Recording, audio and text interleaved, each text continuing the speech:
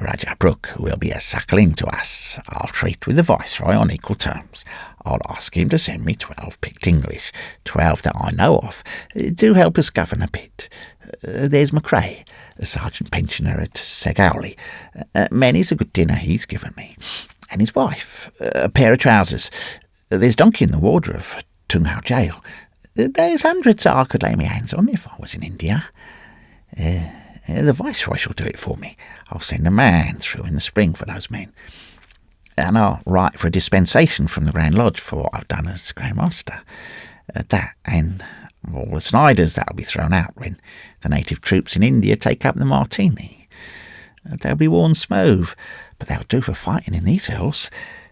12 English, 100,000 Sniders run through the Emir's country in driblets. I'd be content with 20,000 in 1 year, and we'd be an empire.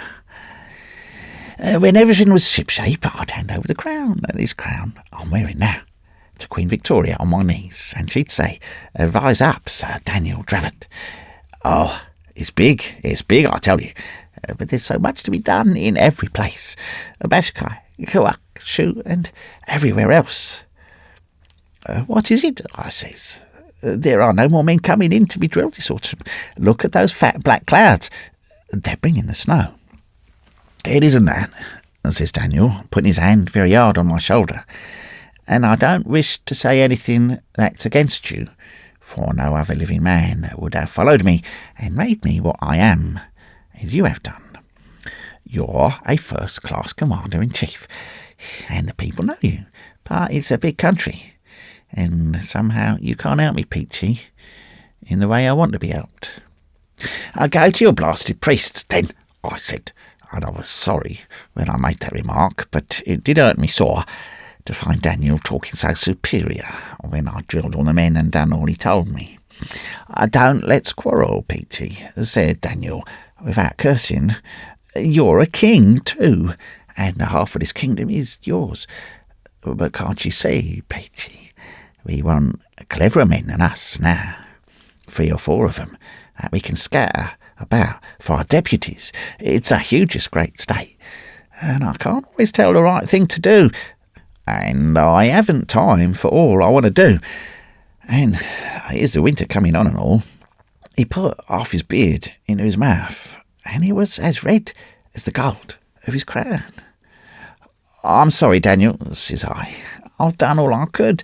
I've drilled the men and shown the people how to stack their oats better, and I've brought in those tinware rifles from Gorban. But I know what you're driving at.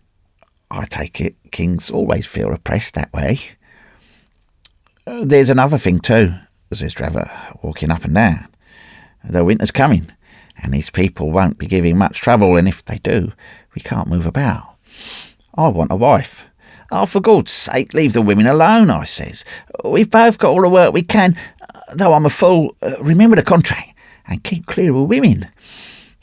"The contract only lasted till such time as we was kings, and kings we have been these months past," says Dravot, weighing his crown in his hand. "You go get a wife too, Peachy, a nice strapping plump girl that'll keep you warm in the winter. They're prettier than English girls, and we can take the pick of them. Boil them once or twice in hot water, and they'll come as fair as a chicken and ham. Don't tempt me," I says. "I will not have any dealings with a woman, not till we are a damn sight more settled than we are now. I've been doing the work of 2 men, and you've been doing the work of 3. Let's lie off a bit and see if we can get some better tobacco from the Afghan country and run in some good liquor. But no women." "Who's talking of women?" says Dravot. "I said wife, a queen to breed a king's son for the king, a queen out of the strongest tribe that'll make them your blood brothers, and that'll lie by your side and tell you all the people thinks about you and their affairs, and that's what I want." "Do you remember that Bengali woman I kept at Mogul Sarai when I was a plate layer?" says I. "A fair lot of good she was to me. She taught me the lingo and 1 or 2 other things, but what happened? She ran away with the station master's servant and half my month's pay. Then she turned up at Dadder Junction in tow of a half-caste and had the impudence to say I was her husband, all among the drivers in the running shed. We've done with that, says Dravot. These women are whiter than you or me, and a queen I will have for the winter months. For the last time of asking, Dan, do not, I says. It'll only bring us harm. The Bible says that kings hate to waste their strength on women, especially when they've got a new raw kingdom to work over. For the last time of answering, I will, says Dravot. And he went away through the pine trees, looking like a big red devil. The low sun hit his crown and beard on one side, and the two blazed like hot coals. But getting a wife was not as easy as Dan thought. He put it before the council, and there was no answer till Billy Fish said he'd better ask the girls, and Dravot damned them all round. What's wrong with me? He shouts, standing by the idle Imbra. Am I a dog, or am I not enough of a man for your wenches? Haven't I put the shadow of my hand over this country? Who stopped the last Afghan raid? It was me, really. But Dravot was too angry to remember. Who brought your guns? Who repaired the bridges? Who's the Grand Master of the sign cutting the stone? And he thumped his hand on the block that he used to sit on in lodge and at council, which opened like lodge always. Billy Fish, he said nothing, and no more did the others. Keep your hair on, Dan, says I, and ask the girls. That's how it's done at home. And these people are quite English. Well, the marriage of the king is a matter of state, says Dan, in a white-hot rage, for he could feel, I hope, that he was going against his better mind. He walked out of the council room, and the others sat still, looking at the ground. Billy Fish, says I to the chief of Bashkai, what's the difficulty here? A straight answer to a true friend. You know, says Billy Fish, how should a man tell you who knows everything? How can daughters of men marry gods or devils? It's not proper. I remembered something like that in the Bible, but if after seeing us as long as they had, they still believed we were gods, it wasn't for me to undeceive them. A god can do anything, says I. If the king is fond of a girl, he'll not let her die. She'll have to, said Billy Fish. There are all sorts of gods and devils in these mountains, and now and again a girl marries one of them and isn't seen any more. Besides, you two know the mark carrying the stone. Only the gods know that. We thought you were men till you showed the sign of the master. I wish then that we had explained about the loss of the genuine secrets of a master mason at the first go-off. But I said nothing.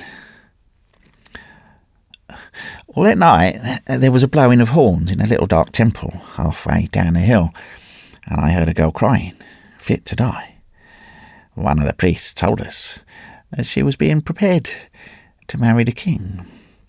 I'll have no nonsense of that kind, says Dan. I don't want to interfere with your customs. I'll take my own wife. The girl's a little bit afraid, says the priest. She thinks she's going to die, and they are hardening her up down in the temple.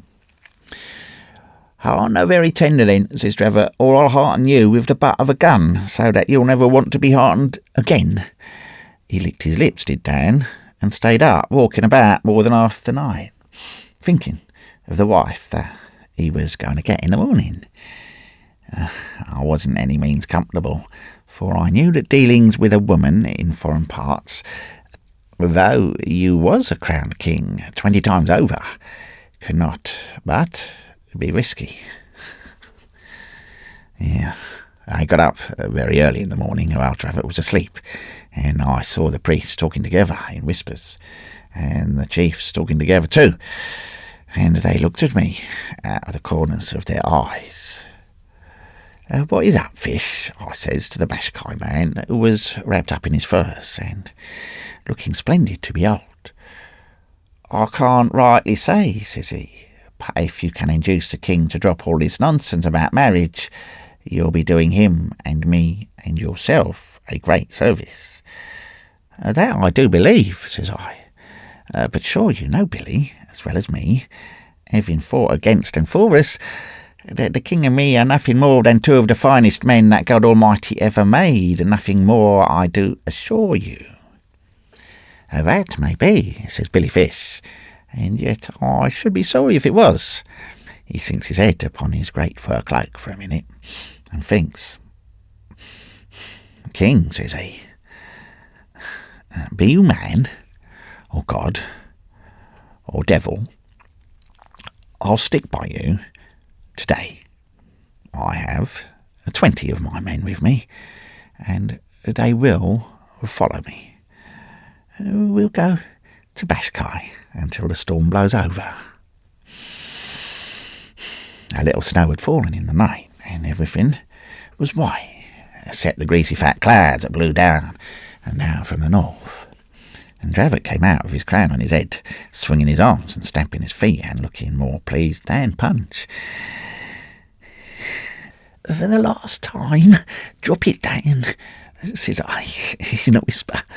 Billy Fish here says there'll be a row. A row among my people, says Dravot. Not much, Peachy. You're a fool not to get a wife, too. Where's the girl, says he, with a voice as loud as the brain of a jackass. Call up the chiefs and priests, and let the emperor see if his wife suits him. There was no need to call anyone. They were all there, leaning on their guns and spears round the clearing in the centre of the pine wood. A deputation of priests went down to the little temple to bring up the girl, and the horns blew up fit to wake the dead. Billy Fish saunters round and gets as close to Daniel as he could, and behind him stood his 20 men with matchlocks, and not a man of them under 6 feet.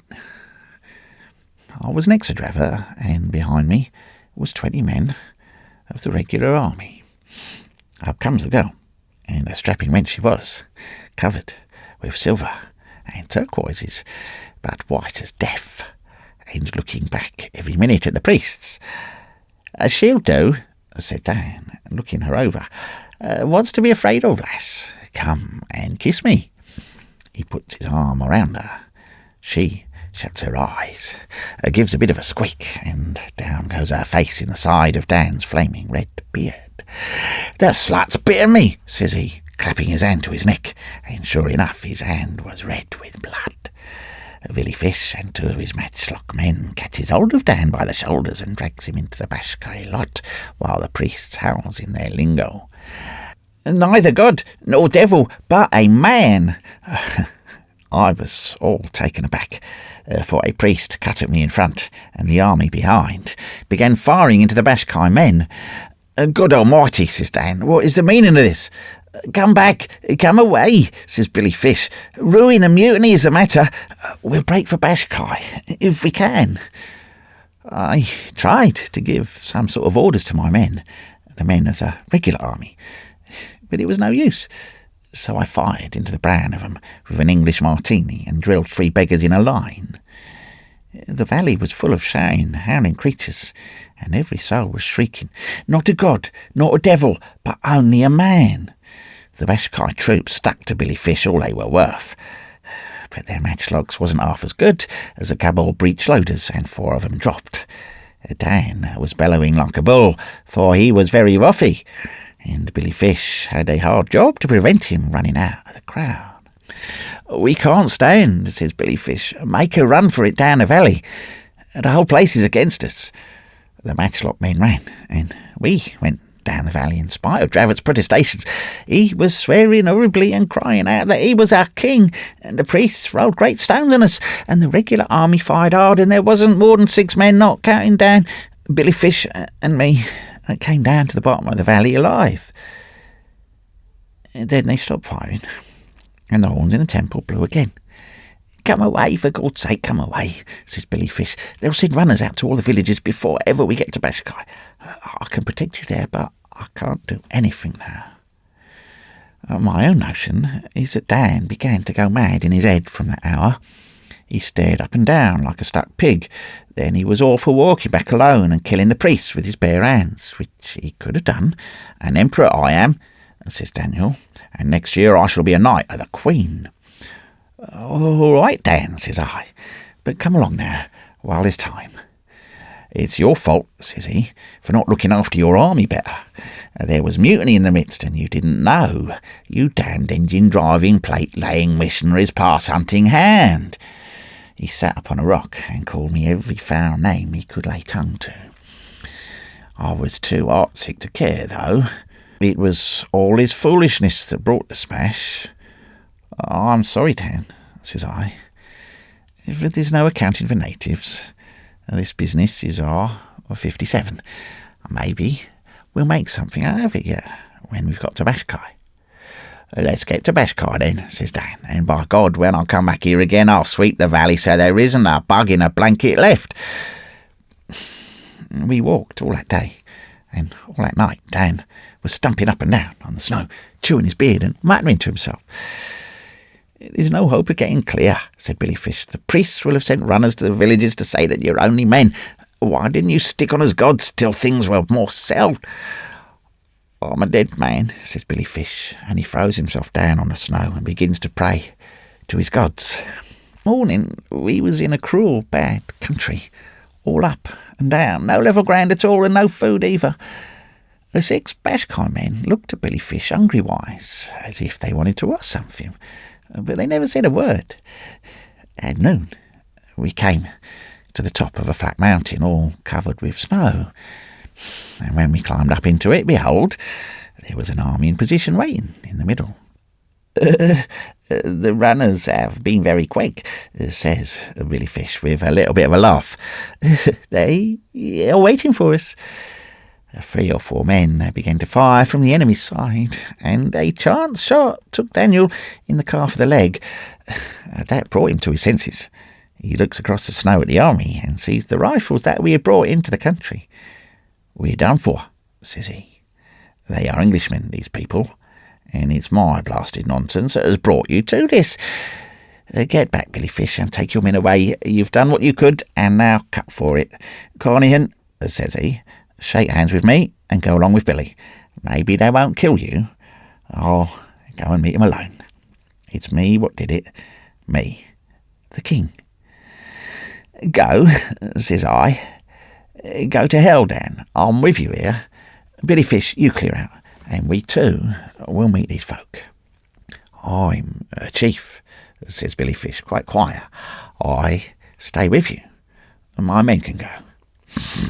The Bashkai fellows didn't wait for a second word, but ran off, and Dan and me and Billy Fish walked across to where the drums were drumming, and the horns were horning.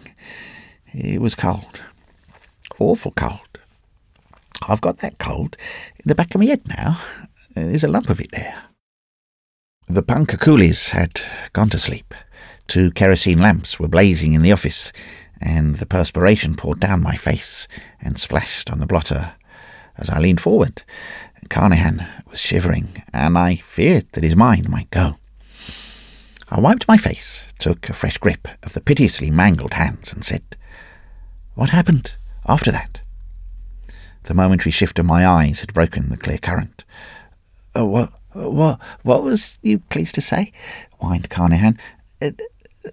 He took her without any sound, not a little whisper all along the snow. Not that the king knocked down the first man that set hand on him. Not that old Peachy fired his last cartridge into the brown of them. Not a single solitary sound did those swines make. They just closed up tight, and I tell you, their furs stunk. There was a man called Billy Fish, a good friend of us all, and they cut his throat, sir, then and there, like a pig. And the king kicks out the bloody snow and says, "We've had a dashed run for our money. What's coming next?" About Peachy, Taliaferro, I tell you, sir, in confidence, as betwixt 2 friends, he lost his head, sir. No, he didn't either. The king lost his head, so he did, all along one of those cunning rope bridges. Kindly let me have the paper cutter, sir. It tilted this way. They marched him a mile across that snow to a rope bridge over a ravine with a river at the bottom. You may have seen such. They prodded him behind, like an ox. "Damn your eyes," says the king. "Do you suppose I can't die like a gentleman?" He turns to Peachy. Peachy, that was crying like a child. "I've brought you to this, Peachy," says he. "Brought you out of your happy life to be killed in Kafiristan, where you was late commander-in-chief of the Emperor's forces. Say you forgive me, Peachy." "I do," says Peachy.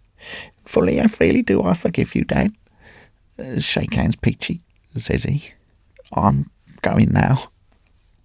And out he goes, looking neither right nor left. And when he was plumb in the middle of those dizzy dancing ropes, "Cut, you beggars," he shouts. And they cut. And old Dan fell, turning round and round and round, 20,000 miles, for he took half an hour to fall till he struck the water. And I could see his body caught on a rock with the gold crown close beside. But do you know what they did to Peachy between two pine trees? They crucified him, sir, as Peachy's hand will show. They used wooden pegs for his hands and his feet. And he didn't die. He hung there and screamed, and they took him down next day and said it was a miracle that he wasn't dead. They took him down, poor old Peachy, that hadn't done him any harm. That hadn't done him any.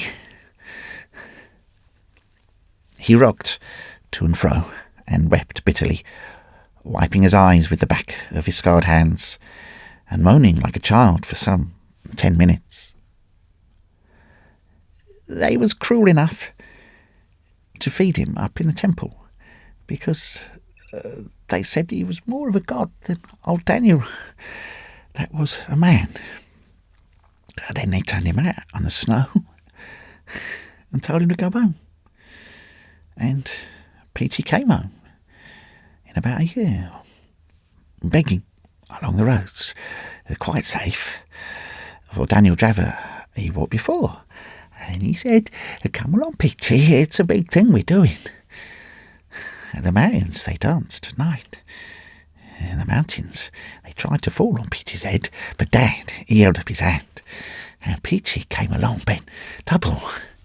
He never let go of Dan's hand, and he never let go of Dan's head.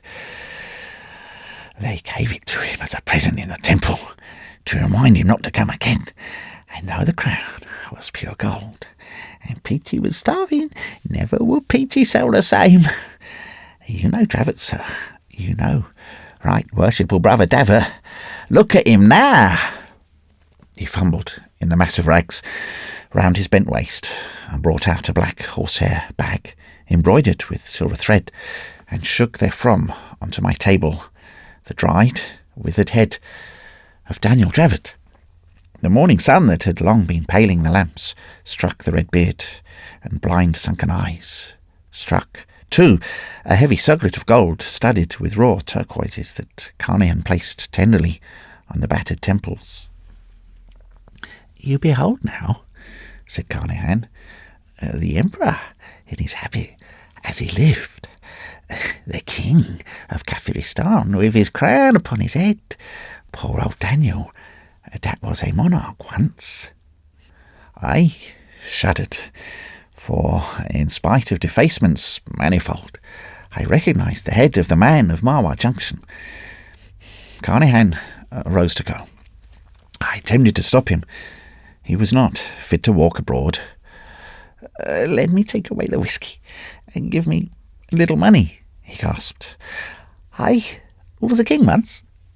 I'll go to the Deputy Commissioner and ask to set in the poorhouse till I get my health. No, thank you. I can't wait till you get a carriage for me.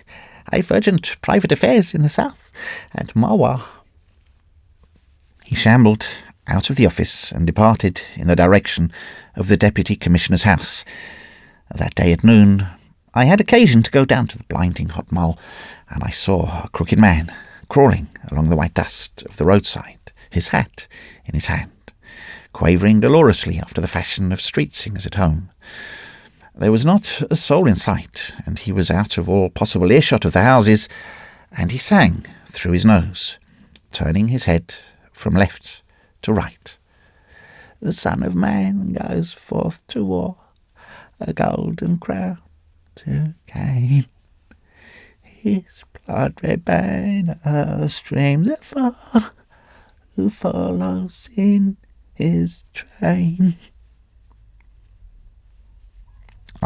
I waited to hear no more, but put the poor wretch into my carriage and drove him off to the nearest missionary for eventual transfer to the asylum.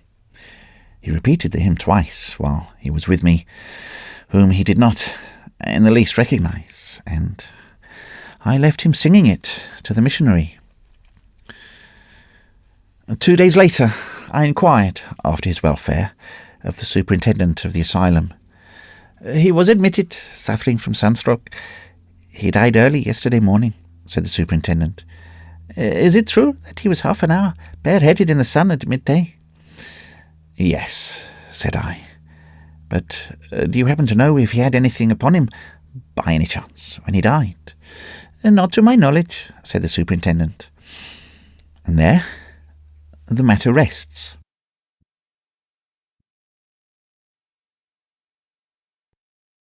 The Gate of the 100 Sorrows. If I can attain heaven for a pice, why should you be envious? Opium smoker's proverb. This is no work of mine.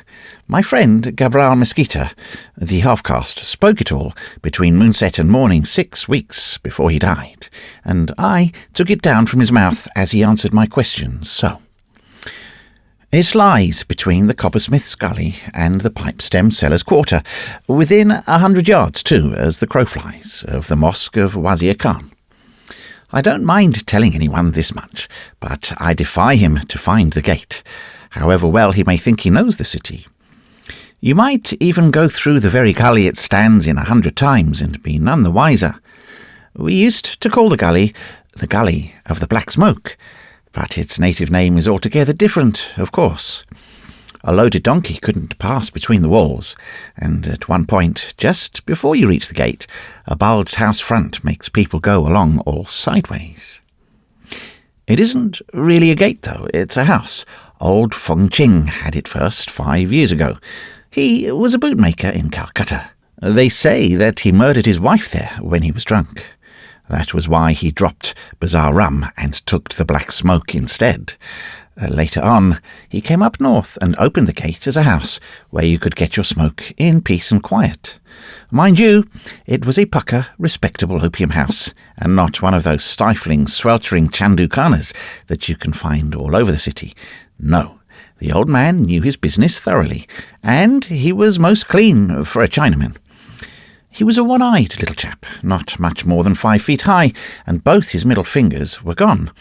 All the same, he was the handiest man at rolling black pills I have ever seen. Never seemed to be touched by the smoke either, and what he took day and night and day, was a caution. I've been at it 5 years, and I can do my fair share of the smoke with anyone, but I was a child to Feng Ching that way. All the same, the old man was keen on his money, very keen, and that's what I can't understand. I heard he saved a good deal before he died, but his nephew has got all that now, and the old man's gone back to China to be buried. He kept the big upper room where his best customers gathered as neat as a new pin. In one corner used to stand Feng Ching's Joss, almost as ugly as Feng Ching, and there were always sticks burning under his nose, but you never smelled 'em when the pipes were going thick. Opposite the Joss was Feng Ching's coffin. He had spent a good deal of his savings on that, and whenever a new man came to the gate, he was always introduced to it. It was lacquered black with red and gold writings on it, and I've heard that Feng Ching brought it out all the way from China. I don't know whether that's true or not, but I know that if I came first in the evening, I used to spread my mat just at the foot of it. It was a quiet corner, you see, and a sort of breeze from the gully came in at the window now and then. Besides the mats, there was no other furniture in the room, only the coffin and the old joss, all green and blue and purple with age and polish. Feng Ching never told us why he called the place the Gate of the 100 Sorrows. He was the only Chinaman I know who used bad-sounding fancy names. Most of them are flowery, as you'll see in Calcutta. We used to find that out for ourselves. Nothing grows on you so much if you're white as the black smoke. A yellow man is made different. Opium doesn't tell on him scarcely at all, but white and black suffer a good deal. Of course, there are some people that the smoke doesn't touch any more than tobacco would at first. They just doze a bit, as one would fall asleep naturally, and next morning they are almost fit for work. Now, I was one of that sort when I began, but I've been at it for 5 years pretty steadily, and it's different now. There was an old aunt of mine down Agra way, and she left me a little at her death, about 60 rupees a month secured. 60 isn't much. I can recollect a time, seems hundreds and hundreds of years ago, that I was getting my 300 a month and pickings when I was working on a big timber contract in Calcutta. I didn't stick to that work for long. The black smoke does not allow of much other business, and even though I am very little affected by it, as men go, I couldn't do a day's work now to save my life. After all, 60 rupees is what I want. When old Feng Ching was alive, he used to draw the money for me, give me about half of it to live on. I eat very little, and the rest he kept himself. I was free of the gate at any time of the day and night, and could smoke and sleep there when I liked, so I didn't care. I knew the old man made a good thing out of it, but that's no matter. Nothing matters much to me, and besides, the money always came fresh and fresh each month. There was 10 of us met at the gate when the place was first opened, me and 2 baboos from a government office somewhere in Gully, but they got the sack and couldn't pay. No man who has to work in the daylight can do the black smoke for any length of time straight on. A Chinaman that was Feng Ching's nephew, a bazaar woman that had got a lot of money somehow, an English loafer, somebody I think, but I've forgotten, that smoked heaps, but never seemed to pay anything.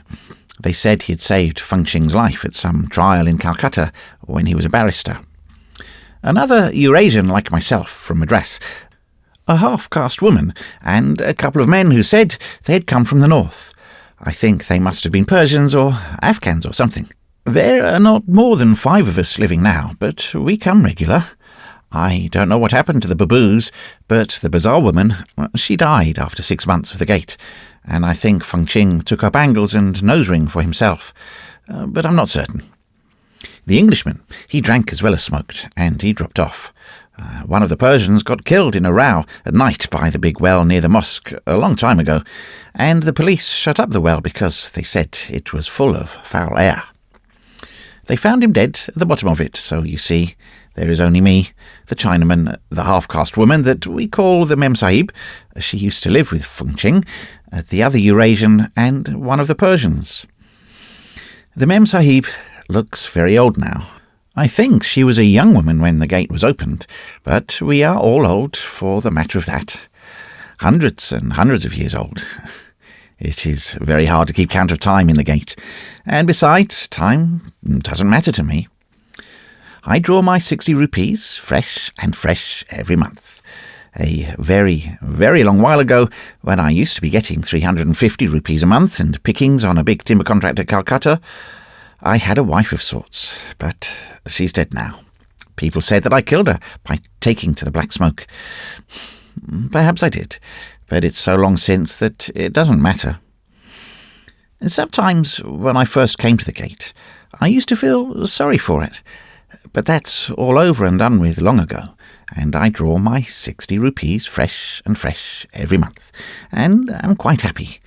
Not drunk happy, you know, but always quiet and soothed and contented.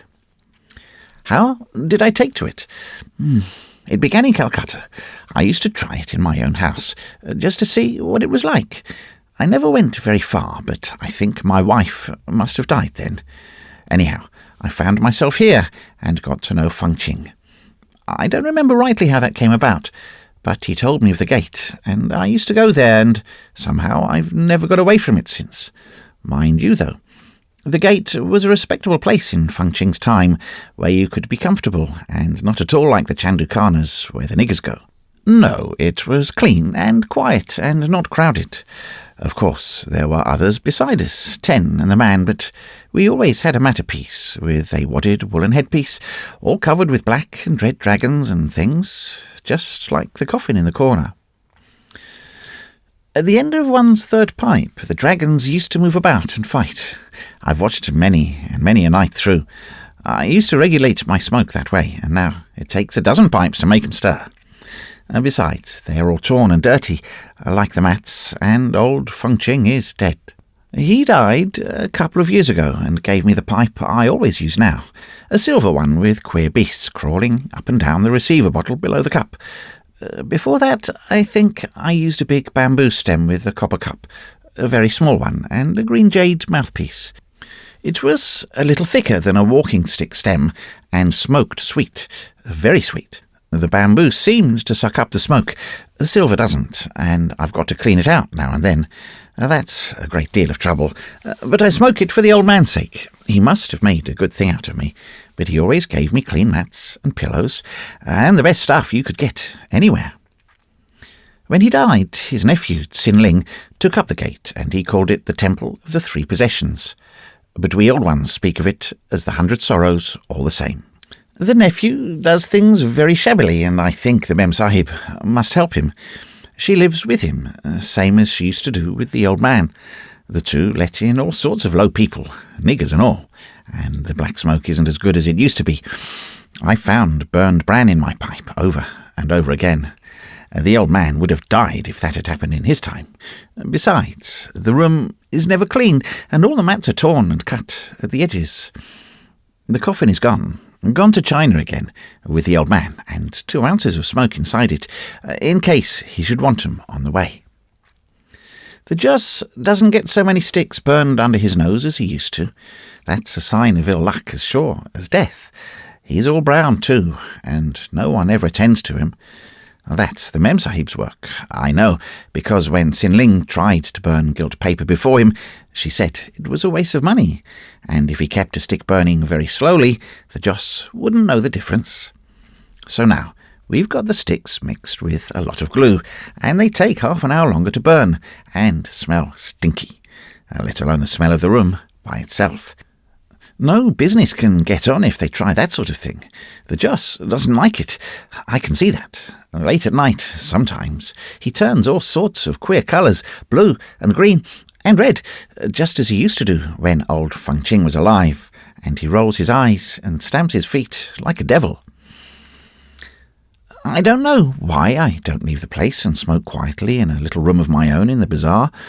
Most like Sin Ling would kill me if I went away. He draws my 60 rupees now, and besides, it's so much trouble, and I've grown to be very fond of the gate. It's not much to look at, not what it was in the old man's time, but I couldn't leave it. I've seen so many come in and out, and I've seen so many die here on the mats, that I should be afraid of dying in the open now. I've seen some things that people would call strange enough, but nothing is strange when you're on the black smoke, except the black smoke, and if it was, it wouldn't matter.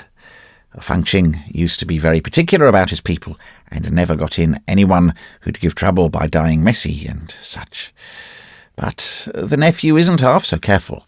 He tells everywhere that he keeps a first chop house, never tries to get men in quietly, and make them comfortable like Fung Ching did. That's why the gate is getting a little bit more known than it used to be, among the niggers, of course. The nephew daren't get a white, or, for matter of that, a mixed skin into the place. He has to keep us three, of course, me and the Mem Sahib and the other Eurasian. We're fixtures, but he wouldn't give us credit for a pipeful, not for anything. One of these days, I hope, I shall die in the gate. The Persian and the Madras man are terribly shaky now. They've got a boy to light their pipes for them. I always do that myself. Most like I shall see them carried out before me. I don't think I shall ever outlive the Mem Sahib or Sin Ling. Women last longer than men at the Black Smoke, and Sin Ling has a deal of the old man's blood in him, though he does smoke cheap stuff. The bizarre woman knew that she was going 2 days before her time, and she died on a clean mat with a nicely wadded pillow, and the old man hung up a pipe just above the joss. He was always fond of her, I fancy, but he took her bangles just the same. I should like to die, like the bizarre woman, on a clean, cool mat, with a pipe of good stuff between my lips. When I feel I'm going, I shall ask Sin Ling for them, and he can draw my 60 rupees a month, fresh, as long as he pleases. Then I shall lie back, quiet and comfortable, and watch the black and red dragons have their last big fight together. And then, well, it doesn't matter. Nothing matters much to me. Only I wish Sin Ling wouldn't put Bran into the Black Smoke.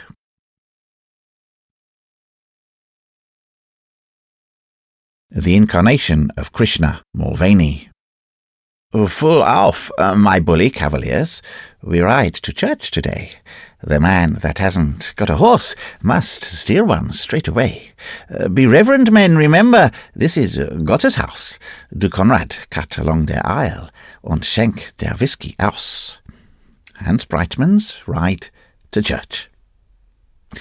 Once upon a time, very far from England, there lived 3 men who loved each other so greatly that neither man nor woman could come between them. They were in no sense refined, nor to be admitted to the out-of-door mats of decent folk, because they happened to be private soldiers in Her Majesty's army, and private soldiers of our service have small time for self-culture. Their duty is to keep themselves and their accoutrements specklessly clean, to refrain from getting drunk more often than is necessary, to obey their superiors, and to pray for war. All these things, my friends, accomplished, and of their own motion threw in some fighting work for which the army regulations did not call. Their fate sent them to serve in India, which is not a golden country, though poets have sung otherwise. There men die with great swiftness, and those who live suffer many curious things. I do not think that my friends concerned themselves much with the social or political aspects of the East. They attended a not unimportant war on the northern frontier, another one on our western boundary, and a third in Upper Burma. Then their regiment sat still to recruit, and the boundless monotony of cantonment life was their portion. They were drilled morning and evening on the same dusty parade ground. They wandered up and down the same stretch of dusty white road, attended the same church and the same grog shop, and slept in the same lime-washed barn of a barrack for 2 long years. There was Mulvaney, the father in the craft, who had served with various regiments from Bermuda to Halifax, old in war, scarred, reckless, resourceful, and, in his pious hours, an unequalled soldier. To him turned for help and comfort 6.5 feet of slow-moving, heavy-footed, born at the back of a railway station, Leroyd, and his chief virtue, an unmitigated patience, which helped him to win fights. How Ortheris, a fox terrier of a cockney, ever came to be one of the trio is a mystery, which even today I cannot explain. There was always 3 of us, Mulvaney used to say, and by the grace of God, so long as our service lasts, 3 of us there'll always be. 'Tis better so. They desired no companionship beyond their own, and it was evil for any man of the regiment who attempted dispute with them.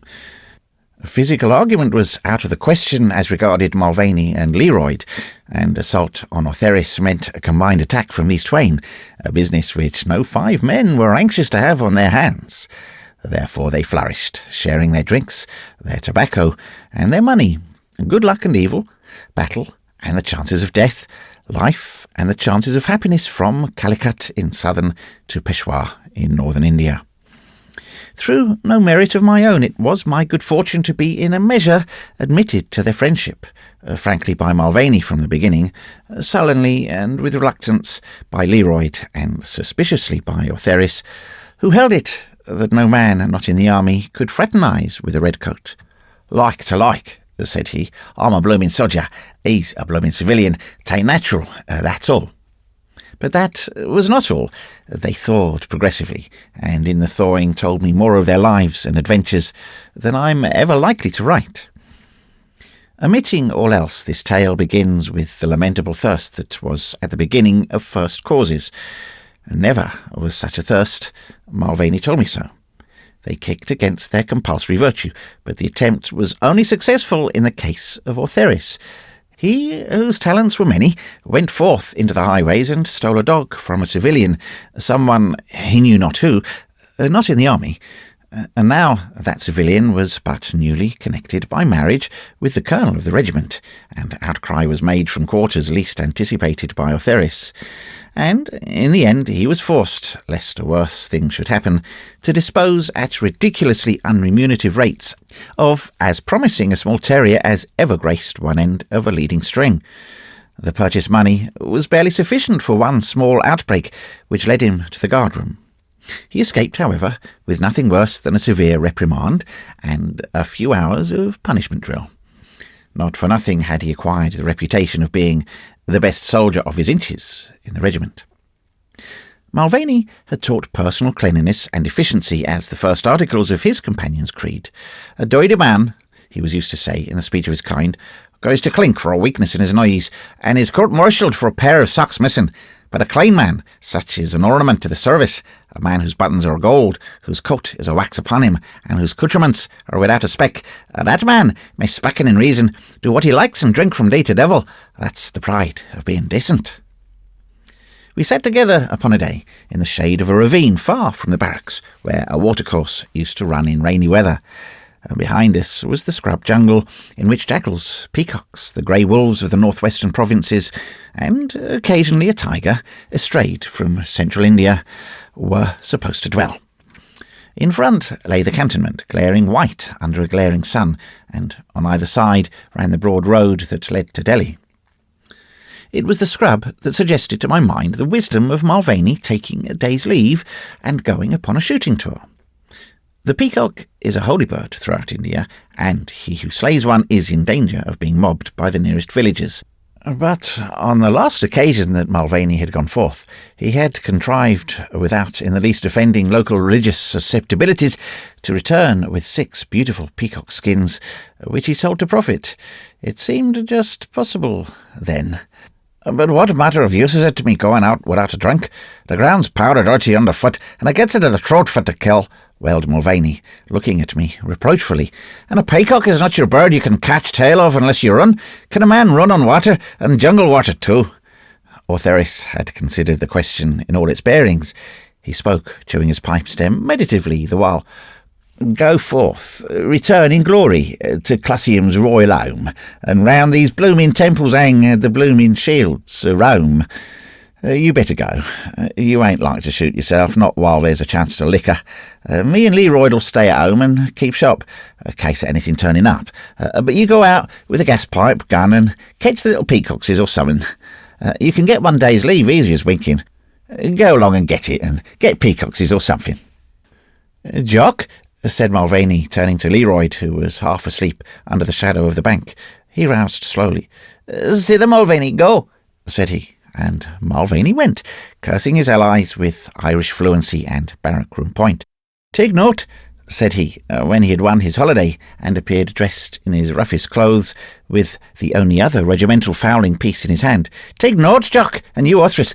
I'm going on the face of me unwell, all for to please you, and misdoubt anything will come of promiscuousness, hunting, and peacockses and desolate land. And I know that I will lie down and die with thirst, and me catch peacockses for you, you lazy Scots, and be sacrificed by the pleasantry. Ugh." He waved a huge paw and went away. At twilight, long before the appointed hour, he returned, empty-handed, much begrimed with dirt. "Peacockses?" queried Ortheris from the safe rest of a barrack-room table, whereupon he was smoking, cross-legged, Leroyd fast asleep on a bench. "Jock," said Mulvaney, without answering, as he stirred up the sleeper. "Jock, can you fight? Will you fight?" Very slowly the meaning of the words communicated itself to the half-roused man. He understood, and again, what might these things mean? Mulvaney was shaking him savagely. Meantime, the men in the room howled with delight. There was war in the Confederacy at last. War, and the breaking of bonds. Barrack room etiquette is stringent. On the direct challenge must follow the direct reply. This is more binding than the ties of tried friendship. Once again, Mulvaney repeated the question. Leroyd answered by the only means in his power, and so swiftly the Irishman had barely time to avoid the blow. The laughter around increased. Leroyd looked bewilderedly at his friend, himself as greatly bewildered. Ortheris dropped from the table because his world was falling. "Come outside," said Mulvaney, and as the occupants of the barrack room prepared joyously to follow, he turned and said furiously, "There will be no fight this night, unless one of you wishes to assist. The man that does follows on." No man moved. The three passed out into the moonlight, Leroyd fumbling with the buttons of his coat. The parade ground was deserted except for the scurrying jackals. Mulvaney's impetuous rush carried his companions far into the open, ere Leroyd attempted to turn round and continue the discussion. "Be still now. 'Twas my fault for beginning things in the middle of an end. Jock, I should have commenced with an explanation, but Jock dear on your soul, are you fit, think ye? Ye finest fight that ever was. Better than fighting my. Consider before you answer." More than ever puzzled, Leroyd turned round 2 or 3 times, felt an arm, kicked tentatively, and answered, "I'm fit." He was accustomed to fight blindly as the bidding of the superior mind. They sat them down, the men looking on from afar, and Mulvaney untangled himself in mighty words. "Following your full scheme, I went out in the trackless desert beyond the barracks, and there I met a pious Hindu driving a bullock cart. I took it for granted he would be delighted to convoy me a piece, and I jumped in. 'You long, lazy, black-haired swine,' drawled Ortheris, who would have done the same thing under similar circumstances. 'Twas the height of policy. The nigger man drove miles and miles as far as the new railway line there boarding you back at the Tavy River. "''Tis a cart for dirt only,' says he, now and again timorously, to get me out of it. "'Dirt I am,' says I, "'and the driest that you ever carted. Drive on, me son, and glory be with you.' At that I went to sleep, and took no heed till he pulled up on the embankment of the line where the coolies were piling mud. There was a matter of 2,000 coolies on that line. You remember that? Presently a bell rang, and they throops off in a big pie shed. "'Where's the white man in charge?' says I to me cart driver. "'In the shed,' says he, "'engaged on a riffle.' "'A what?' says I. "'A riffle,' says he. "'You take a ticket. You take money. You get nothing.' "'Oh,' says I, "'that's what the superior and cultivated man calls a raffle. Me misbeguided child of darkness and sin. Lead on to that raffle, though what the mischief is doing so far away from its home, which is the charity bazaar at Christmas, and the Colonel's wife grinning behind the table, is more than I know. With that, I went to the shed and found 'twas pie day among the coolies.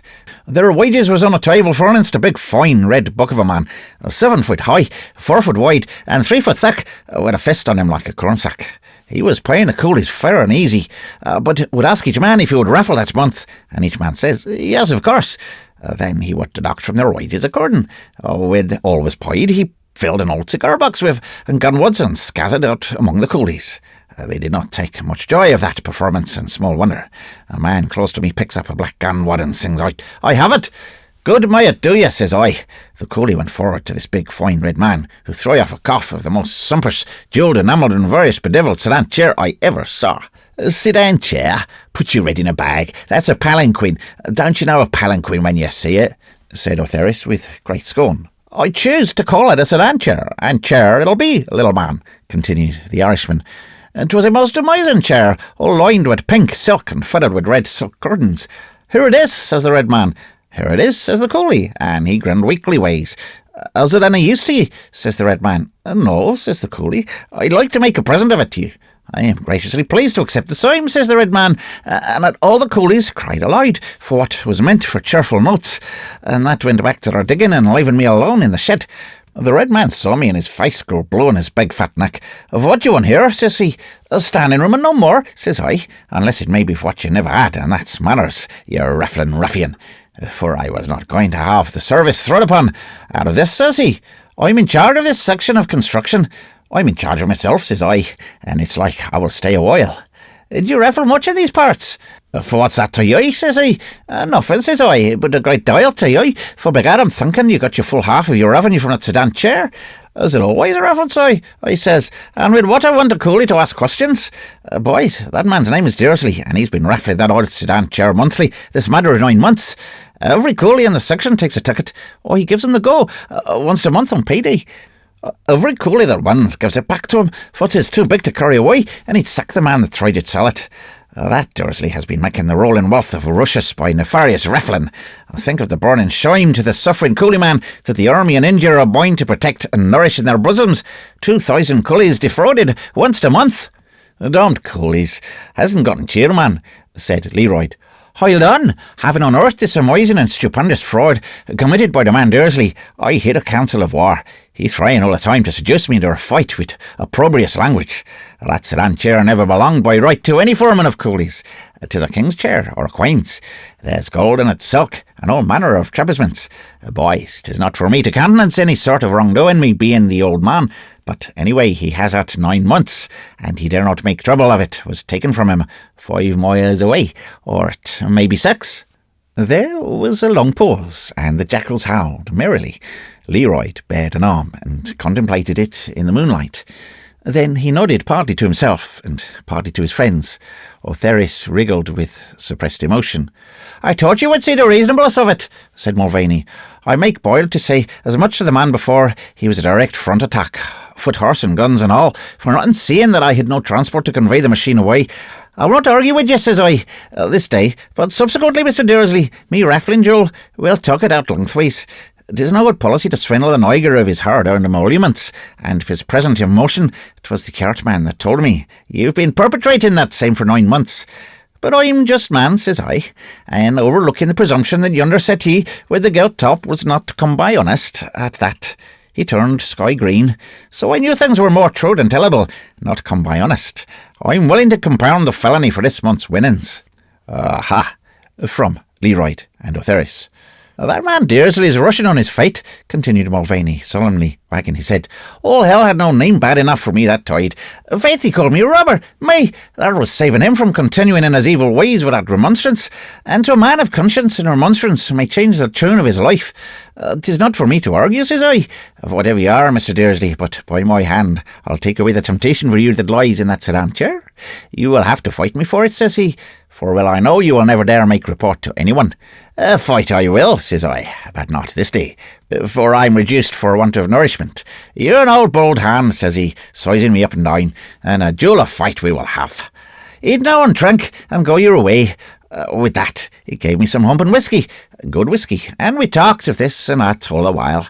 It goes hard on me now, says I, wiping me mouth, to confiscate that piece of furniture, but justice is justice. You've not got it yet, says he. There's the fight between. There is, says I, and a good fight. You shall have the pick of the best quality in me regiment for the dinner you have given this day. I came hot foot for you two. Hold your tongue, the both. 'Tis the way. Tomorrow we three will go there, and he shall have his pick between me and Jock. Jock's a deceiving fighter, for he is all fat to the eye, and he moves slow. And I'm all beef to the look, and I move quick. By my reckoning the Dursley man won't take me. So me and Ortheris will see for play. Jock, I tell you, 'twill be frightened wept, with the crime above the jam. After the business, 'twill take a good 3 of us, Jock. It'll be very hard to toll away that sedan chair. Palanquin. This from Ortheris. Whatever it is, we must have it. 'Tis the only selling press of property within reach that we can get so cheap. And what's a fight after all? He's rubbed the Niger man dishonest. We must rub him honest for the sake of his whisky he gave me. But what'll we do with a blooming article when we've got it? Them palanquins are as big as houses and uncommon hard to sell, as McCleary said when you stole the sentry box from the Curragh. Who's going to do the fighting? Said Leroy, and Ortheris subsided. The 3 returned to barracks without a word. Mulvaney's last argument clinched the matter. This palanquin was property, vendible, and to be attained in the simplest and least embarrassing fashion. It would eventually become beer. Great was Mulvaney. Next afternoon, a procession of 3 formed itself and disappeared into the scrub in the direction of the new railway line. Leroy alone was without care, for Mulvaney dived darkly into the future, and little Ortheris feared the unknown. What befell at that interview in the lonely payshed by the side of the half-built embankment, only a few hundred coolies know, and their tale is a confusing one, running thus. We were at work. 3 men in red coats came, and they saw the Sahib, Dursley Sahib. They made oration, and noticeably the small man among the red coats. Disli Sahib also made oration and used many very strong words. Upon this talk, they departed together to an open space, and there the fat man in the red coat fought with Disli Sahib after the custom of the white men, with his hands, making no noise and never at all pulling Disli Sahib's hair. Such of us as were not afraid beheld these things for just so long a time as a man needs to cook the midday meal. The small man in the red coat had possessed himself of Disli Sahib's watch. No, he did not steal that watch. He held it in his hand, and at certain seasons made outcry, and the twain ceased their combat, which was like the combat of young bulls in spring. Both men were soon all red, but Disli Sahib was much more red than the other. Seeing this, I am fearing for his life, because we greatly loved him. Some 50 of us made shift to rush upon the redcoats. But a certain man, very black as to the hair, and in no way to be confused with the small man or the fat man who fought, that man, we affirm, ran upon us, and of us he embraced some 10 or 50 in both arms and beat our heads together, so that our livers turned to water and we ran away. It is not good to interfere in the fightings of white men. After that, Disli Sahib fell and did not rise. These men jumped upon his stomach and despoiled him of all his money, and attempted to fire the pay shed, and departed. It is true that Disli Sahib makes no complaint of these latter things having been done. We were senseless with fear, and do not at all remember. There were no palanquins near the pay shed, no. What do we know about palanquins? Is it true that Disli Sahib does not return to this place on account of his sickness for 10 days? This is the fault of those bad men in the red coats, who should be severely punished. For Disli Sahib is both our father and mother, and we love him very much. Yet, if Disli Sahib does not return to this place at all, we will speak the truth. There was a palanquin, for the upkeep of which we were forced to pay 9/10 of our monthly wage. On such markings, Disli Sahib allowed us to make obeisance to him before the palanquin. But what could we do? We were poor men. He took a full half of all our wages. Will the government repay us these monies? Those 3 men in red coats bore the palanquin upon their shoulders and departed. All the money that Disli Sahib had taken from us was in the cushions of that palanquin. Therefore they stole it. Thousands of rupees were there, all our money. It was our bank box to fill, which we cheerfully contributed to Disli Sahib, 3/7 of our monthly wage. Why does the white man look upon us with the eye of disfavour? Before God, there was a palanquin, and now there is no palanquin. And if they send the police here to make inquisition, we can only say that there never has been any palanquin. Why should a palanquin be near these works? We are poor men, and we know nothing. Such is the simplest version of the simplest story concocted with the descent upon Disli. From the lips of the coolies I received it.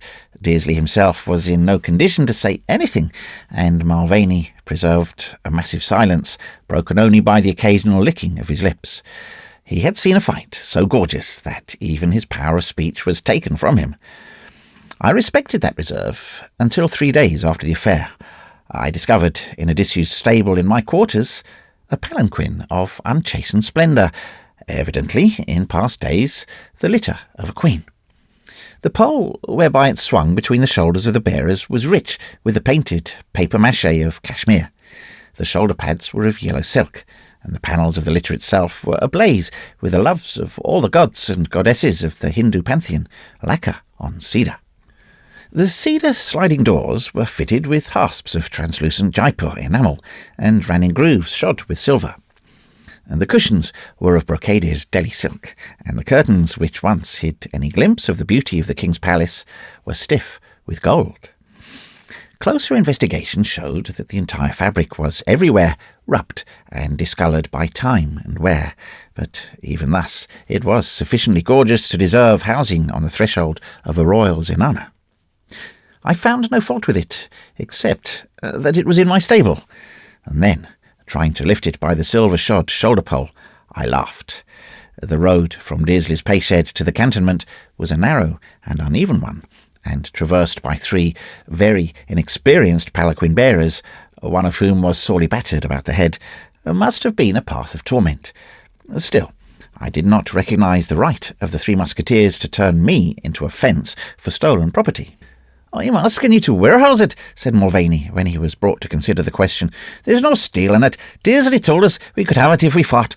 Jack fought, and so when the trouble was, as Phineas as Jock was bleeding like a stuck pig, and little Ortress was squealing on one leg, chewing and big bites out of Daisley's watch, I would have given him a place at the fight to have had you swung around. You took Jock, as I suspicioned he would, and Jock was deceptive. 9 rounds they were even matched, and at the 10th, about that palanquin now, there's not least trouble in the world. We would not have brought it here. You will understand that the Queen, God bless her, does not reckon for a private soldier to keep elephants and palanquins and such in barracks. After we had dragged it down from Daisley's through that cruel scrub, that near broke Orthrish's heart. We set out in the ravine for a night, and a thief of Porcupine and civet set of a jackal roosted in it. As well, we knew in the morning. I put it to ye, sir, is an elegant palanquin, fit for a princess, the natural abiding place of the vermin of cantonments. We brought it to you after dark, and put it in your stable. Do not let your conscience prack. Think of the rejoicing men in the patient yonder, looking at Daisley with head tied up in a tile, and well, knowing that they can draw their pay every month without stoppages for riffles. Indirectly, sir, you have rescued from an unprincipled son of a nighthawk the peasantry of a numerous village. And besides, will I let the sedan chair rot in our hands? Not I. 'Tis not every day a piece of pure jewellery comes into the market. That's not a king within these 40 miles. He waved his hand round the dusty horizon.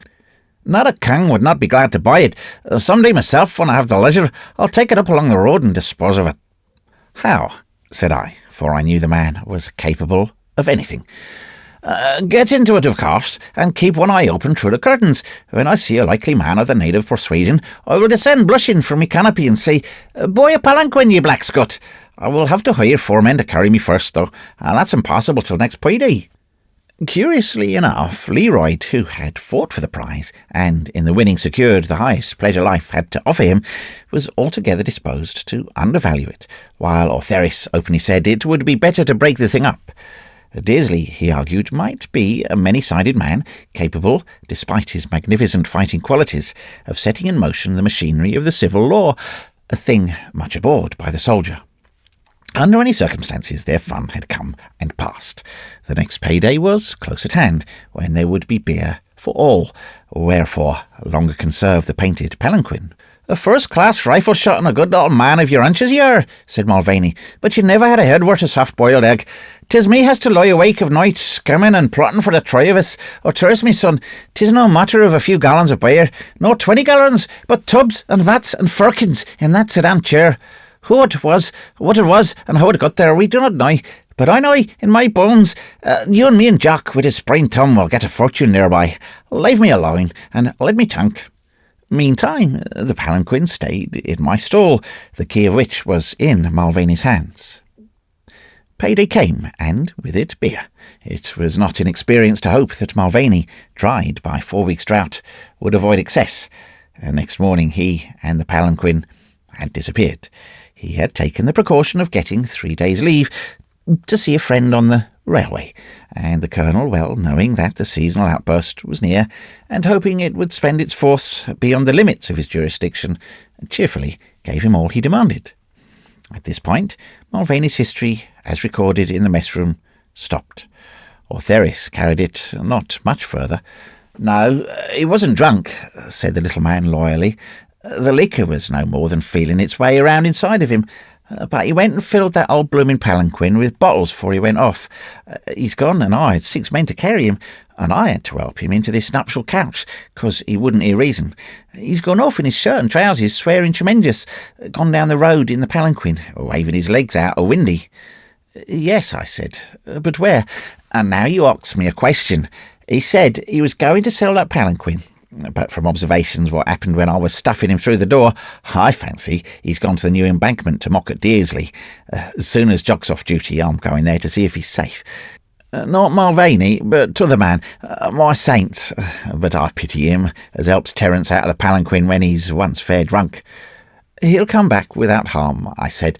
"Of course he will. Only question is, what'll he be doing on the road? Killing Daisley? Like as not, he shouldn't have gone without Jock or me." Reinforced by Leroy, Ortheris sought the foreman of the coolie gang. Daisley's head was still embellished with towels. Mulvaney, drunk or sober, would have struck no man in that condition, and Dearsley indignantly denied that he would have taken advantage of the intoxicated brave. "I had my pick of you two," he explained to Leroyd, "and you got my palanquin, not before I'd made my profit on it. Why'd I do harm when everything's settled?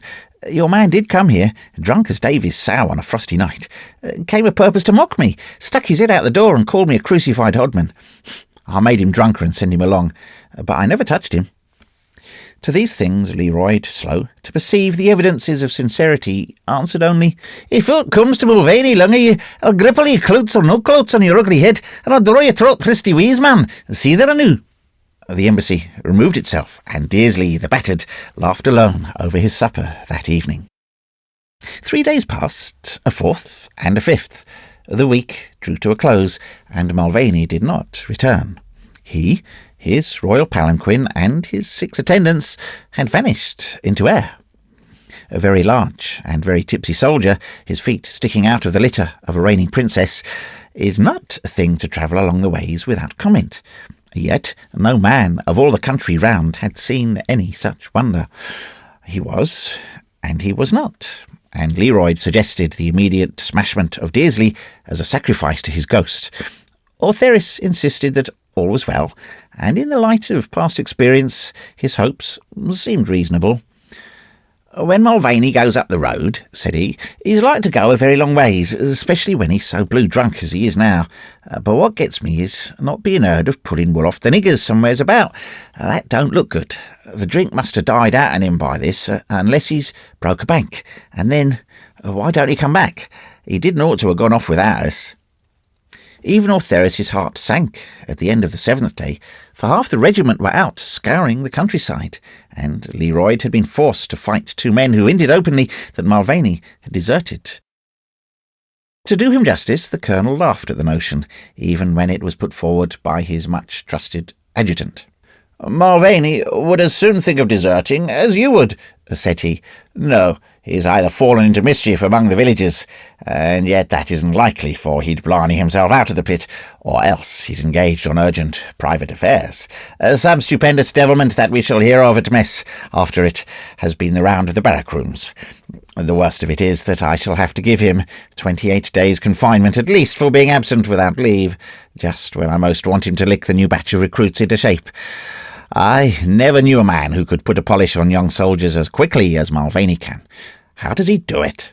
"With blarney and a buckle end of a belt, sir," said the adjutant. "He is worth a couple of non-commissioned officers when we are dealing with an Irish draft, and the London lads seem to adore him. The worst of it is that if he goes to the cells, the other 2 are neither to hold nor to bind till he comes out again. I believe Ortheris preaches mutiny on these occasions, and I know that the mere presence of Leroyd mourning for Mulvaney kills all the cheerfulness of his room. The sergeants tell me that he allows no man to laugh when he feels unhappy. They are a queer gang." "For all that, I wish we had a few more of them. I like a well-conducted regiment, but these pacey-faced, shifty-eyed, mealy-mouthed young slouchers from the depot worry me sometimes with their offensive virtue. They don't seem to have backbone enough to do anything but play cards and prowl round the married quarters. I believe I'd forgive that old villain on the spot if he turned up with any sort of explanation that I could, in decency, accept." "Not likely to be much difficulty about that, sir," said the adjutant. "Mulvaney's explanations are only 1 degree less wonderful than his performances.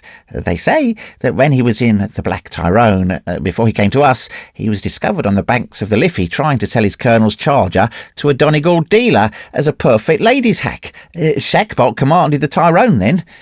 "Shackbolt must have had apoplexy at the thought of his rapid war horses answering to that description. He used to buy unbacked devils and tame them on some pet theory of starvation. What did Mulvaney say?" "That he was a member of the Society for the Prevention of Cruelty to Animals, anxious to sell the poor beast where they could get something to fill out his dimples." Shackbolt laughed, but I fancy that was why Mulvaney exchanged to ours. "I wish he were back," said the colonel, "for I like him, and believe he likes me." That evening, to cheer our souls, Leroyd, Ortheris and I went into the waste to smoke out a porcupine. All the dogs attended, but even their clamour, and they began to discuss the shortcomings of porcupines before they left cantonments, could not take us out of ourselves. A large, low moon turned the tops of the plume grass to silver, and the stunted camelthorn bushes and sour tamarisks into the likenesses of trooping devils. The smell of the sun had not left the earth, and little aimless winds blowing across the rose gardens to the southward brought the scent of dried roses and water.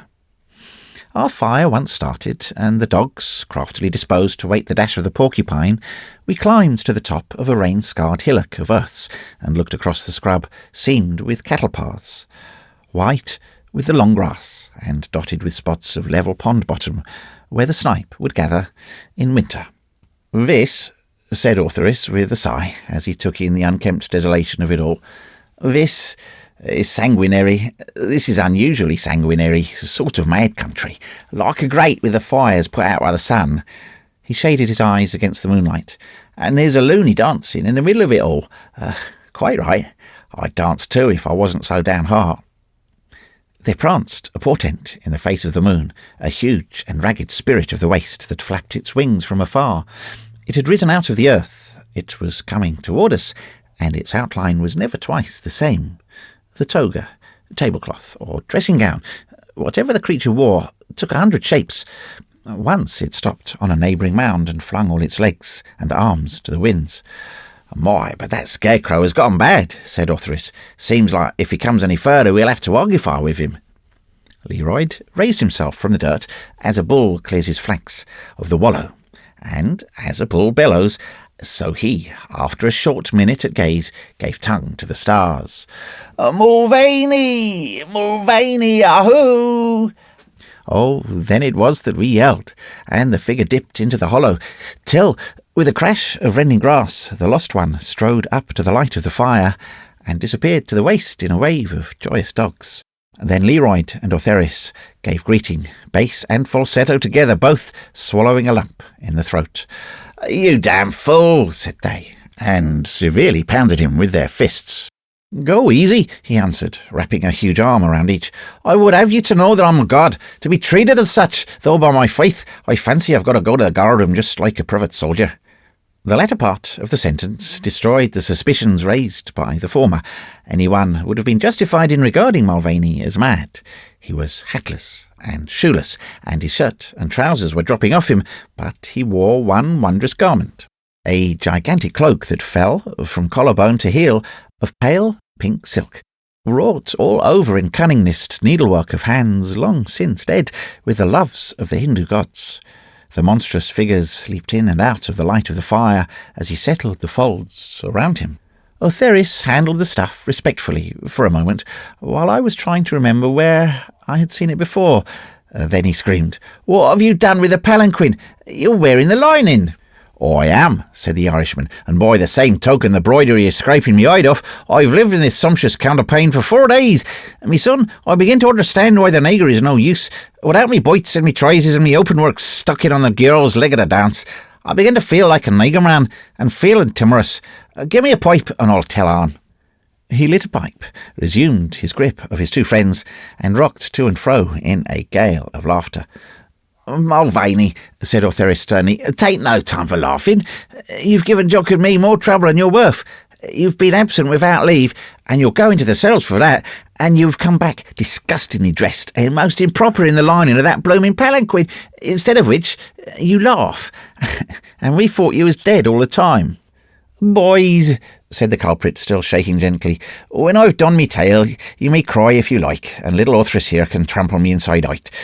Done and listen. My performances have been stupendous. My luck has been the blessed luck of the British Army, and there's no better than that. I went out drunk and drinking in the palanquin, and I have come back a pink god. Did any of you go to Dearsley after me time was up? He was at the bottom of it all." "I said so," murmured Leroyd. "Tomorrow I'll mash the face upon his heed." "You will not. Dearsley's a jewel of a man. After Ortheris had put me in the palanquin and a 6 barrowmen were grunting down the road, I took thought to mock Dearsley for that fight. So I told him, go to the embankment, and there being most amazing full, I stuck me head out of the concern and passed compliments with Dearsley. I must have miscalled him outrageous, for when I'm in the way, the power of the tongue comes on me. I can bear remember telling him that his mouth opened endways like the mouth of a skate, which was true after Leroyd had handed out. I clearly remember his taking no matter of offence, but giving me a big drink of beer. 'Twas the bear that did the trick, for I crawled back into the palanquin, stepping on me right ear with me left foot, and then I slept like the dead. Once I half roused, and began the noise in my head was tremendous, roaring and rattling and pounding, and such was quite new to me. Mother of mercy, thinks I, what a concertina I will have on me shoulders when I wake. And with that, I curls myself up to sleep before it should get too hard on me. Boys, that noise was not drunk, 'twas the rattle of a train. There followed an impressive pause. Yes, he'd put me on a train, put me, palanquin and all, and 6 black assassins of his own coolies that was in his nefarious confidence, and the flat of a ballast truck, and we were rolling and bowling along the Benares. Glory be that I did not wake up and introduce myself to the coolies. As I was saying, I slept for the better part of a day and a night. But remember ye, the man Disley had picked me up on one of his material trains to Benares, all for to make me overstay my leave and get me into the cells. The explanation was an eminently rational one.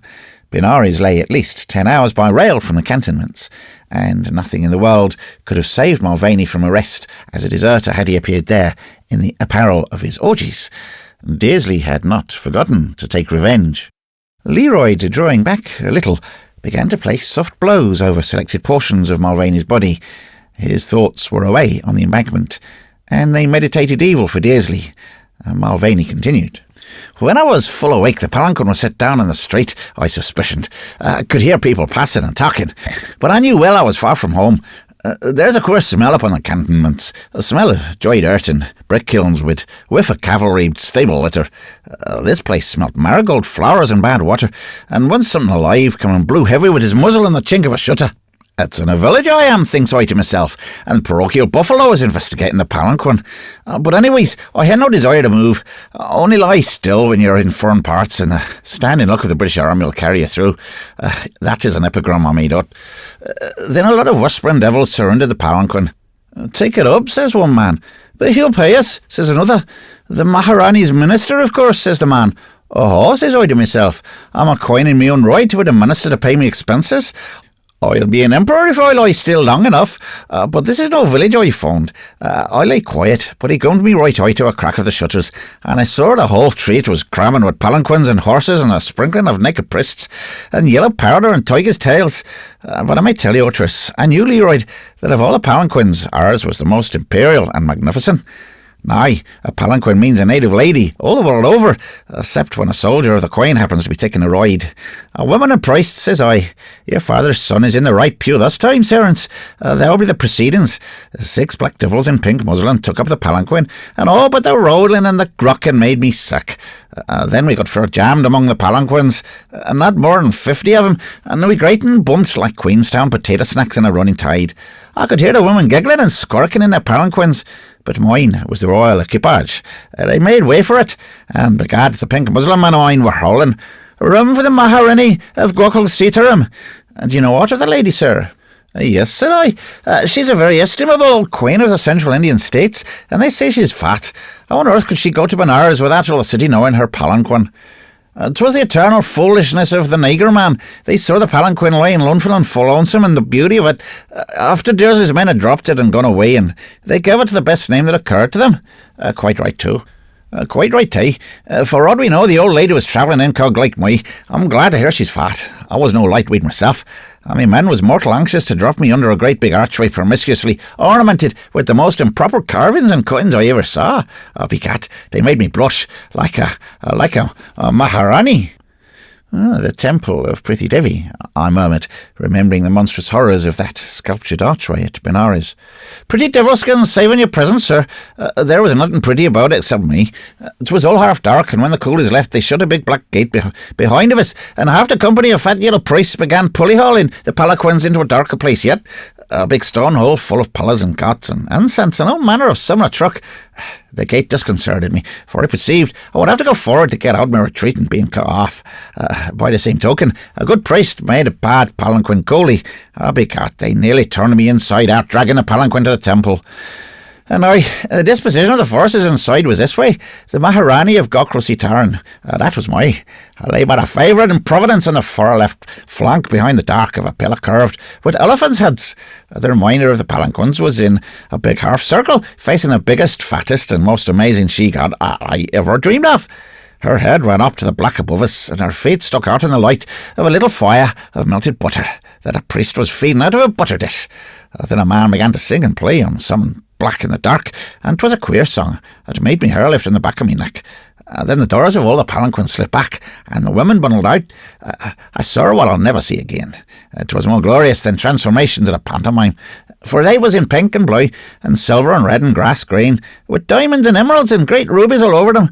But that was at least part of the glory, oh boys. They were more lovely than the like of any loveliness in heaven. Aye, their little bare feet were better than the white hands of a lord's lady, and their mouths were like purpled roses, and their eyes were bigger and darker than the eyes of any living woman I've seen. You may laugh, but I'm speaking truth. I never saw the like, and never will again.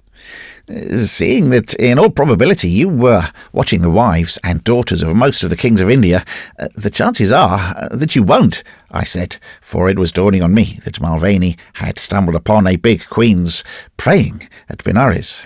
I never will, he said mournfully. That sight doesn't come twice to a man. It made me ashamed to watch. A fat priest knocked at me door.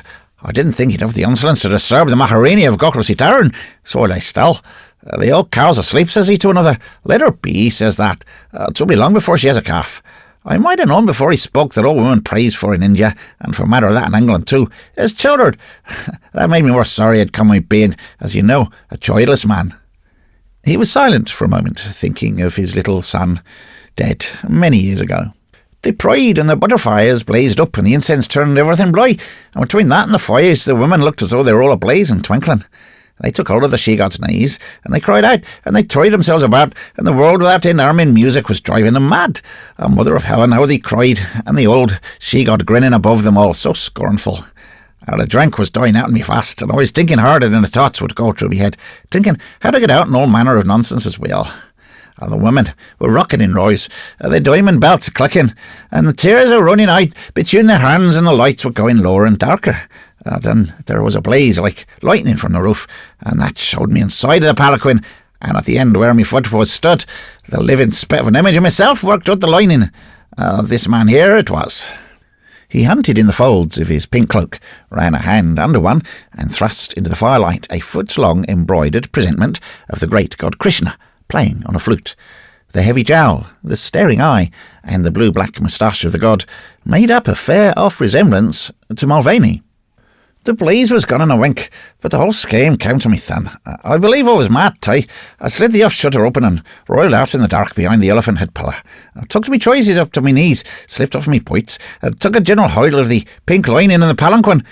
Glory be, it ripped out like a woman's dress when you trod it on the sergeant's ball, and a bottle come with it.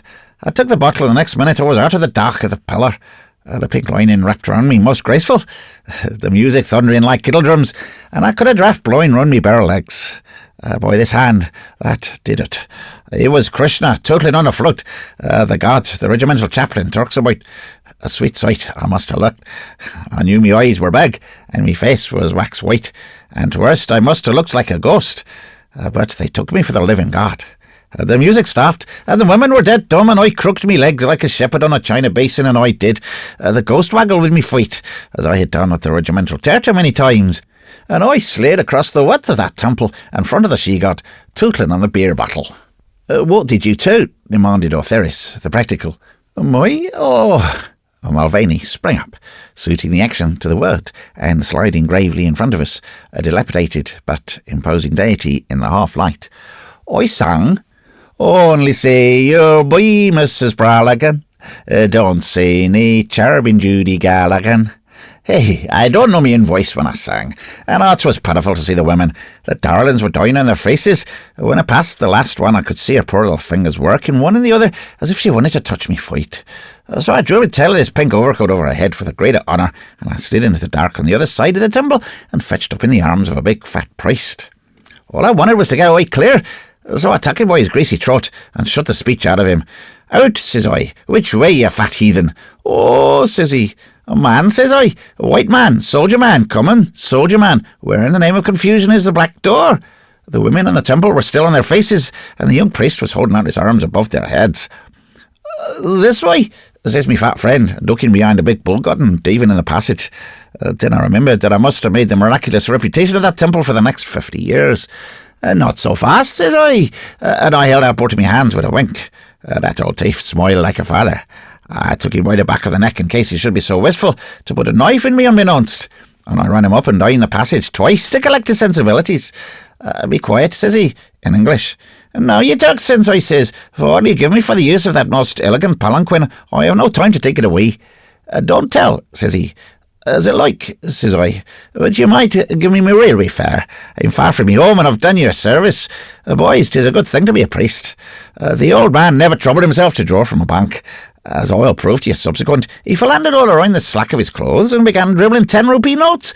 Gold mutters and rupees into me hand, till I could hold no more.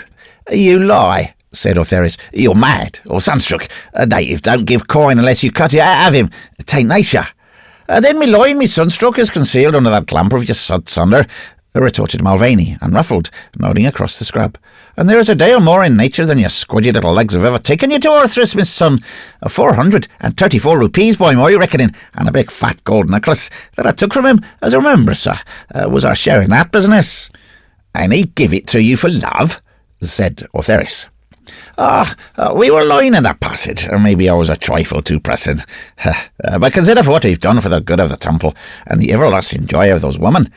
'Twas cheap at the price. I would have taken more if I could have found out. I turned the old man upside down at the last, but he was milked dry. Then he opened the door in another passage, and I found myself up to my knees in Minara's river water, and bad smelling it is. More right token, I'd come up the river line close up the burning gat, and contagious to a crackling corpse. This was in the heart of the night, for I'd been 4 hours in the temple. There was a crowd of boats tied up, so I took one and went across the river. Then I came across the country line up by day. How on earth did you manage? I said. Well, how did Sir Frederick Roberts get from Kabul to Kandahar? He marched, and he never told how near he was to breaking down. That's why he was fat as he was. And I, Mulvaney yawned portentously. Now, I'll go and give myself up for absence without leave. It's 8 days in the rough end of the colonel's tongue in an orderly room. Anyway you look at it. What is cheap at the price? Mulvaney, said I, softly, if there happens to be any sort of excuse that the colonel can in any way accept, I have a notion that you'll get nothing more than a dressing down. The new recruits are in, and not a word more, sir, as an excuse as the old man wants. 'Tis not me way, but he shall have them. I'll tell him I was engaged in financial operations connected with a church. And he flapped his way to cantonments and the cells, singing lustily. So they sent the corporal's file, and they put me in the guard-room for conduct unbecoming of a soldier. And when he was lost in the midst of the moonlight, we could hear the refrain. Bang upon the big drum, bash upon the cymbals, as we go marching along, boys.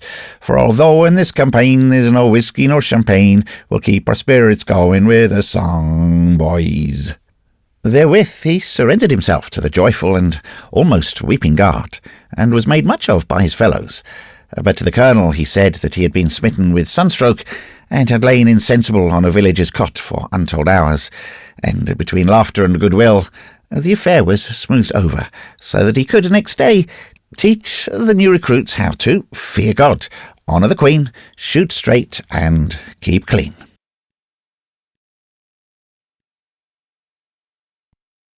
His Majesty the King. Where the word of a king is, there is power, and who may say unto him, What doest thou? Yes, and Chimo to sleep at the foot of the bed, and the pink Peacock, and the bread, 'cause I will be hungry in the night, and that's all, Miss Biddims. And now give me one kiss, and I'll go to sleep. So, quite quiet. The pink Peacock is fritted under the pillow, and the bread is crumbling. Miss Biddims, Miss Biddims, I'm so uncomfy. Come and tuck me up, Miss Biddims. His Majesty the King was going to bed, and poor patient Miss Biddims, who had advertised herself humbly as a young person, European, accustomed to the care of little children, was forced to wait upon his royal caprices. The going to bed was always a lengthy process, because His Majesty had a convenient knack of forgetting which of his many friends, from the Meta's son to the Commissioner's daughter, he had prayed for, and, lest the deity should take offence, was used to toil through his little prayers in all reverence 5 times in one evening. His Majesty the King believed in the efficacy of prayer as devoutly as he believed in Chimo, the patient spaniel, or Miss Biddims, who could reach him down his gun with car-suffing caps, real ones, from the upper shelves of the big nursery cupboard. At the door of the nursery, his authority stopped. Beyond lay the empire of his father and mother, 2 very terrible people who had no time to waste upon His Majesty the King. His voice was lowered when he passed the frontier of his own dominions. His actions were fettered, and his soul was filled with awe because of the grim man who lived among a wilderness of pigeonholes and the most fascinating pieces of red tape, and the wonderful woman who was always getting into or stepping out of the big carriage. To the one belonged the mysteries of the Daftar room, to the other the great reflected wilderness of the Memsahib's room, where the shiny, scented dresses hung on pegs, miles and miles up in the air, and the just-seen plateau of the toilet table revealed an acreage of speckly combs, broidered, Hannafitch bags, and white-headed brushes. There was no room for His Majesty the King, either in official reserve or mundane gorgeousness. He had discovered that ages and ages ago. Before even Chimo came to the house, or Miss Biddims had ceased grizzling over a packet of greasy letters which appeared to be her chief treasure on earth. His Majesty the King, therefore, wisely confined himself to his own territories, where only Miss Biddims and she feebly disputed this sway. From Miss Biddims he had picked up his simple theology, and welded it to the legends of gods and devils that he learned in the servants' quarters. To Miss Biddims he confided with equal trust his tattered garments and his more serious griefs. She would make everything whole. She knew exactly how the earth had been born, and had reassured the trembling soul of His Majesty the King that terrible time in July, when it rained continuously for 7 days and 7 nights, and there was no ark ready, and all the ravens had flown away. She was the most powerful person with whom he was brought into contact, always excepting the 2 remote and silent people beyond the nursery door. How was His Majesty the King to know that 6 years ago, in the summer of his birth, Mrs. Austell, turning over her husband's papers, had come upon the intemperate letter of a foolish woman who had been carried away by the silent man's strength and personal beauty? How could he tell what evil the overlooked slip of notepaper had wrought in the mind of a desperately jealous wife? How could he, despite his wisdom, guess that his mother had chosen to make of it excuse for a bar and a division between herself and her husband, that strengthened and grew harder to break with each year? That she, having unearthed this skeleton in the cupboard, had trained it into a household god which should be about their path and about their bed, and poison all their ways? These things were beyond the province of His Majesty the King. He only knew that his father was daily absorbed in some mysterious work for a thing called the Sakar, and that his mother was the victim alternately of the Nauch and the Burakana. To these entertainments she was escorted by a captain man for whom His Majesty the King had no regard. "He doesn't laugh," he argued with Miss Biddims, who would fain have taught him charity. "He only makes faces with his mouth, and when he wants to amuse me, I'm not amused." And His Majesty the King shook his head as one who knew the deceitfulness of this world. Morning and evening it was his duty to salute his father and mother, the former with a grave shake of the hand, and the latter with an equally grave kiss. Once, indeed, he had put his arms around his mother's neck in the fashion he used toward Miss Biddims. The open work of his sleeve edge caught in an earring, and the last stage of His Majesty's little overture was suppressed scream and summary dismissal to the nursery. "It's wrong," thought His Majesty the King, "to hug Mem Sahibs with things in their ears. I will remember." He never repeated the experiment. Miss Biddims, it must be confessed, spoiled him as much as his nature admitted, in some sort of recompense for what she called the hard ways of his papa and mamma. She, like her charge, knew nothing of the trouble between man and wife, the savage contempt for a woman's stupidity on the one side, or the dull, rankling anger on the other. Miss Biddims had looked after many little children in her time, and served in many establishments. Being a discreet woman, she observed little and said less, and when her pupils went over the sea to the great unknown, which she, with touching confidence in her hearers, called home, packed up her slender belongings and sought for employment afresh, lavishing all her love on each successive batch of ingrates. Only His Majesty the King had repaid her affection with interest, and in his uncomprehending ears she had told the tale of nearly all her hopes, her aspirations, the hopes that were dead, and the dazzling glories of her ancestral home in Calcutta, close to Wellington Square. Everything above the average was in the eyes of His Majesty the King. Calcutta good. When Miss Biddims had crossed his royal will, he reversed the epithet to vex that estimable lady, and all things evil were, until the tears of repentance swept away spite, Calcutta bad. Now and again, Miss Biddims begged for him the rare pleasure of a day in the society of the Commissioner's child, the wilful 4-year-old Patsy, who, to the intense amazement of His Majesty the King, was idolised by her parents. On thinking the question out at length, by roads unknown to those who have left childhood behind, he came to the conclusion that Patsy was petted because she wore a big blue sash and yellow hair. This precious discovery he kept to himself. The yellow hair was absolutely beyond his power, his own tousled wig being potato brown.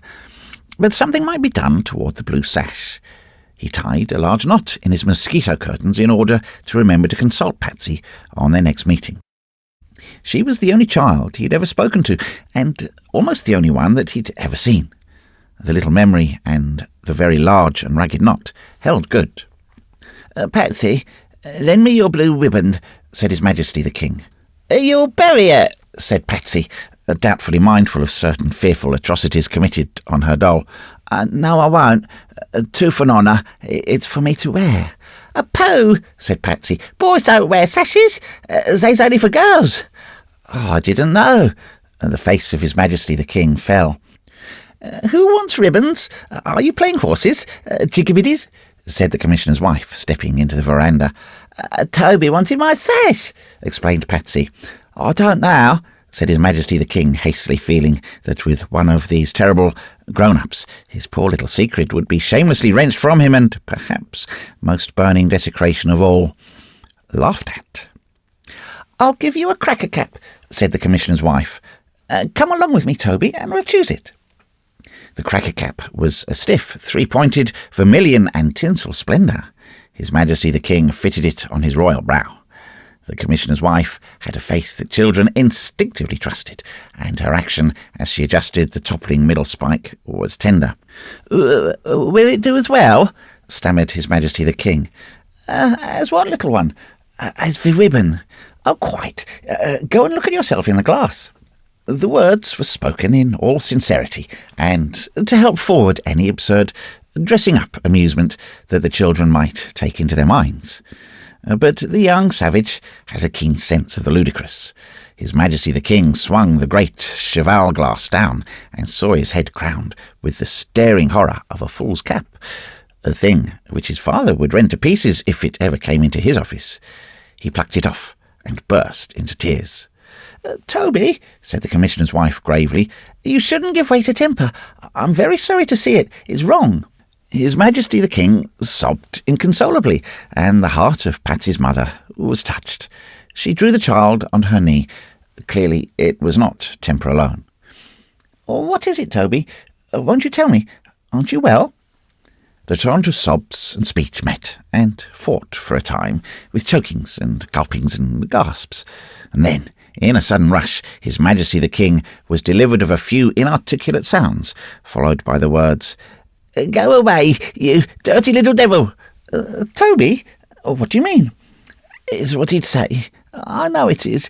He'd say that. When there was only a little eggy mess on my tunic, he'd say it again and laugh if I went in with that hat on my head." "Who would say that?" My papa, and if I thought I had the blue ribbon, he'd let me play with the waste paper basket under the table." "What blue ribbon, Charlie?" "The same that Patsy had, the big blue ribbon round my tummy." What is it, Toby? There's something on your mind. Tell me all about it, and perhaps I can help." "It isn't anything," sniffed His Majesty, mindful of his manhood, and raising his head from the motherly bosom upon which it was resting. "I only thought that you petted Patsy because she had the blue ribbon, and if I'd had the blue ribbon too, my papa would pet me." The secret was out, and His Majesty the King sobbed bitterly in spite of the arms around him, and the murmur of comfort on his heated little forehead. Enter Patsy, tumultuously, embarrassed by several lengths of the Commissioner's pet Marzier rod. "Come along, Toby. There's a choo-choo lizard to check. I've got Jimmo to watch him till we turn. If we poke him with his tail, we go wiggle, wiggle and fall off. Come along. I can't reach." "I'm coming," said His Majesty the King, climbing down from the Commissioner's wife's knee after a hasty kiss. 2 minutes later, the choo-choo lizard's tail was wriggling on the matting of the veranda, and the children were gravely poking it with splinters from the chick to urge its exhausted vitality into "Just one wiggle more, 'cause it doesn't hurt, choo-choo." The Commissioner's wife stood in the doorway and watched. "Oh, poor little mite. A blue sash. And my own precious Patsy. I wonder if the best of us, or we who love them best, ever understand what goes on in their topsy-turvy little heads." A big tear splashed on the Commissioner's wife's wedding ring, and she went indoors to devise a tea for the benefit of His Majesty the King. "Their souls aren't in their tummies at that age in this climate," said the Commissioner's wife, "but they're not far off. I wonder if I could make Mrs. Austell understand. Oh, poor little fellow." With simple craft, the Commissioner's wife called on Mrs. Austell and spoke long and lovingly about children, inquiring specially for His Majesty the King. "He's with his governess," said Mrs. Austell, and the tone intimated that she was not interested. The Commissioner's wife, unskilled in the art of war, continued her questionings. "I don't know," said Mrs. Austell. "These things are left to Miss Biddims, and of course she does not ill-treat the child." The Commissioner's wife left hastily. The last sentence jarred upon her nerves. "Doesn't ill-treat the child? As if that were all. I wonder what Tom would say if I only didn't ill-treat Patsy." Thenceforward, His Majesty the King was an honoured guest at the Commissioner's house, and the chosen friend of Patsy, with whom he blundered into as many scrapes as the compound and the servants' quarters afforded. Patsy's mamma was always ready to give counsel, help, and sympathy, and if need were, and callers few, to enter into their games with an abandon that would have shocked the sleek-haired subalterns who squirmed painfully in their chairs when they came to call on her, whom they profanely nicknamed Mother Bunch. Yet, in spite of Patsy and Patsy's mamma, and the love that these two lavished upon him, His Majesty the King fell grievously from grace, and committed no less a sin than that of theft. Unknown, it is true, but burdensome. There came a man to the door one day when His Majesty was playing in the hall, and the bearer had gone to dinner with a packet for His Majesty's mamma, and he put it upon the hall table, said that there was no answer, and departed. Presently the pattern of the dado ceased to interest His Majesty, while the packet, a white, neatly wrapped one of fascinating shape, interested him very much indeed. His mamma was out, so was Miss Biddims, and there was pink string round the packet. He greatly desired pink string. It would help him in many of his little businesses, the haulage across the floor of his small cane chair, the torturing of Chimo, who could never understand harness, and so forth. If he took the string, it would be his own, and nobody would be any the wiser. He certainly could not pluck up sufficient courage to ask mamma for it. Wherefore, mounting upon a chair, he carefully untied the string, and behold, the stiff white paper spread out in 4 directions, and revealed a beautiful little leather box with gold lines upon it. He tried to replace the string, but that was a failure. So he opened the box to get full satisfaction for his iniquity, and saw the most beautiful star that shone and winked, and was altogether lovely and desirable. "That," said His Majesty meditatively, "is a sparkle crown, like what I will wear when I go to heaven. I will wear it on my head. Miss Biddims says so. I would like to wear it now. I would like to play with it." I will take it away and play with it very carefully until Mamma asks for it. I think it was bought for me to play with, same as my cart." His Majesty the King was arguing against his conscience, and he knew it, for he thought immediately after, "Never mind, I will keep it to play with until Mamma says, 'Where is it?' And then I will say, 'I took it, and I'm sorry. I will not hurt it, because it's a sparkle crown, but Miss Biddims will tell me to put it back. I will not show it to Miss Biddims.'"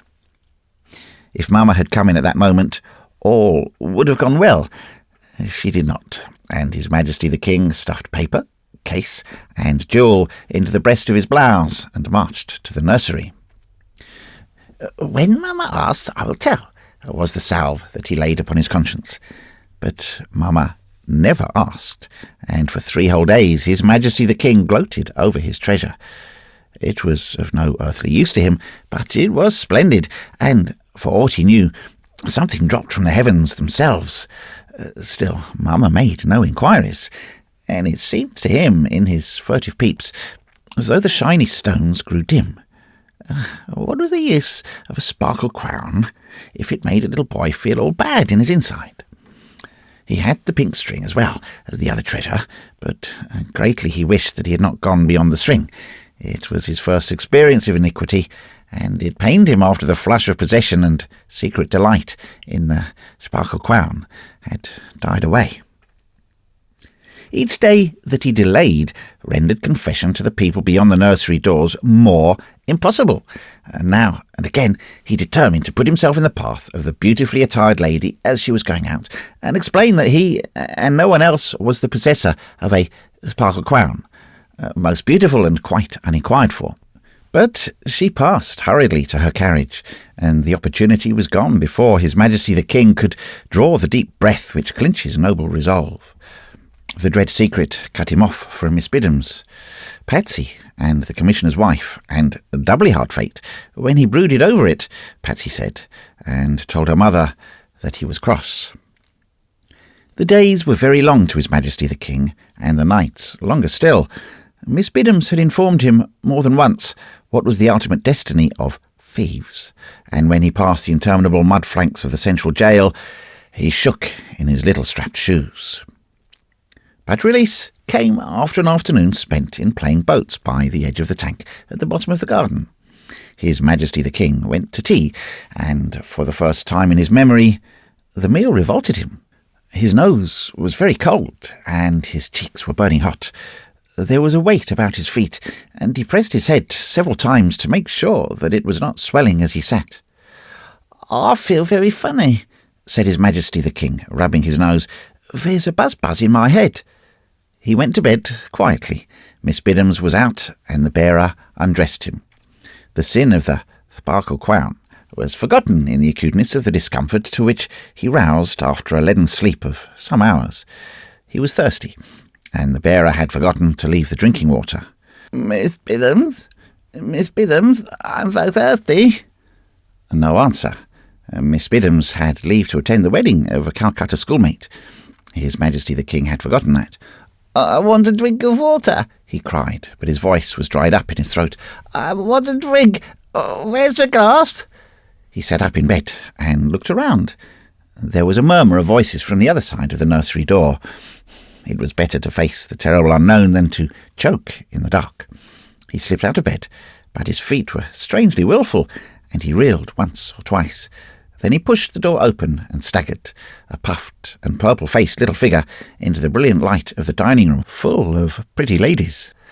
"I'm very hot. I'm very uncomfortable," moaned His Majesty the King, clinging to the portiere.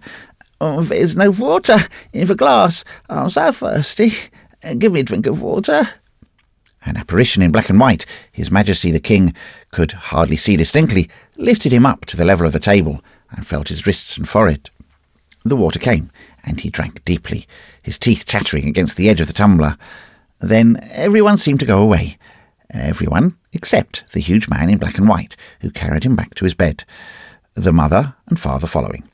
And the sin of the sparkle crown rushed back and took possession of the terrified soul. "I'm a thief," he gasped. I want to tell Miss Biddims that I'm a thief. Where's Miss Biddims?"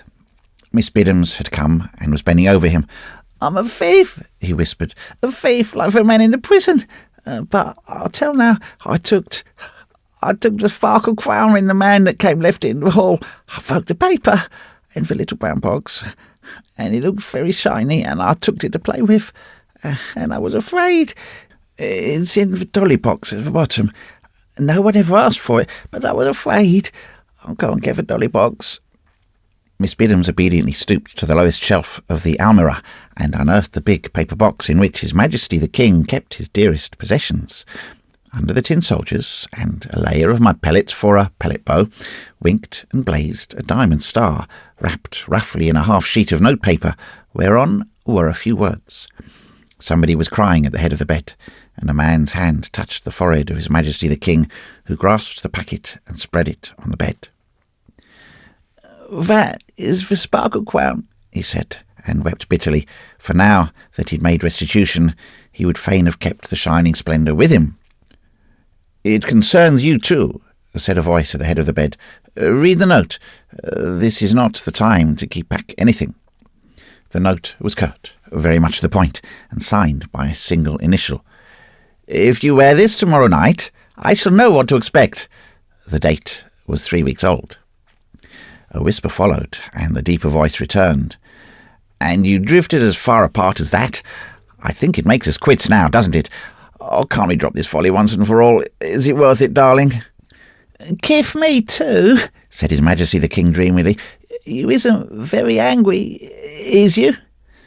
The fever burned itself out, and His Majesty the King slept.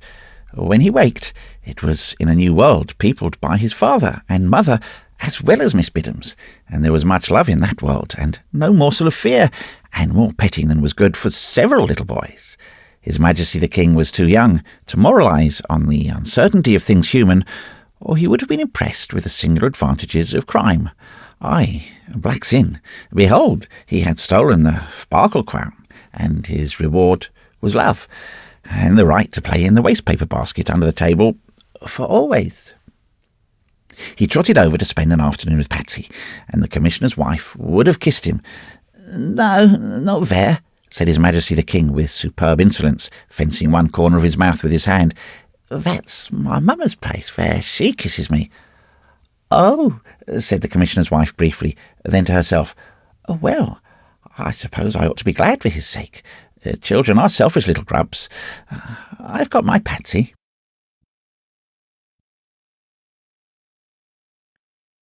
The Strange Ride of Moby Jukes. Alive or dead, there is no other way. Native Proverb. There is, as the conjurers say, no deception about this tale.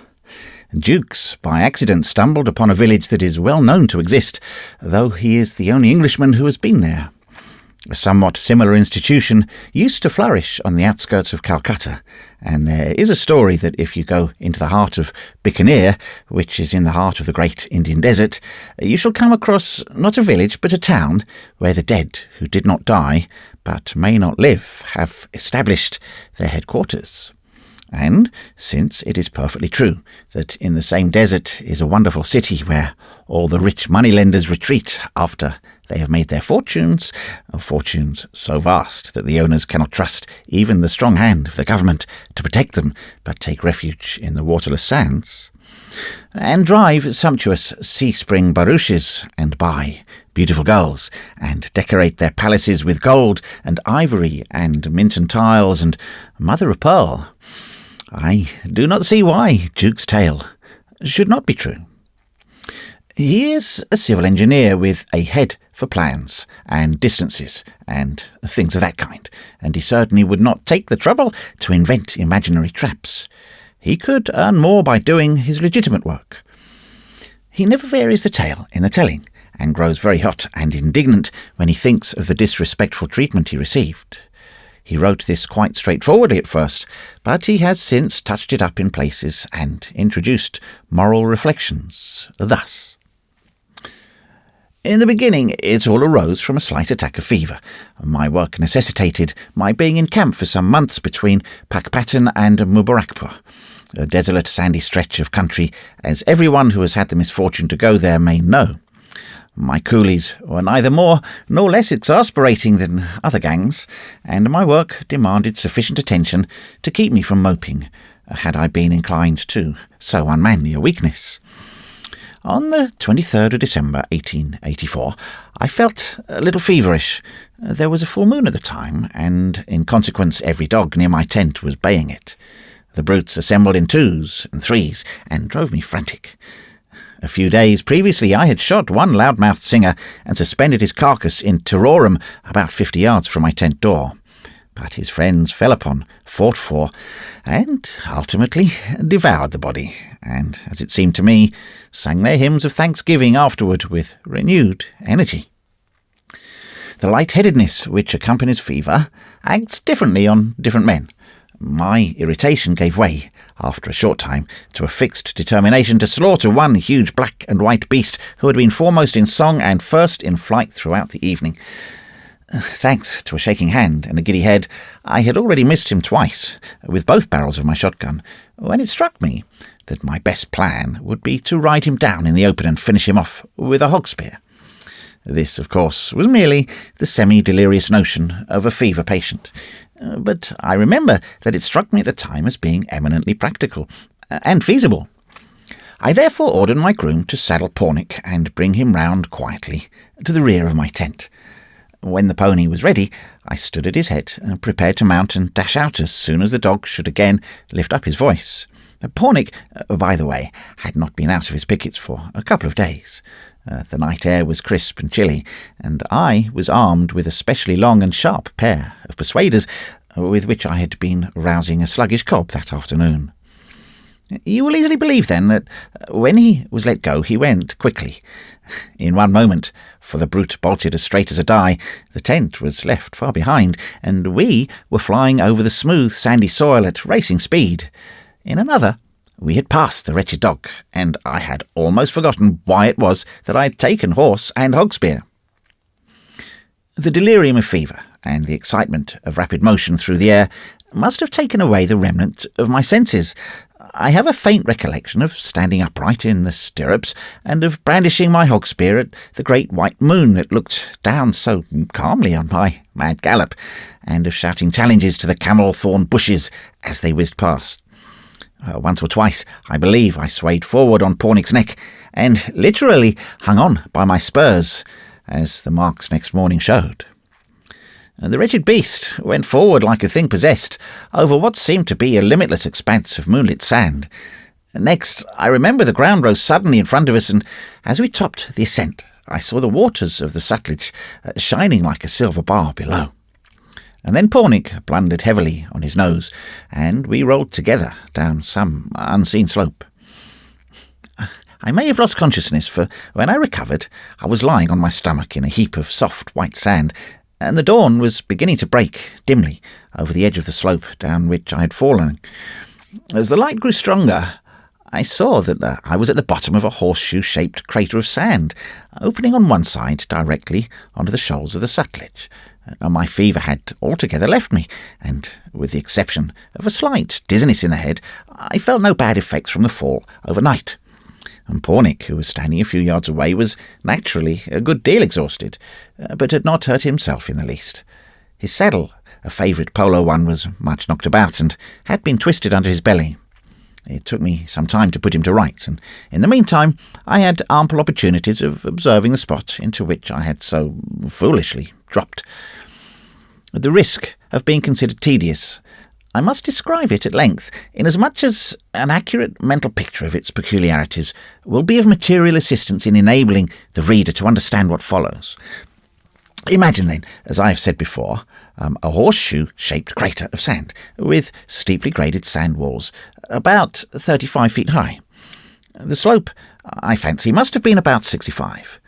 This crater enclosed a level piece of ground about 50 yards long by 30 at its broadest part, with a rude well in the centre.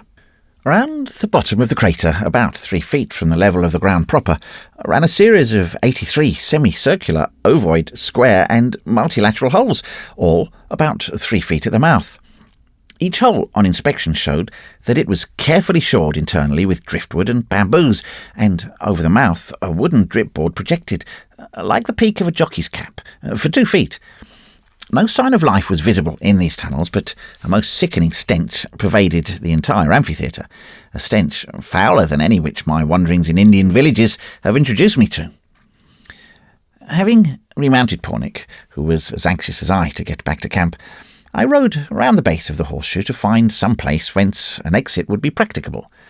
The inhabitants, whoever they may be, had not thought fit to put in an appearance, so I was left to my own devices. My first attempt to rush Pornick up the steep sandbanks showed me that I had fallen into a trap exactly on the same model as that which the antlion sets for its prey. At each step, the shifting sand poured down from above in tons and rattled on the dripboards of the holes like small shot. A couple of ineffectual charges sent us both rolling down to the bottom, half choked with the torrents of sand, and I was constrained to turn my attention to the riverbank. Here, everything seemed easy enough. The sandhills ran down to the river edge, it is true, but there were plenty of shoals and shallows across which I could gallop Pornick, and find my way back to terra firma by turning sharply to the right or the left.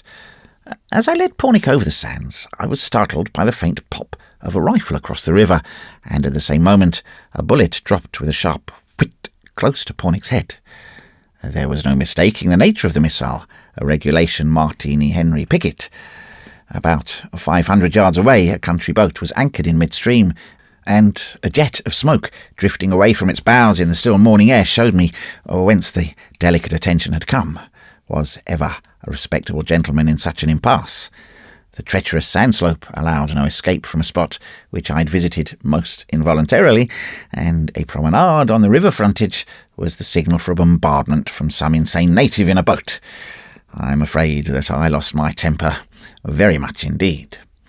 Another bullet reminded me that I had better save my breath to cool my porridge, and I retreated hastily up the sands and back to the horseshoe, where I saw that the noise of the rifle had drawn 65 human beings from the badger holes which I had, up till that point, supposed to be untenanted.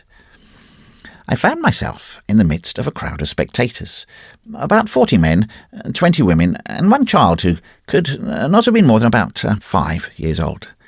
They were all scantily clothed in that salmon-coloured cloth which one associates with Hindu mendicants, and at first sight gave me the impression of a band of loathsome fakirs. The filth and repulsiveness of the assembly were beyond all description, and I shuddered to think what their life in the badger holes must be. Even in these days, when local self-government has destroyed the greater part of a native's respect for a sahib, I have been accustomed to a certain amount of civility from my inferiors, and on approaching the crowd, naturally expected there would be some recognition of my presence. As a matter of fact, there was, but it was by no means what I had looked for. The ragged crew actually laughed at me. Such laughter I hope I may never hear again. They cackled, yelled, whistled, and howled as I walked into their midst, some of them literally throwing themselves down on the ground in convulsions of holy mirth. In a moment I had let go of Pornick's head, and, irritated beyond expression at the morning's adventure, commenced cuffing those nearest to me with all the force I could. The wretches dropped under my blows like ninepins, and the laughter gave place to wails for mercy, while those yet untouched clasped me round my knees, imploring me in all sorts of uncouth tongues to spare them.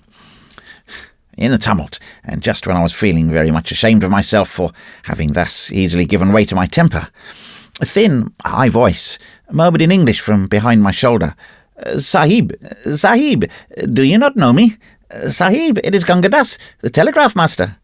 I spun round quickly and faced the speaker. Gunga Das. I have, of course, no hesitation in mentioning the man's real name. I had known 4 years before as a Deccani Brahmin, loaned by the Punjab government to one of the Cal's estates. He was in charge of a branch telegraph office there, and when I had last met him was a jovial, full-stomached, portly government servant with a marvellous capacity for making bad puns in English. a peculiarity which made me remember him long after I'd forgotten his services to me in his official capacity. It is seldom that a Hindu makes English puns. And now, however, the man was changed beyond all recognition. Caste mark, stomach, slate-coloured, continuations and unctuous speech were all gone. I looked at a withered skeleton, turbanless and almost naked, with long, matted hair and deep-set codfish eyes. But for a crescent-shaped scar on the left cheek, the result of an accident for which I was responsible, I should never have known him. But it was, indubitably, Gunga Das, and for this I was thankful, an English-speaking native who might, at least, tell me the meaning of all that had gone on through the day. The crowd retreated to some distance as I turned toward the miserable figure and ordered him to show me some method of escaping from the crater. He held a freshly plucked crow in his hand, and in reply to my question, climbed slowly on a platform of sand which ran in front of the holes and commenced lighting a fire there in silence. Dried bents, sand poppies and driftwood burn quickly, and I derived much consolation from the fact that he lit them with an ordinary sulphur match. When they were in bright glow, and the crow was neatly spitted in front thereof, Gunga Das began without a word of preamble. "There are two kinds of men, sir, the alive and the dead, and when you are dead, you are dead, but when you are alive, you live." Here the crow demanded his attention for an instant as it twirled before the fire in danger of being burned to a cinder. "If you die at home, and do not die when you come to the ghat to be burned, you come here." The nature of the reeking village was made plain now, and all that I'd known or read of the grotesque and the horrible paled before the fact just communicated by the ex-Brahmin. 16 years ago, when I first landed in Bombay, I had been told by a wandering Armenian of the existence, somewhere in India, of a place to which such Hindus as had the misfortune to recover from trance or catalepsy were conveyed and kept. And I recollected laughing heartily at what I was then pleased to consider a traveller's tale. Sitting at the bottom of the sand trap, the memory of Watson's Hotel with its swinging punkahs, white-robed attendants and the sallow-faced Armenian rose up in my mind as vividly as a photograph, and I burst into loud fits of laughter. Their contrast was too absurd. Gunga Das, as he bent over the unclean bird, watched me curiously. Hindus seldom laugh, and his surroundings were not such as to move Gunga Das to any undue excess of hilarity. He removed the crow solemnly from the wooden spit, and as solemnly devoured it. Then he continued his story, which I give in his own words. "In epidemics of the cholera, you are carried to be burned almost before you are dead. When you come to the riverside, the cold air, perhaps, makes you alive, and then, if you are only a little alive, mud is put on your nose and mouth, and you die conclusively. If you are rather more alive, more mud is put, but if you are too lively, they let you go and take you away. I was too lively, and made protestation with anger against the indignities that they endeavoured to press upon me. In those days I was Brahmin and proud man. Now I am dead man, and eat crows." Here he eyed the well-gnawed breastbone with the first sign of emotion that I had seen in him since we met. "Crows and other things. They took me from my sheets when they saw that I was too lively, and gave me medicines for 1 week, and I survived successfully.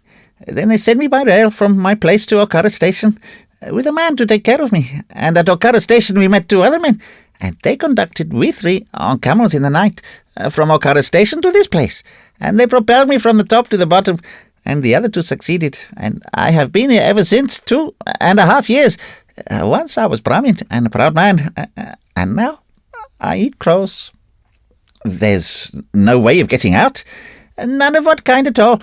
When I first came, I made experiments frequently, and all the others also, but we have always succumbed to the sand which is precipitated upon our heads."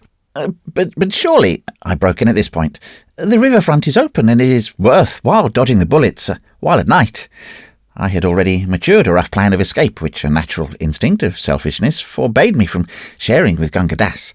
He, however, divined my unspoken thought almost as soon as it was formed, and, to my intense astonishment, gave vent to a long, low chuckle of derision, the laughter, be it understood, of a superior, or at least of an equal, You will not," he had dropped the "sir" completely after his opening sentence, "make any escape that way. But you can try. I have tried, once only." The sensation of nameless terror and abject fear, which I had in vain attempted to strive against, overmastered me completely. My long fast, it was now close upon 10 o'clock, and I had eaten nothing since tiffin on the previous day, combined with the violent and unnatural agitation of the ride, had exhausted me, and I verily believe that, for a few minutes, I acted as one mad. I hurled myself against the pitiless sand slope. I ran round the base of the crater, blaspheming and praying by turns. I crawled out among the sedges of the river front, only to be driven back each time in an agony of nervous dread by the rifle bullets which cut up the sand around me, for I dared not face the death of a mad dog among that hideous crowd. And finally I fell, spent and raving, at the curb of the well. No one had taken the slightest notice of an exhibition which makes me blush hotly, even when I think of it now. 2 or 3 men trod on my panting body as they drew water, but they were evidently used to this sort of thing and had no time to waste upon me. The situation was humiliating. Gunga Das, indeed, when he had banked the embers of his fire with sand, was at some pains to throw half a cupful of fetid water over my head, an attention for which I could have fallen on my knees and thanked him. But he was laughing all the while in the same mirthless, wheezy key that greeted me on my first attempt to force the shoals. And so, in a semi-comatose condition, I lay till noon. Then, being only a man after all, I felt hungry, and intimated as much to Gunga Das, whom I had begun to regard as my natural protector. Following the impulse of the outer world when dealing with natives, I put my hand in my pocket and drew out 4 annas. The absurdity of the gift struck me at once, and I was about to replace the money. Gunga Das, however, was of a different opinion. "Give me the money," said he, "all you have, or I will get help, and we will kill you." All this as if it were the most natural thing in the world. A Briton's first impulse, I believe, is to guard the contents of his pockets, but a moment's reflection convinced me of the futility of differing with the one man who had it in his power to make me comfortable, and with whose help it was possible that I might eventually escape from the crater. I gave him all the money in my possession, 9 rupees, 8 annas, and 5 pi, for I always keep small change as bakshish when I am in camp. Gunga Das clutched the coins and hid them at once in his ragged loincloth, his expression changing to something diabolical as he looked round to assure himself that no one had observed us. "Now I will give you something to eat," said he. What pleasure the possession of my money could have afforded him, I am unable to say, but inasmuch as it did give him evident delight, I was not sorry that I had parted with it so readily, for I had no doubt that he would have killed me if I had refused. One does not protest against the vagaries of a den of wild beasts, and my companions were lower than any beasts. While I devoured what Gunga Das had provided, a coarse chapati and a cupful of the foul well water, the people showed not the faintest sign of curiosity, that curiosity which is so rampant as a rule in an Indian village. I could even fancy that they despised me. At all events, they treated me with the most chilling indifference, and Gunga Das was nearly as bad. I plied him with questions about the terrible village, and received extremely unsatisfactory answers. So far as I could gather, it had been in existence from time immemorial, whence I concluded that it was at least a century old, and during that time no one had ever been known to escape from it. I had to control myself here with both hands, lest the blind terror should lay hold of me a second time, and drive me raving round the crater. Gunga Das took a malicious pleasure in emphasizing this point, and in watching me wince. Nothing that I could do would induce him to tell me who the mysterious "they" were. "It is so ordered," he would reply, "and I do not yet know anyone who has disobeyed the orders." "Only wait till my servants find that I'm missing," I retorted, "and I promise you this place shall be cleared off the face of the earth, and I'll give you a lesson in civility too, my friend." "Your servants would be torn in pieces before they came near this place, and besides, you are dead, my dear friend. It is not your fault, of course, but nonetheless, you are dead and buried." At irregular intervals, supplies of food, I was told, were dropped down from the land side into the amphitheatre, and the inhabitants fought for them like wild beasts.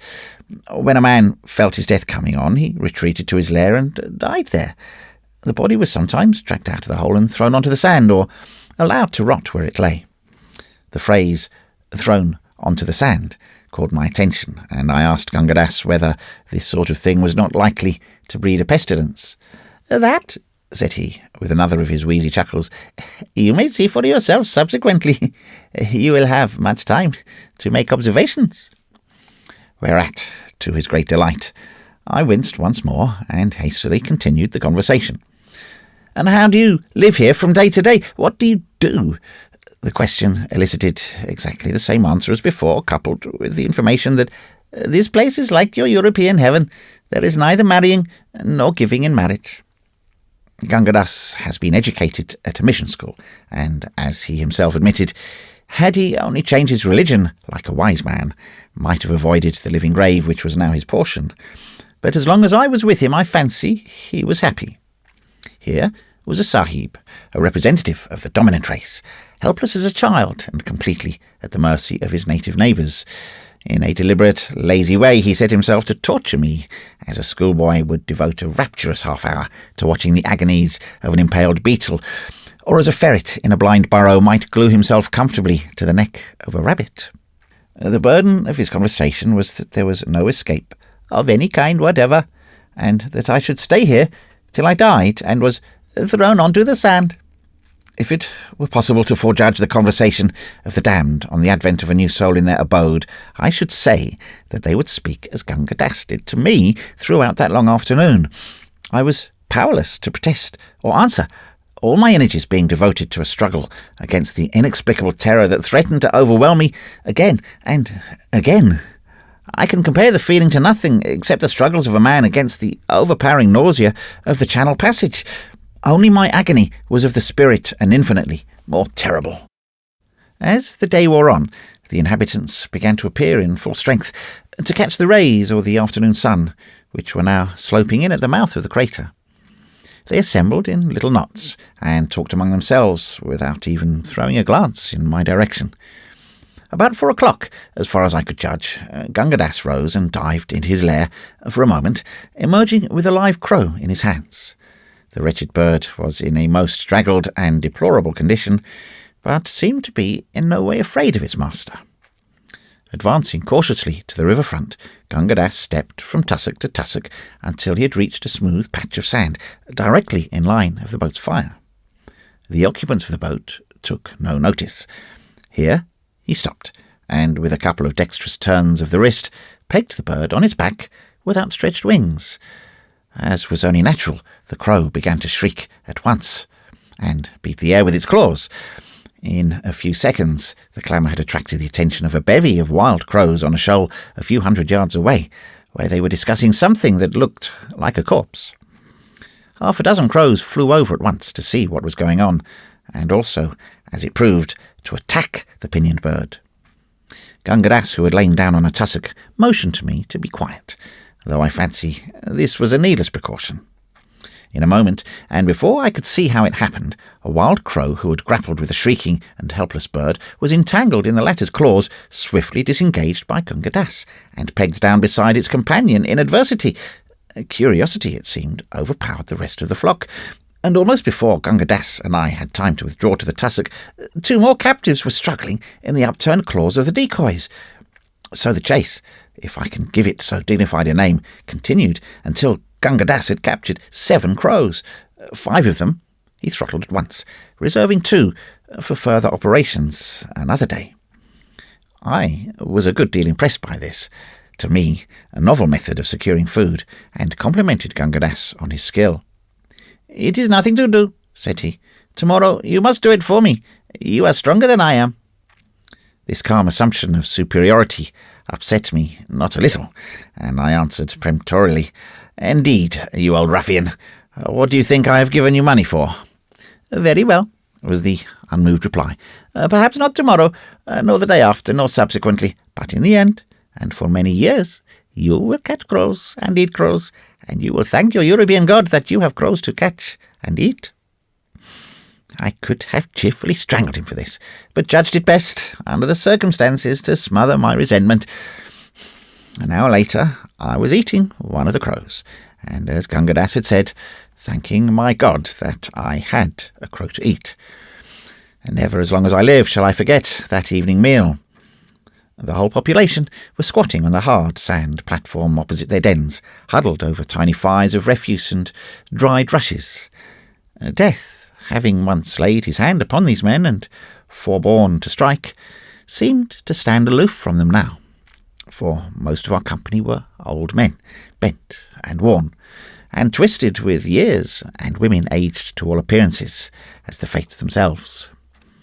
They sat together in knots and talked, God only knows what they found to discuss, in low, equable tones, curiously in contrast to the strident babble with which natives are accustomed to make day hideous. Now and then, an access of that sudden fury which had possessed me in the morning would lay hold on a man or woman, and with yells and imprecations the sufferer would attack the steep slope until, baffled and bleeding, he fell back on the platform, incapable of moving a limb. The others would never even raise their eyes when this happened, as men too well aware of the futility of their fellows' attempts, and wearied with their useless repetition. I saw 4 such outbursts in the course of that evening. Gunga Das took an eminently businesslike view of my situation, and while we were dining, I can afford to laugh at the recollection now, but it was painful enough at the time, propounded the terms on which he would consent to do for me. My 9 rupees, 8 annas, he argued, at the rate of 3 annas a day, would provide me with food for 51 days, or about 7 weeks. That is to say, he would be willing to cater for me for that length of time. At the end of it, I was to look after myself. For a further consideration, viz. My boots, he would be willing to allow me to occupy the den next to his own, and would supply me with as much dried grass for bedding as he could spare. Very well, Gunga Das, I replied. To the first terms I cheerfully agree, but as there is nothing on earth to prevent my killing you as you sit here and taking everything that you have, I thought of the 2 invaluable crows at the time. I flatly refuse to give you my boots, and shall take whichever den I please. The stroke was a bold one, and I was glad when I saw that it had succeeded. Gunga Das changed his tone immediately and disavowed all intention of asking for my boots. At the time, it did not strike me as all that strange that I, a civil engineer, a man of 13 years standing in the service, and, I trust, an average Englishman, should thus calmly threaten murder and violence against the man who had, for a consideration, it is true, taken me under his wing. I had left the world, it seemed, for centuries. I was as certain then as I am now of my own existence that in the accursed settlement there was no law save that of the strongest, that the living dead men had thrown behind them every canon of the world which had cast them out, and that I had to depend for my own life on my strength and vigilance alone. The crew of the ill-fated mignonette are the only men who would understand my frame of mind. At present, I argued to myself, I am strong, and a match for 6 of these wretches. It is imperatively necessary that I should, for my own sake, keep both health and strength until the hour of my release comes, if it ever does. Fortified with these resolutions, I ate and drank as much as I could, and made Gunga Das understand that I intended to be his master, and that the least sign of insubordination on his part would be visited with the only punishment I had it in my power to inflict, sudden and violent death. Shortly after this, I went to bed. That is to say, Gunga Das gave me a double armful of dried bents, which I thrust down the mouth of the lair to the right of his, and followed myself feet foremost, the whole running about 9 feet into the sand, with a slight downward inclination, and being neatly shored with timbers. From my den, which faced the riverfront, I was able to watch the waters of the Sutlej flowing past under the light of a young moon, and compose myself to sleep as best I might. The horrors of that night I shall never forget. My den was nearly as narrow as a coffin, and the sides had been worn smooth and greasy by the contact of innumerable naked bodies, added to which it smelled abominably. Sleep was altogether out of the question to one of my excited frame of mind. As the night wore on, it seemed that the entire amphitheatre was filled with legions of unclean devils that, trooping up from the shoals below, mocked the unfortunate in their lairs. Personally, I am not of an imaginative temperament. Very few engineers are, but on that occasion I was as completely prostrated with nervous terror as any woman. After half an hour or so, however, I was able, once more, to calmly review my chances of escape. Any exit by the steep sand walls was, of course, impracticable. I had been thoroughly convinced of this some time before. It was possible, just possible, that I might, in the uncertain moonlight, safely run the gauntlet of the rifle shots. The place was so full of terror for me that I was prepared to undergo any risk in leaving it. Imagine my delight, then, when after creeping stealthily to the riverfront, I found that the infernal boat was not there. My freedom lay before me in the next few steps.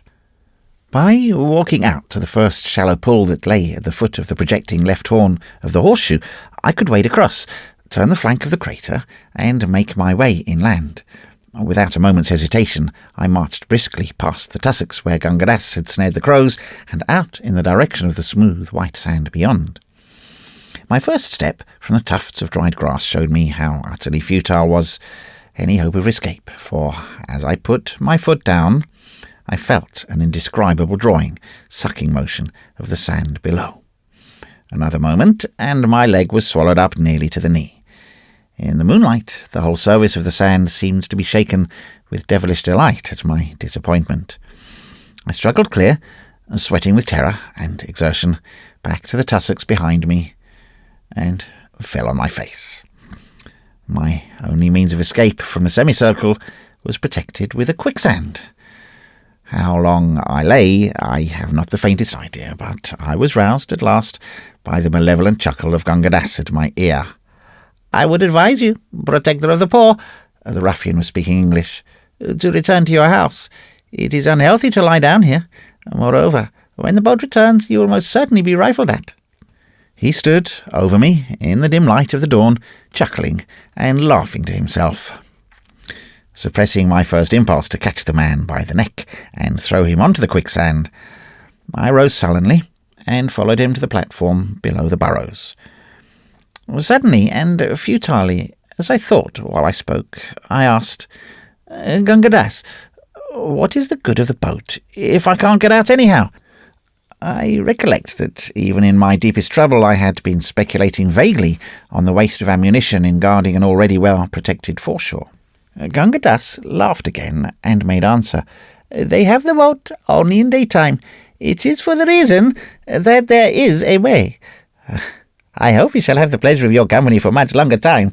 It is a pleasant spot when you have been here some years and eaten roast crow long enough." I staggered, numbed and helpless, toward the fetid burrow allotted to me, and fell asleep. An hour or so later I was awakened by a piercing scream, the shrill, high-pitched scream of a horse in pain. Those who have once heard that will never forget the sound. I found some little difficulty in scrambling out of the burrow. When I was in the open, I saw Pornick, my poor old Pornick, lying dead on the sandy soil. How they had killed him I cannot guess. Gunga Dass explained that horse was better than crow, and "Greatest good or greatest number is political maxim. We are now republic, Mr. Jukes, and you are entitled to fair share of the beast. If you like, we will pass a vote of thanks. Shall I propose?" Yes, we were a republic indeed, a republic of wild beasts penned at the bottom of a pit to eat and fight and sleep till we died. I attempted no protest of any kind, but sat down and stared at the hideous sight in front of me. In less time, almost, than it takes me to write this, Pornick's body was divided in some unclean way or other. The men and women had dragged the fragments onto the platform and were preparing their morning meal. Gunga Dass cooked mine. The almost irresistible impulse to fly at the sand walls until I was wearied lay hold of me afresh, and I had to struggle against it with all my might. Gunga Dass was offensively jocular, till I told him that if he addressed another remark of any kind whatever to me, I should strangle him where he sat. This silenced him till silence became insupportable, and I bade him say something. "You will live here till you die, like the other Ferengi," he said coolly, watching me over the fragment of gristle that he was gnawing. "What other Sahib? You swine! Speak at once, and don't stop to tell me a lie." "He is over there," answered Gunga Das, pointing to a burrow mouth about 4 doors to the left of my own. "You can see for yourself. He died in the burrow as you will die, and I will die, and all these men and women and the one child will also die." "For pity's sake, tell me all you know about him. Who was he? When did he come, and when did he die?" This appeal was a weak step on my part. Gunga Das only leered and replied, "I will not, unless you give me something first." Then I recollected where I was, and struck the man between the eyes, partially stunning him. He stepped down from the platform at once, and cringing and fawning and weeping, and attempted to embrace my feet, led me round to the burrow which he had indicated. "I know nothing whatever about the gentleman. Your God be my witness that I do not. He was as anxious to escape as you were, and he was shot from the boat. Though we all did all things to prevent him from attempting, he was shot here." Gunga Das laid his hand on his lean stomach and bowed to earth. "Well, and what then? Go on." And then, Your Honour, we carried him into his house and gave him water and put wet cloths on the wound, and he laid down in the house and gave up the ghost." In how long?" "About half an hour after he received the wound. I call Vishnu to witness," yelled the wretched man, "that I did everything for him, everything which was possible. That I did." He threw himself down on the ground and clasped my ankles. But I had my doubts about Gunga Das's benevolence, and kicked him off as he lay protesting. "I believe you robbed him of everything he had, but I can find out in a minute or two. How long was the Sahib here?" "Nearly a year and a half. I think he must have gone mad. But hear me swear, protector of the poor, won't your honour hear me swear that I never touched an article that belonged to him? What is your worship going to do?" I had taken Gunga Das by the waist, and had hauled him onto the platform opposite the deserted burrow. As I did so, I thought of my wretched fellow prisoner's unspeakable misery among all these horrors for 18 months, and the final agony of dying like a rat in a hole with a bullet wound in the stomach. And Gunga Das fancied I was going to kill him, and howled pitifully. The rest of the population, in the plethora that follows a full flesh meal, watched us without stirring. "Go inside, Gunga Das," said I, "and fetch it out." I was feeling sick and faint with horror now. Gunga Das nearly rolled off the platform and howled aloud. "But I am Brahmin, Sahib, a high-caste Brahmin.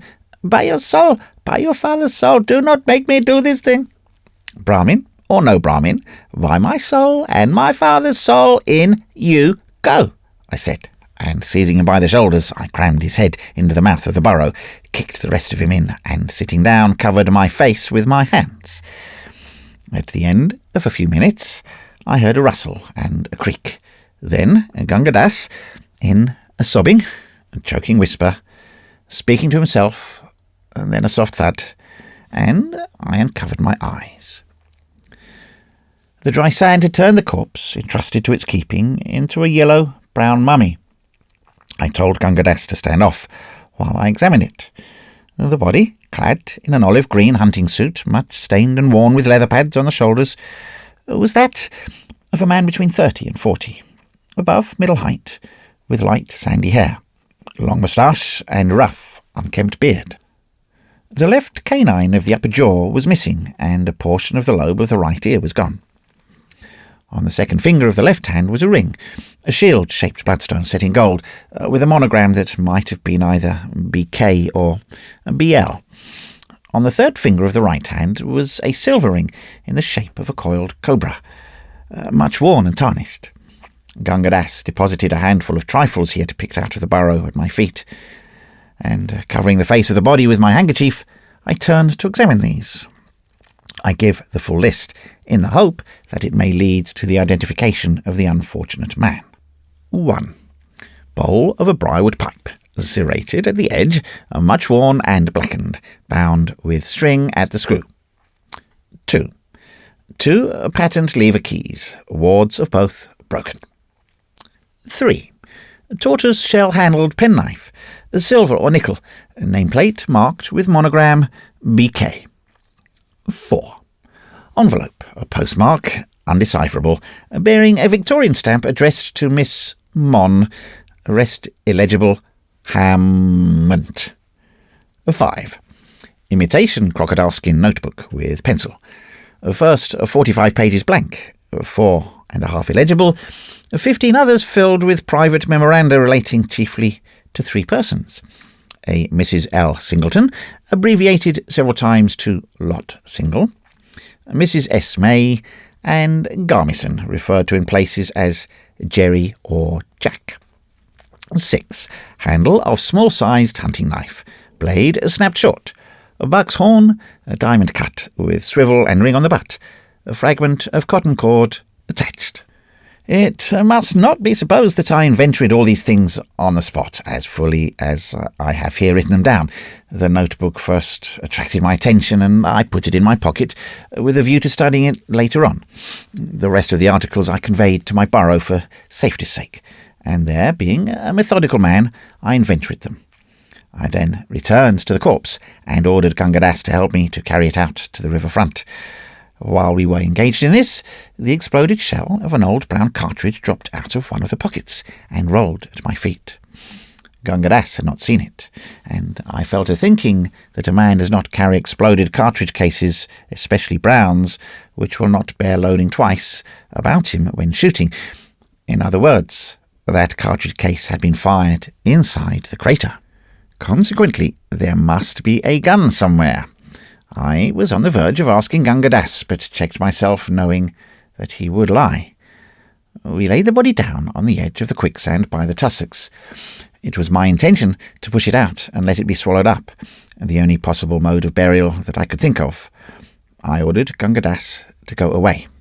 Then I gingerly put the corpse on the quicksand. In doing so, it was lying face downward. I tore the frail and rotten khaki shooting coat open, disclosing a hideous cavity in the back. I have already told you that the dry sand had, as it were, mummified the body. A bowman's glance showed that the gaping hole had been caused by a gunshot wound. The gun must have been fired with the muzzle almost touching the back. The shooting coat, being intact, had been drawn over the body after death, which must have been instantaneous. The secret of the poor wretch's death was plain to me in a flash. Someone of the crater, presumably Gunga Das, must have shot him with his own gun, the gun that fitted the brown cartridges. He had never attempted to escape in the face of the rifle fire from the boat. I pushed the corpse out hastily, and saw it sink from sight, literally, in a few seconds. I shuddered as I watched, in a dazed, half-conscious way. I turned to peruse the notebook. A stained and discoloured slip of paper had been inserted between the binding and the back, and dropped out as I opened the pages. This is what it contained.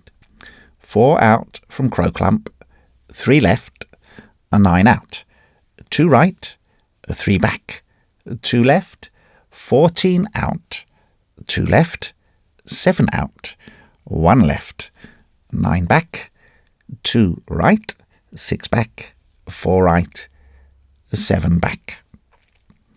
The paper had been burnt and charred at the edges.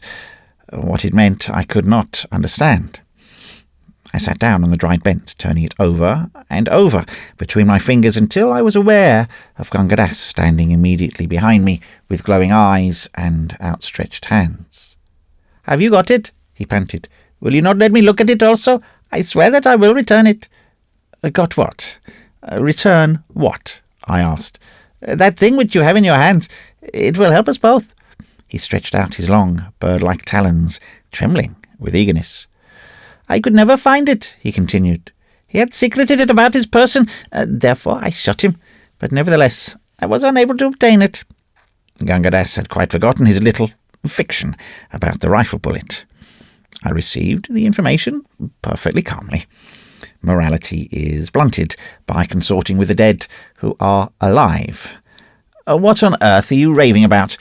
What is it you want me to give you?" "The piece of paper in the notebook. It will help us both. Oh, you fool, you fool! Can you not see what it will do for us? We shall escape." His voice rose, almost to a scream, and he danced with excitement before me. I own I was moved at the chance of getting away. Don't skip. Explain yourself. Do you mean to say that this slip of paper will help us? What does it mean? Read it aloud. Read it aloud. I beg and I pray you to read it aloud. I did so. Gunga Das listened delightedly and drew an irregular line in the sand with his fingers. See now, it was the length of his gun barrels, without the stock. I have those barrels. 4 gun barrels out from the place where I caught the crows. Straight out. Do you follow me?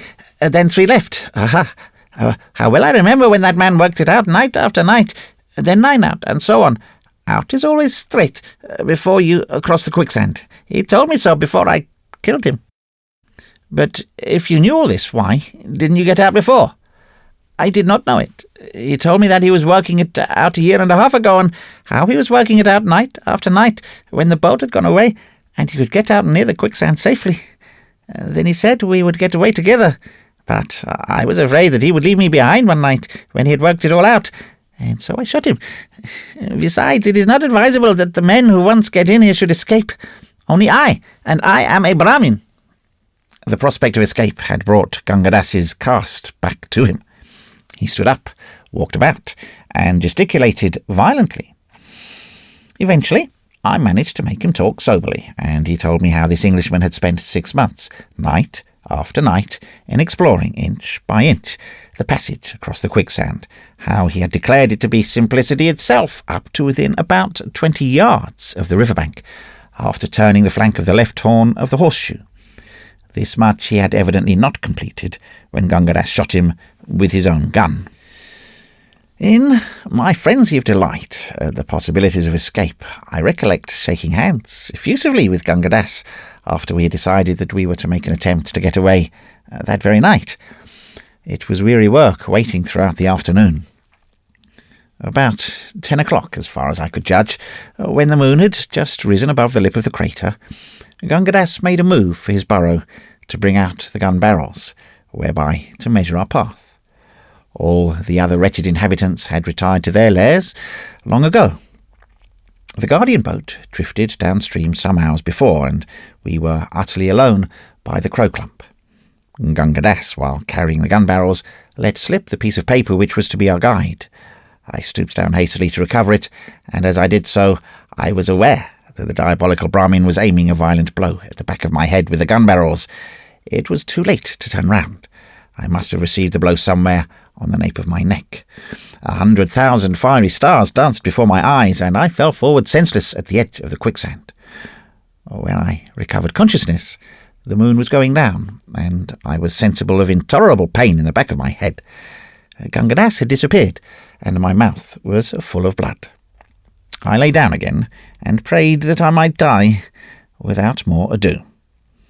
Then the unreasoning fury which I have before mentioned laid hold upon me, and I staggered inland toward the walls of the crater. It seemed that someone was calling to me in a whisper, "Sahib, Sahib, Sahib," exactly as my bearer used to call me in the mornings. I fancied that I was delirious until a handful of sand fell at my feet. Then I looked up and saw a head peering down into the amphitheatre, the head of Danu, my dog boy, who attended to my collies. As soon as he had attracted my attention, he held up his hand and showed a rope. I motioned, staggering to and fro the while, that he should throw it down. It was a couple of leather punka ropes knotted together, with a loop at one end. I slipped the loop over my head and under my arms, heard Danu urge something forward, was conscious that I was being dragged face downwards up the steep sand slope, and the next instant found myself choked and half fainting on the sand hills overlooking the crater. Danu, with his face ashy grey in the moonlight, implored me not to stay, but to get back to my tent at once. It seems that he had tracked Pornick's footprints 14 miles across the sands to the crater, had returned and told my servants, who flatly refused to meddle with anyone, white or black, once fallen into the hideous village of the dead. Whereupon Danu had taken one of my ponies and a couple of punka ropes, returned to the crater and hauled me out, as I have described. To cut a long story short, Danu is now my personal servant on a gold moha a month, a sum which I still think far too little for the services he has rendered. Nothing on earth will induce me to go near that devilish spot again, or to reveal its whereabouts more clearly than I have done. Of Gunga Das I have never found a trace, nor do I wish to. My sole motive in giving this to be published is the hope that someone may possibly identify, from the details and the inventory which I have given above, the corpse of the man in the olive green hunting suit.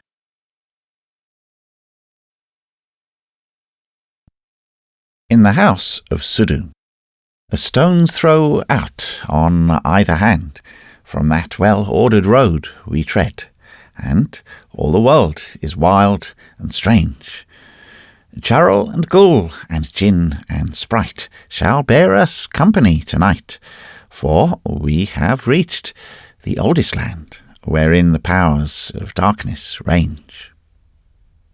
From the dusk to the dawn. The house of Suddhu near the Taksali Gate is two-storied with 4 carved windows of old brown wood and a flat roof. You may recognise it by 5 red handprints arranged like the 5 of diamonds on the whitewash between the upper windows. Bhagwan Das, the grocer, and a man who says he gets his living by seal cutting, live in the lower story with a troop of wives, servants, friends, and retainers. The 2 upper rooms used to be occupied by Janu and Azizan, and a little black and tan terrier that was stolen from an Englishman's house and given to Janu by a soldier. Today, only Janu lives in the upper rooms. Suddhu sleeps on the roof, generally, except when he sleeps in the street. He used to go to Peshawar in the cold weather to visit his son who sells curiosities near the Edwards Gate, and then he slept under a real mud roof. Suddhu is a great friend of mine because his cousin had a son who secured, thanks to my recommendation, the post of head messenger to a big firm in the station. Suddhu says that God will make me a lieutenant governor one of these days. I dare say his prophecy will come true. He is very, very old, with white hair and no teeth worth showing, and he has outlived his wits, outlived nearly everything except his fondness for his son at Peshawar. Janu and Azizan are Kashmiris, ladies of the city, and theirs was an ancient and more or less honourable profession. But Azizan has since married a medical student from the northwest, and has settled down to a most respectable life somewhere near Bareilly. Bhagwan Das is an extortionate and an adulterer. He is very rich. The man who is supposed to get his living by seal cutting pretends to be very poor. This lets you know as much as is necessary of the 4 principal tenants in the house of Suddhu. And then there is me, of course, but I am only the chorus that comes in at the end to explain things, so I do not count. Suddhu was not clever. The man who pretended to cut seals was the cleverest of them all. Bhagwan Das only knew how to lie, except Janu. She was beautiful, but that was her own affair. Suddhu's son at Peshawar was attacked by pleurisy, and old Suddhu was troubled. The seal-cutter man heard of Suddhu's anxiety and made capital out of it. He was abreast of the times.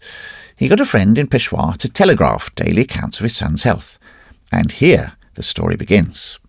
Suddhu's cousin's son told me one evening that Suddhu wanted to see me, that he was too old and feeble to come personally, and that I should be conferring an everlasting honour on the house of Suddhu if I went to him. I went, but I think, seeing how well off Suddhu was then, that he might have sent something better than an ekka, which jolted fearfully, to haul out a future lieutenant governor to the city on a muggy April evening. The ekka did not run quickly. It was full dark when we pulled up opposite the door of Ranjit Singh's tomb near the main gate of the fort. Here was Suddhu, and he said that by reason of my condescension it was absolutely certain that I should become a lieutenant governor while my hair was yet black.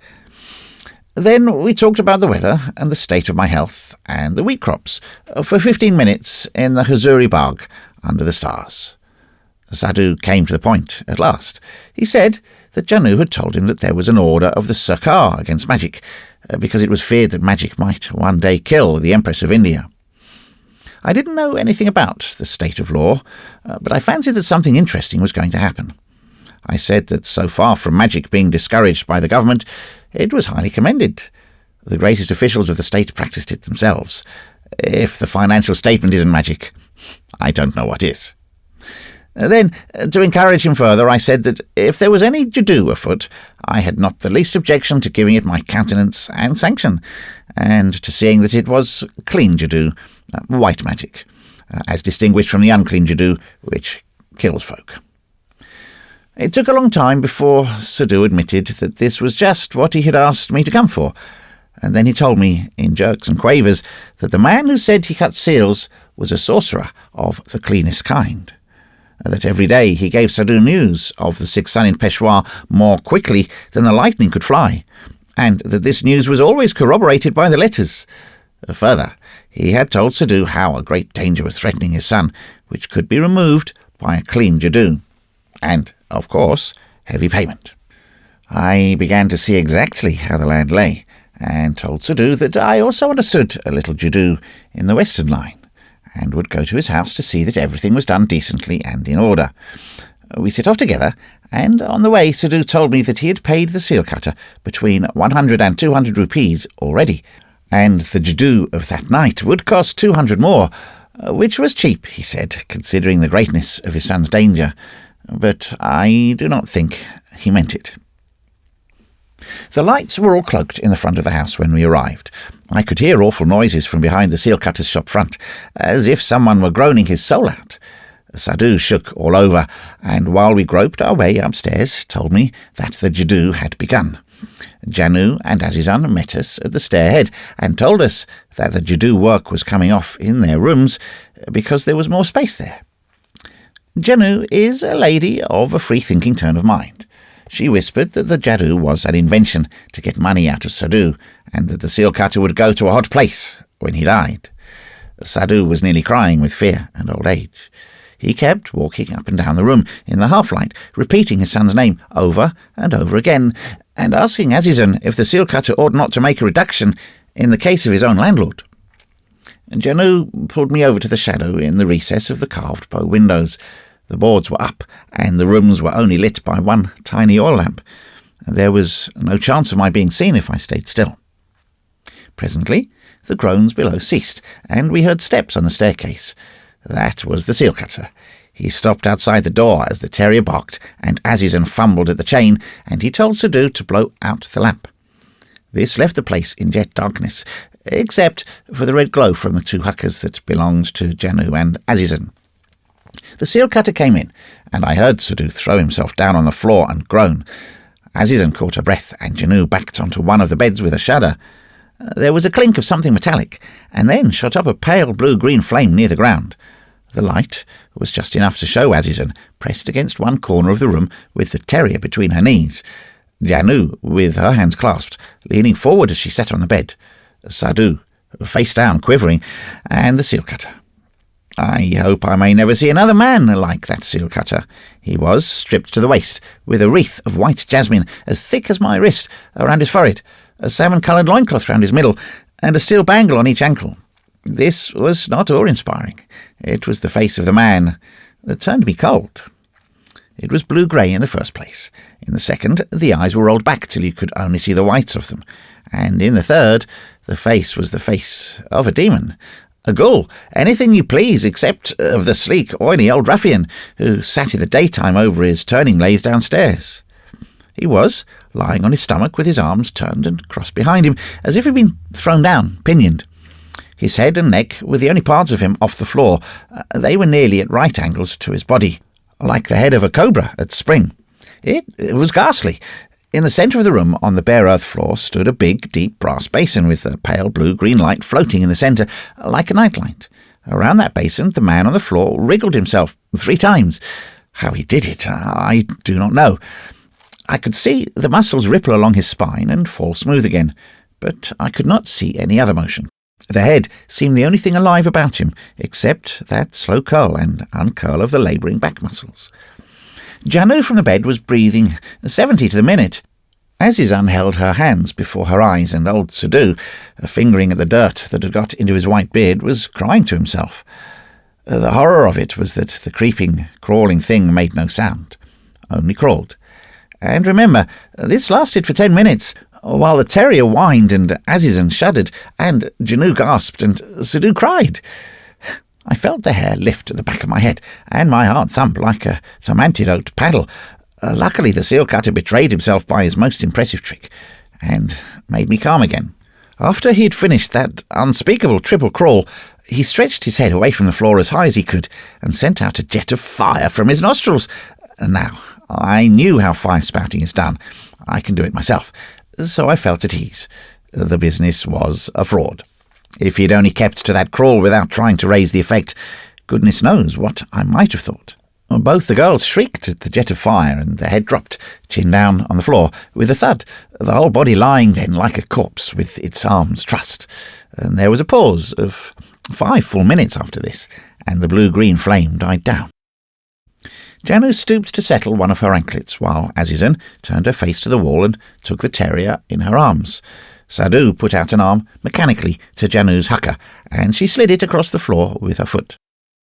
Directly above the body and on the wall were a couple of flaming portraits in stamped paper frames of the Queen and the Prince of Wales. They looked down on the performance, and to my thinking seemed to heighten the grotesqueness of it all. Just when the silence was getting unendurable, the body turned over and rolled away from the basin to the side of the room where it lay stomach up. There was a faint plop from the basin, exactly like the noise a fish makes when it takes a fly, and the green light in the centre revived.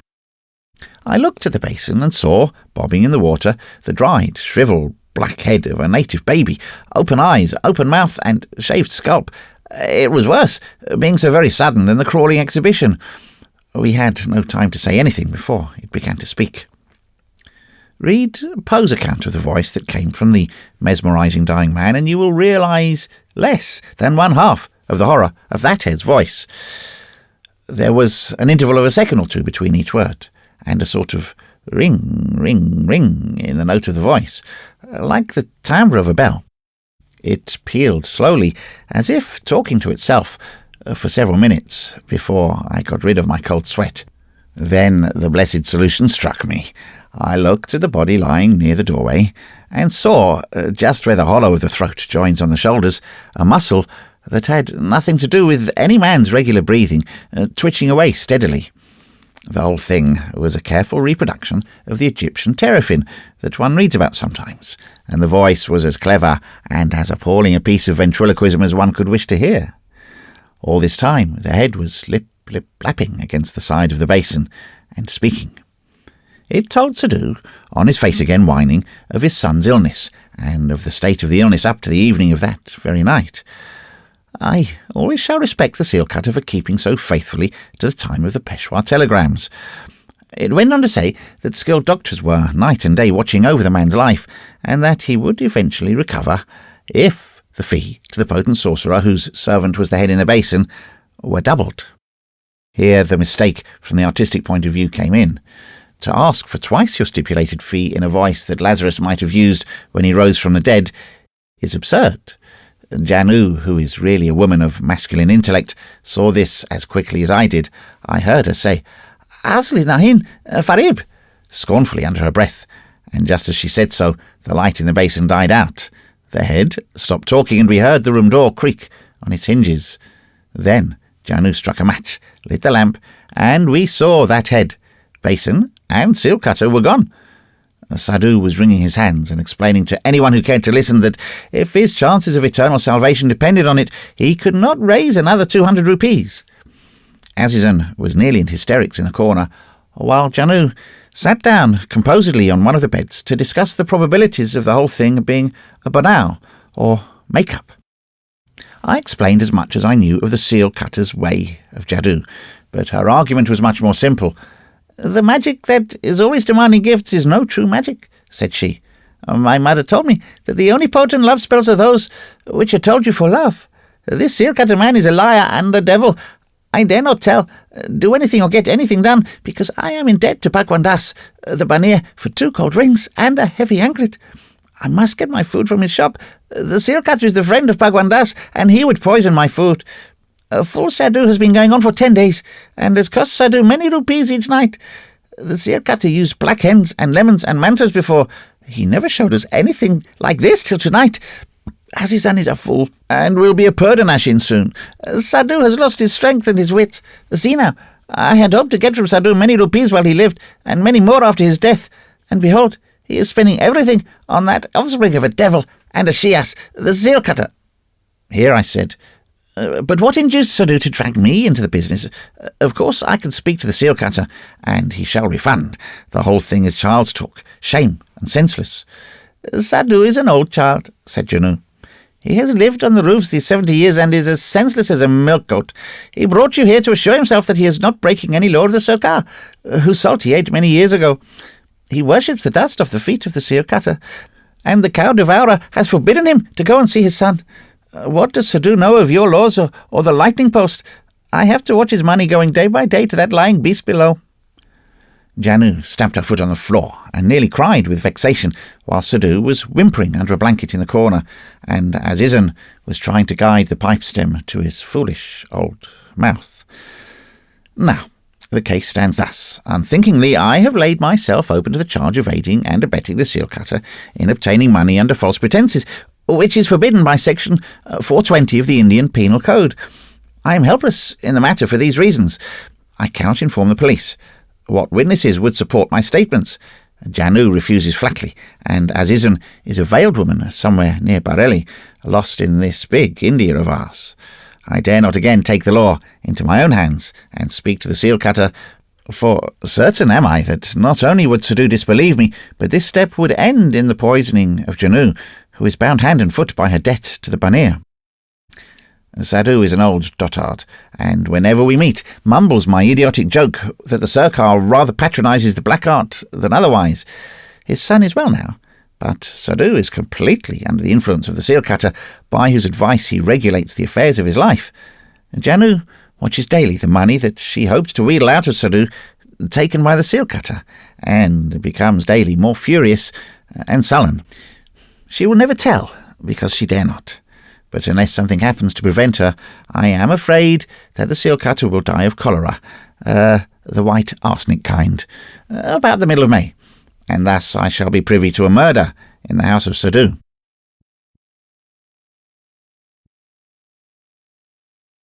Blackjack.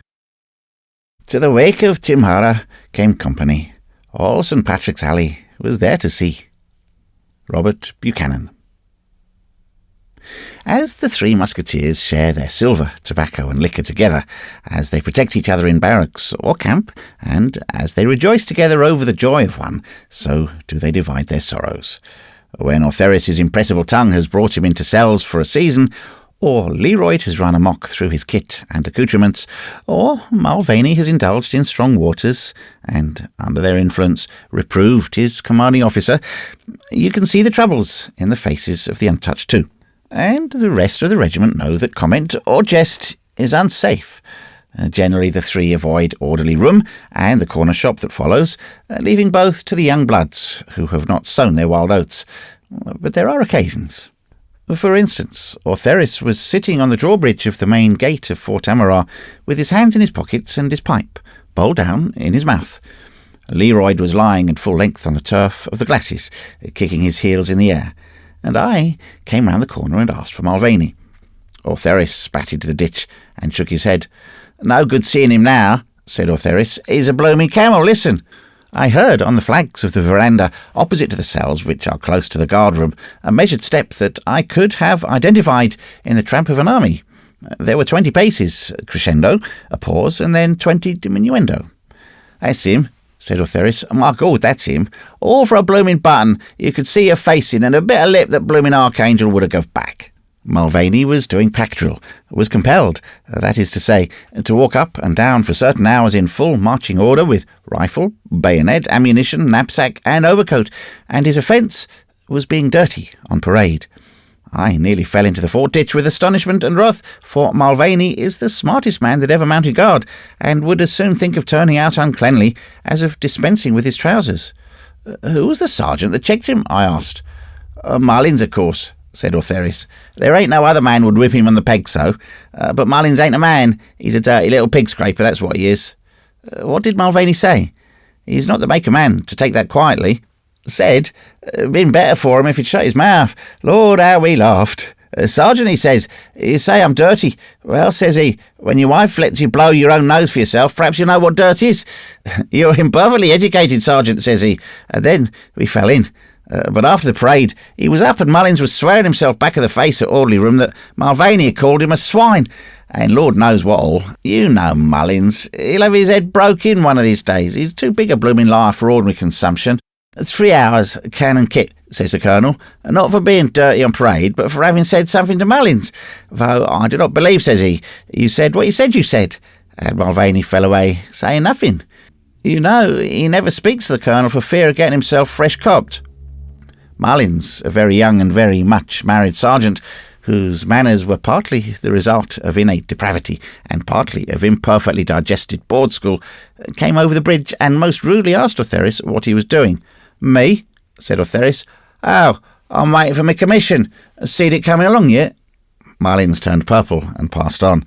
There was the sound of a gentle chuckle from the glasses where Leroyd lay. He expects to get his commission some day, explained Ortheris. God help the mess that have put their hands in the same kiddie as him. What time do you make it, sir? 4. Mulvaney will be out in half an hour. You don't want to buy a dog, sir, do you? A pup you can trust. Half rampor by the Colonel's greyhound. Ortheris, I answered sternly, for I knew what was in his mind. Do you mean to say that... I didn't mean to ask money of you anyhow, said Ortheris. I'd have sold you the dog good and cheap, but I know Mulvaney will want something after we've walked him off, and I ain't got nothing, nor he hasn't either. I'd sooner sell you the dog, sir. Struth I would. A shadow fell on the drawbridge, and Ortheris began to rise into the air, lifted by a huge hand upon his collar.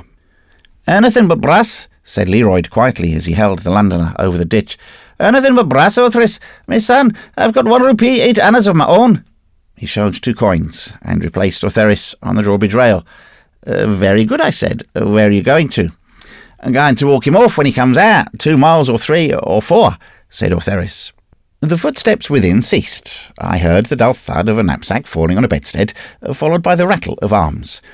10 minutes later, Mulvaney, faultlessly dressed, his lips tight, and his face as black as a thunderstorm, stalked into the sunshine on the drawbridge. Leroyd and Ortheris sprang from my side and closed in upon him, both leaning toward, as horses lean upon the pole. In an instant they disappeared down the sunken road to the cantonments, and I was left alone. Mulvaney had not seen fit to recognise me, so I knew that his trouble must be heavy upon him. I climbed one of the bastions and watched the figures of the 3 musketeers grow smaller and smaller across the plain. They were walking as fast as they could put foot to the ground, and their heads were bowed. They fetched a great compass round the parade ground, skirted the cavalry lines, and vanished in the belt of trees that fringes the low land by the river. I followed slowly and sighted them, dusty, sweating, but still keeping up their long, swinging tramp on the river bank.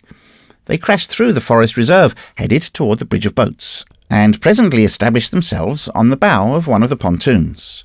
I rode cautiously till I saw 3 puffs of white smoke rise and die out in the clear evening air, and knew that peace had come again. At the bridgehead they waved me forward with gestures of welcome. "Tie up your horse," shouted Ortheris, "and come on, sir. We're all going home in this here blooming boat." From the bridgehead to the forest officer's bungalow is but a step. The messman was there, and would see that a man held my horse. Did the Sahib require aught else, a peg or beer? Richie Sahib had left 6 bottles of the latter, but since the Sahib was a friend of Richie Sahib, and he, the messman, was a poor man, I gave my order quietly and returned to the bridge. Mulvaney had taken off his boots and was dabbling his toes in the water. Leroyd was lying on his back on the pontoon, and Ortheris was pretending to row with a big bamboo. "I'm an old fool," said Mulvaney, reflectively, "dragging you 2 out of here because I was under the black dog, sulking like a child. Me that was soldiering when Mullins, and be damned to him, was squealing on counterpin for 5 shillings a week, and that paid. Oh, boys, I took you 5 miles out of natural perversity. Off you." "What's the odds so long as you're happy?" said Ortheris, applying himself afresh to the bamboo. "As well here as anywhere else." Leroyd held up a rupee and ate an a bit and shook his head sorrowfully. 5 mile from the canteen, all along of Mulvaney's blasted parade." "I know it," said Mulvaney penitently. "Why will you come with me? And yet I would be mortal sorry if you did not, any time. Though I am old enough to know better. I will do penance. I will take a drink of water." Authoress squeaked shrilly. The butler of the forest bungalow was standing near the railings with a basket, uncertain how to clamber down to the pontoon. "I knowed you'd have got liquor out of the blooming desert, sir," said Authoress, gracefully to me.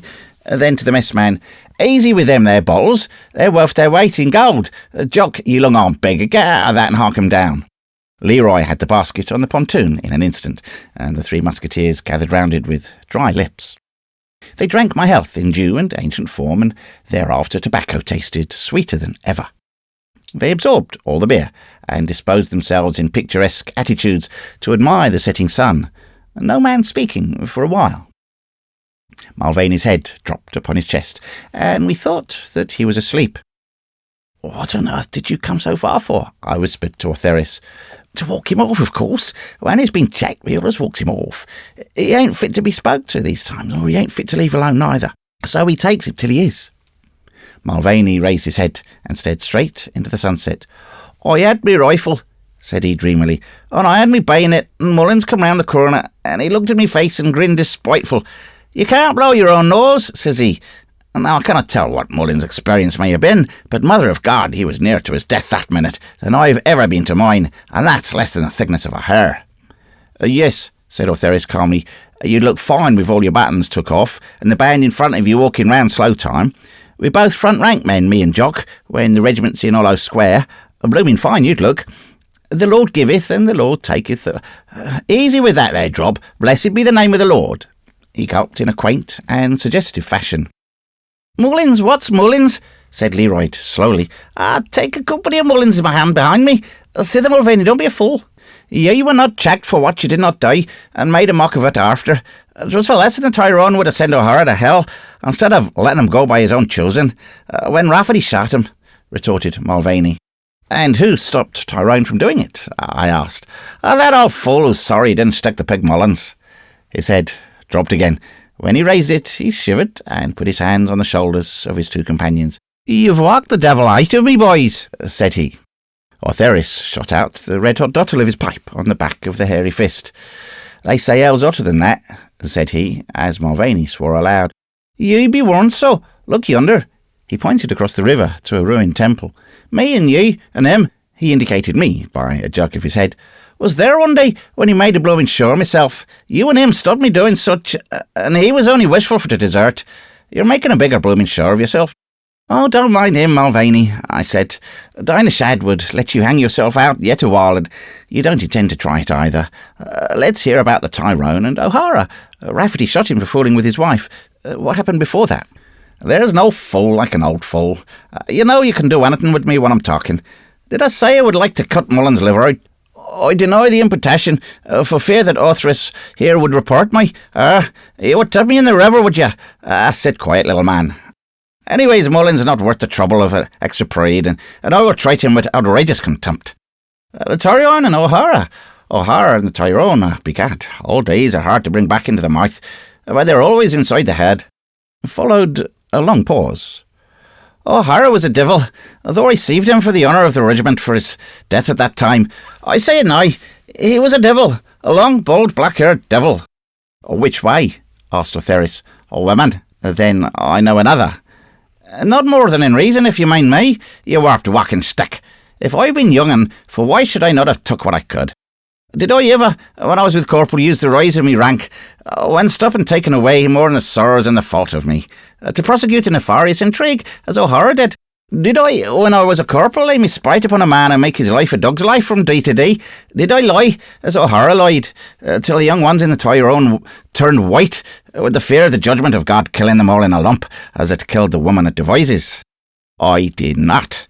I have sinned me sins, and I have made me confession, and Father Victor knows the worst of me. O'Hara was tuck, before he could speak, on Rafferty's doorstep, and no man knows the worst of him, but this much I know. The Tyrone was recruited any fashion in the old days, a draft from the Connemara, a draft from Portsmouth, a draft from Kerry, and that was a blazing bad draft here, there, and everywhere. But the large of him was Irish, black Irish. Now there are Irish and Irish. The good are good, as the best, but the bad are worse than the worst. 'Tis this way. They clug together in pieces as fast as thieves, and no one knows what they will do, till one turns informer and the gang is broke. But it begins again a day later, meeting in holes and corners and swearing bloody oaths and sticking a man in the back and running away, and then waiting for the blood money on the reward papers to see if it's worth enough. Those are the Black Irish, and 'tis they that bring disgrace upon the name of Ireland, and them I would kill, as I nearly killed one once. But to resume, my room, 'twas before I was married, was with 12 of the scum of the earth, the pickings of the gutter. Mine men that would neither laugh nor talk nor yet get drunk as a man should. They tried some of their dog's tricks on me, but I drew a line around the cat, and the man that transgressed it went into hospital for 3 days good. O'Hara put his spite in the room. He was my colour sergeant, and nothing could be done to please him. I was younger than I am now, and I took what I got in the way of dressing down and punishment drill with my tongue in my cheek. But I was different with the others, and why I cannot see is except that some men are born mean and go to dirty murder, where a fist is more than enough. After a while, they changed their tune to me and was desperate friendly, and 12 of them cousin O'Hara in chorus. "Yeah," says I, "O'Hara's a devil, and I'm not denying it, but as the only man in the world, let him go. He'll be tired of finding our kid fouling our countrymen unproperly kept. We will not let him go," says they. "Then take him," says I, "and a dash poor yield you'll get for your trouble." "Is he not misconducting himself with Slim his wife?" says another. "She's coming to the regiment," says I, "for what has made you this particular on a sudden? Has he not put his spite in the room full of us? Can we do anything that he will not check us for?" says another. "That's true," says I. "Will you not help us do aught?" says another. "A big bold man like you." "I will break his head upon his shoulders if he puts a hand on me," says I. "I will give him the lie if he says that I'm dirty, and I would not mind ducking him in the artillery troughs if it was not that I'm trying for me stripes." "Is that all you will do?" says another. "Have you no more spunk than that, you blood-drawn calf?" "Blood-drawn I may be," says I, getting back to me cotton, making me line round it, "but you know the man who comes across this mark will be more blood-drawn than me." "No man gives me the name in my mouth," I says. "Understand, I will have no part with you do anything you do, nor will I raise me fist to my superior." "Has anyone coming on?" says I. "They right on move, though I gave him full time, but stood groiling and snarling together at one end of the room." I took up my cap and went out to canteen, thinking no little of myself, and there I grew most undessedly drunk in my legs. Me head was all reasonable. "Hoyligan," I says to a man in E Company that was by way of being a friend of mine, "I'm overtook from the belt down. Do you give me the touch of your shoulder to preserve me formation and march me across the grind into the high grass? I'll sleep it off there," says I. And Hooligan, he's dead now, but good he was while he lasted. A walked with me, giving me the touch when I went wide, until we came to the high grass, and me faith, the sky and the earth was fair rolling under me. I made for where the grass was thickest, and there I slip off me lacquer with an easy conscience. He did not desire to come into the books too frequent, me character having been spotless for the good half of a year. When I rised, the drink was dying out on me, and I felt as though a she-cat had littered in me mouth. I had not learned to hold my liquor with comfort in them days. "'Tis little bitter I am now. I will get Hoyligan to pour a bucket over me head," thinks I. And I would have risen, but I heard someone say, "Mulvaney can take the blame for it for the backsliding hound he is." "Oh," says I, and me head rung like a guardroom gong. For what is the blame that this young man must take to oblige Tim Volmere? For 'twas Tim Volmere that spoke. I turned on me belly and crawled through the grass a bit at a time to where the speech come from. There was 12 of me rooms sitting down in a little patch, the dry grass waving above their heads and the sin of black murder in their hearts. I put the stuff aside to get a clearer view. "Oh, what's that?" says one man, jumping up. "A dog," says Volmere. "You're a nice hand to this job, as I said. Mulvaney will take the blame if it comes to a pinch." "'Tis hard to swear a man's life away," says a young one. "Thank you for that," thinks I. "Now, what the devil are your peregrines contriving against me?" "'Tis as easy as drinking your quart," says Volmere. "At 7 or thereon, O'Hara will come across to the market quarters, going to call on Slim his wife, the swine. One of us will pass the word to the room and we'll start the devil and all, and have a shine, laughing and cracking on and throwing our butts about. Then O'Hara will come and give us the order to be quiet. The more by token, because the rum lamp will be knocked over in the larkin. He will take the straight road to the inner door where there's a lamp in the veranda, and that'll bring him clear against the light as he stands. He will not be able to look into the dark. One of us will loose off, and a close shot it'll be, and shame to the man that misses. 'Twill be Mulvaney's rifle, she that is at the head of the rock. There's no mistaking, long-stocked, cross-eyed bitch, even in the dark. The thief misnamed me old foreign piece out of jealousy. I was persuaded of that, and it made me more angry than all. But, Volmere goes on, O'Hara will drop in by the time the light's lit again. There'll be some 6 of us on the chest of Mulvaney, crying murder and rape. Mulvaney's cot is near the inn door, and the smoking rifle be lying under him when we've knocked him over. We know, and all the regiment knows, that Mulvaney has given O'Hara more lip than any man of us. Will I bring any doubt at the court-martial? Would 12 honest soldier boys swear away the life of a dear, quiet, sweet-tempered man such as Mulvaney, with his line of pipe clay round his cot, threaten us with murder if we overstepped it, as we can truthfully testify? Mary, mother of mercy, thinks I to myself, it is this to have an unroiling number and fists fit to use on the sneaking hinds. The big drops ran down my face, for I was wake with the liquor and had not the full of my wits about me. I laid still and heard them working themselves up to swear my life by telling tales of every time I'd put me mark on one or another, and my faith, they was few that was not distinguished. 'Twas all in the way of fair fight, though, for never did I raise me hand except when they'd provoked me to it. "'Tis all well,' says one of them, "but how's to do the shooting?"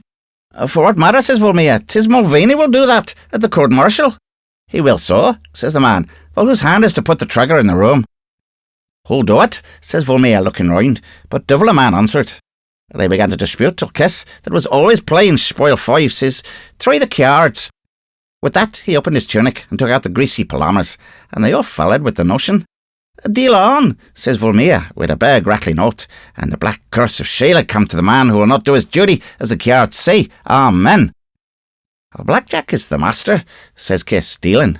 "Blackjack, sir, I should expatiate to you, is the ace of spades, which from time immemorial has been intimately connected with battle, murder, and sudden death."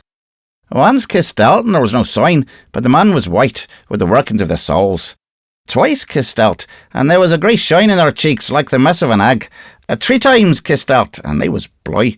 "Have you not lost him?" says Vulmia, wiping the sweat on him. "Let's have done quick."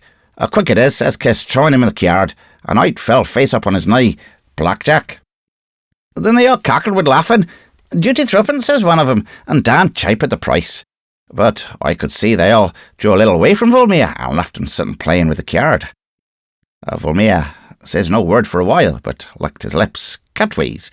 Then he threw up his head and made the men swear by every oath known to stand by him, not a line in the room, but at the court-martial that was set on me. He told off 5 of the biggest to stretch me on my cot with the shot was fired, and another man he told off to put out the light, and yet another to load me rifle. He would not do that himself, and that was queer, for 'twas but a little thing considering. Then they swore over again that they would not betray one another, and creep out of the grass in different ways, tie by tie. A mercy it was they did not come on me. I was sick with fear in the pit of my stomach. Sick, sick, sick. After they was all gone, I went back to the canteen and called for a quart to put a third in me. Vulmia was there drinking heavy and politeful to me, beyond reason. What'll I die, thinks I to myself when Vulmia went away. Presently, the armour sergeant comes in stiffing and crackling and not pleased with anyone, because the Martin Henry being new to the regiment in these days was used to play the mischief with her arrangements.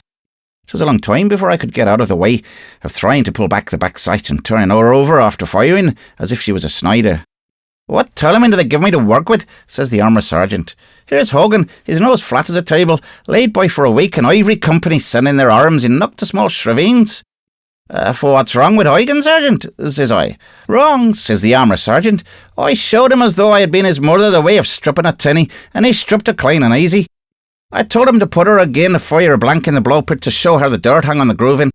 He did that, but he did not put in the pin of the falling block, and of course, when he fired, he was struck by the block jumping clear. Well, for him 'twas but a blank. A full charge would have cut his eye out. I looked a trifle wiser than a boiled sheep's head. "How's that, sergeant?" says I. "This way, you blundering man, and don't you be doing it," says he. With that, he shows me a Wester action, the breech of her all cut away to show the inside, and so pleased was he to grumble that he demonstrated what Hogan had done twice over. "And that comes of not knowing the weapon you're provided with," says he. "Thank you, sergeant," says I. "I will come to you again for further information." "You will not," says he. "Keep your clean and rod away from the breech pin or you'll get into trouble." I went outside, and I could have danced with delight for the grandeur of it. They will load me rifle, good luck to them, while I'm away, thinks I. And the buck I went to the canteen to give them their clear chance. The canteen was filling with men at the end of the day. I made a feint to be far gone and drink, and one by one, all me roomful came and with Vulmia. I went away, walking thick and heavy, but not so thick and heavy that anyone could have took me. Sure and true, there was a cartridge gone from me pouch and lying snug in me rifle. I was hot with rage against them all, and I worried the bullet out of my teeth as fast as I could. The room being empty. Then I took my boot and the cleaning rod and knocked out the pin of the falling block. Oh, 'twas music when the pin rolled on the floor. I put it in me pouch and stuck a dab of dirt in the holes in the plate, putting the falling block back. That'll do your business for me, says I, lying easy on the cot. Come and sit on me chest, the whole room of you, and I will take it to me bosom for the biggest devils that ever cheated Halter. I would have no mercy on Volmia, his eye, or his life. Little I cared. At dusk they came back, the 12 of them, and they had all been drinking. I was shamming sleep on the cot. One man went outside the veranda, then he whistled, and they began to rage round the room carrying on tremendous. But I never went to hear men laugh as they did, skylarking too. 'Twas like mad jackals. Stop that blasted noise, says O'Hara in the dark, and pop goes the room lamp. I could hear O'Hara running up and the rattling of me rifle in the rack, and the men breathing heavy as they stood round me cot. I could see O'Hara in the light of the veranda lamp, and then I heard the crack of me rifle. She cried loud, poor darling being mishandled. Next minute, 5 men were holding me down. Go easy, I says, of what's it all about? Then Volmir on the floor raised a howl you could hear from one end of countenance to the other. I'm dead, I'm butchered, I'm blind, says he. Saints have mercy on me sinful soul. Send for Father Constant. Oh, send for Father Constant and let me go clean. But that, I knew, was not so dead as I could have wished. O'Hara picks up the lamp in the veranda with a hand as steady as a rest. For what damn dog's trick is this of yours, says he, and turns the light on Tim Volmia that was swimming in blood from top to toe. The fallen block had sprung free behind a full charge of powder. Good care I took to bite down the brass after taking out the bullet, that there might be something to give it full worth, and it cut Tim from the lip to the corner of the right eye, leaving the eyelid in tatters, and so hopping along the forehead to the hair. 'Twas more of a raking plough, if you'll understand, than a clean cut. Never did I see a man bleed as Volmia did. The drunken sty that he was in pumped the blood strong. The minute the man sitting on me chest heard O'Hara spiking, they scattered each one to his cot and cried out very politeful, What is it, Sergeant? What is it? Says O'Hara, shaking Tim. Well and good, you know what is, you skulking ditch-lurking dogs. Get a dolly and take the whimpering Scot away. There'll be more heard of that than of you'll care for. Volmia sat up, rocking his head in his hand and moaning for Father Constant. Be done, says O'Hara, dragging him up by the hair. You're none so dead you cannot go 15 years for trying to shoot me. I did not, says Volmia. I was shooting myself. That's square, says O'Hara, for the front of me jacket is black with your powder. He took up the rifle that was still warm and began to laugh. I'll make your life healthy, says he, for attempted murder and keeping your rifle on properly. You'll be hanged first and then put under stoppages for 4.15. The rifle's done for, says he. Why, 'tis my rifle, says I, coming up to look. Volmia, you devil, what were you doing with her? Answer me that. Leave me alone, says Volmia. I'm dying. I'll wait till you're better, says I, and then we two will talk out on bridges. O'Hara pitched him into the dolly, none too tender, but all the boys kept by their cats, which was not the sign of innocent men. I was hunting everywhere for me falling block, but not finding it at all. I never found it. Now will I die, says O'Hara, swinging the veranda light in his hand and looking down the room. I had hate and contempt of O'Hara, and I have now, dead though he is, but for all that, will I say he was a brave man. He is a basking in purgatory this tide, but I wish he could hear that. When he stood looking down the room of the boys shivered before the eye of him, I knew him for a brave man, and I liked him so. What'll I die? Says O'Hara again, and we heard the voice of a woman low and soft in the veranda. 'Twas Slimmy's wife come over at the shot, sitting on one of the benches and scarce able to walk. Denny dear, says she, have they killed you? O'Hara looked down the room again and showed his teeth to the gum, then he spat on the floor. You're not worth it, says he. Light that lamp, ye dogs, and with that he turned away, and I saw him walking off with Slimmy's wife, she trying to wipe off the powder black on the front of his jacket with her handkerchief. Brave man you are, thinks I, a brave man and a bad woman. No one said a word for a time. They was all ashamed, past speech. For what do you think he will die? Says one of them at last. He knows we're all in it. Are we so? Says I from me cot. The man that says that to me will be hurt. I do not know, says I, what underhand devilment you have contrived, but by what I've seen, I know that you cannot commit murder with another man's rifle, such shaking coward you are. I'm going to sleep, says I, and you can blow me head off while I lay. I did not sleep, though, for a long time, and can you wonder? Next morning the news was through all the regiment, and there was nothing the men did not tell. O'Hara reports fair and easy that Volmea was come to grief through tampering with his rifle in barracks, all for to show the mechanism. And by my soul, he had the impertinence to say that he was on the spot at the time and could certify that it was an accident. You might have knocked me rumful down with a straw when they heard that. 'Twas lucky for him that the boys was always trying to find out how the new rifle was made, and a lot of them had come up for easing the pull by sticking bits of grass and such in the part of the lock that showed neither trigger. The first issues of the tinners was not covered in, and I myself have eased the pull of mine time and again. A light pull is 10 points on the range to me. I will not have this foolishness, says the Colonel. I will twist the tail of Volmea, says he. But when he saw him all tied up and grown in the hospital, he changed his will. Make him an early convalescence, says he to the doctor. And Volmea was made so for a warning. His big bloody bandages and face puckered up to one side did more to keep the boys from messing with the insides of their rifles than any punishment. O'Hara gave no reason for what he'd said, and all my roomful were too glad to inquire, though he put his spite upon them more wearing than before. One day, however, he took me apart, very polite, for he could be that at choosing. You're a good sodger, though. You're a damned insolent man, says he. Fair word, Sergeant, says I. Or I might be insolent again. 'Tis not like ye, says he, to leave your rifle in the rack without the breechpin, for without the breechpin she was when Volmea fired. I should have found the break of it in the eyes of the holes else, he says. Sergeant, says I, what would your life have been worth if the breechpin had been in place? For, on me soul, me life would be worth just as much to me if I told you whether it was or 'twas not. Be thankful the bullet was not there, I says. That's true, says he, pulling his moustache, but I do not believe that you, for all your lip, was in that business. Sergeant, says I could hammer the life out of a man in 10 minutes with me fists if that man displeased me, for I am a good soldier, and I'll be threatened as such in while me fists are me own, they're strong enough for all work I have to do. They do not fly back towards me, says I, looking him between the eyes. You're a good man, says he, looking me between the eyes, and he was a grand-built man to see. You're a good man, he says, and I could wish for the pure frolic of it, that I was not a sergeant, or that you were not a privet, and you will think me no coward when I say this thing. I do not, says I. I saw you in Volmea mishandle the rifle, but Sergeant, I says, take the word from me now, speaking as man to man with the stripes off, though it is little right I have to talk, me being what I am by nature. This time you took no harm, and next time you may not.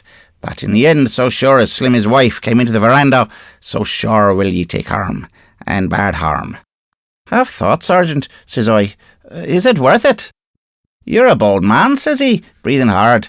A very bold man, but I am a bold man too. Do you go your way, Private Mulvaney, and I will go mine. We had no further speech then or after, but one by another he drafted the 12 men in me room out into the other rooms and got them spread among the companies, for they was not a good breed to live together in the company officers saw it. They would have shot me in the night if they known what I knew, but they did not. And in the end, as I said, O'Hara met his death from Rafferty for fooling with his wife. He went his own way too well. Too well.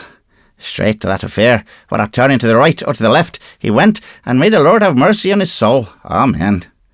Here, said Orthris, pointing the moral with a wave of his pipe. And this is him who would be a bloomin' Valmere all for the sake of Mullins and a bloomin' button. Mullins never went after a woman in his life. Mrs. Mullins, she saw him one day. Orthris, I said hastily, for the romances of Private Orthris are all too daring for publication. Look at the sun. It's 6:15. Oh, Lord, 3/4 of an hour for 5.5 miles. We'll have to run like Jimmy-O. The three musketeers clambered onto the bridge and departed hastily in the direction of the cantonment road. When I overtook them, I offered them 2 stirrups and a tail, which they accepted enthusiastically. Ortheris held the tail, and in this manner we trotted steadily through the shadows by an unfrequented road. At the turn into the cantonments we heard carriage wheels. It was the Colonel's barouche, and in it sat the Colonel's wife and daughter. I caught a suppressed chuckle, and my beast sprang forward with a lighter step. The 3 musketeers had vanished into the night.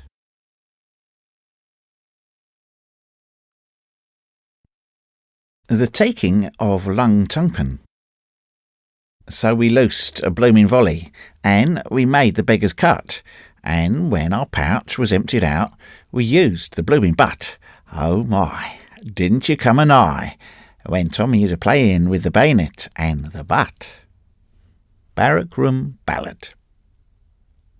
My friend, Private Mulvaney, told me this, sitting on the parapet of the road to Dagshay, when we were hunting butterflies together. He had theories about the army and coloured clay pipes perfectly. He said that the young soldier is the best to work with on account of the surpassing innocence of the child. "Now listen," said Mulvaney, throwing himself full length on the wall in the sun.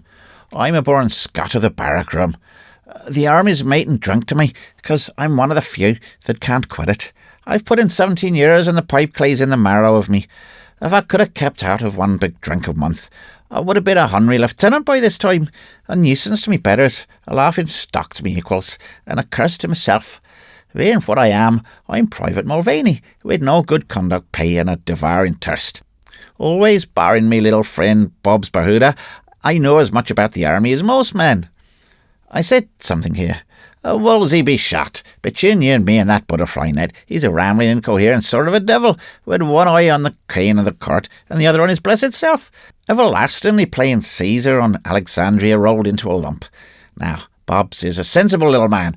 With Bobs and a few 3-year-olds, I'd sweep me army of the earth into a towel and throw it in afterwards. Faith, I'm not joking. 'Tis the boys, the raw boys. They don't know what a bullet means. I wouldn't care if they did. They do the work. They're crammed with bullmate till they fairly ramps with good living, and then if they don't fight, they blow each other's heads off.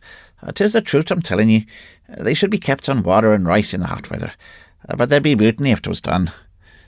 Did you ever hear how Private Mulvaney took the town of Lungtungpen? I thought not. 'Twas the lieutenant got the credit, but 'twas me planned the scheme. A little before I was invalided from Burma, me and 24 young ones, under a Lieutenant Brezinos, was ruining our digestions, trying to catch dacoits, and such double-ended devils I never knew. 'Tis only a dar and a snidna that makes a dacoit. Without them, he's a peaceful cultivator and a felony for the shite. We hunted and we took fever and elephants now and again, but no dacoits. Eventually, we puck around one man. "Treat him tenderly," says a lieutenant. So I took him away into the jungle with the Burmese interpreter and me cleaning rod. Says I to the man, "Me peaceful squiring," says I. "You shut in your hunkers and demonstrate to my friend here where your friends are when they're at home." With that, I introduced him to the cleaning rod, and he come to the job of the interpreter interpreting, and in-betweens and me helping the intelligence department with me cleaning rod when the man misremembered. Presently I learned that across the river, about 9 miles away, was a town just dripping with daws and bows and arrows and dacoits and elephants and jungles, and "Good," says I, "this office will now close." That night I went to the lieutenant and communicates my information. I never thought much of Lieutenant Brasenose till that night. He was a stiff with the books and theories and all manner of trimmings and no matter of use. "A town, did ye say?" says he. "According to the theories of war, we should wait for the reinforcements. Faith, thinks I, we better dig our graves then, for the nearest troops was up at their stocks in the marshes out Mimbo way. But, says the lieutenant, since 'tis a special case, I'll make an exception. We'll visit this Lungtungpen tonight." The boys was fairly wild with delight when I told them, and by this and that they went through the jungle like buck rabbits. About midnight, we come to the stream where I'd clean forgotten to mention to my officer. I was on ahead with 4 boys, and I thought the lieutenant might want to theorise. "Strip, boys," says I. "Strip to the buff and swim in where glory waits." "But I can't swim," says 2 of them. To think, I should live to hear that from a boy with a board school education. Says I, "Take a lump of timber and me and Connolly here will ferry over you young ladies." We got an old tree trunk and pushed off with the kits and the rifles on it.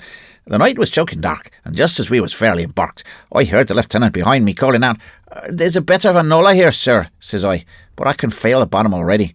So I could, for I was another yard from the bank.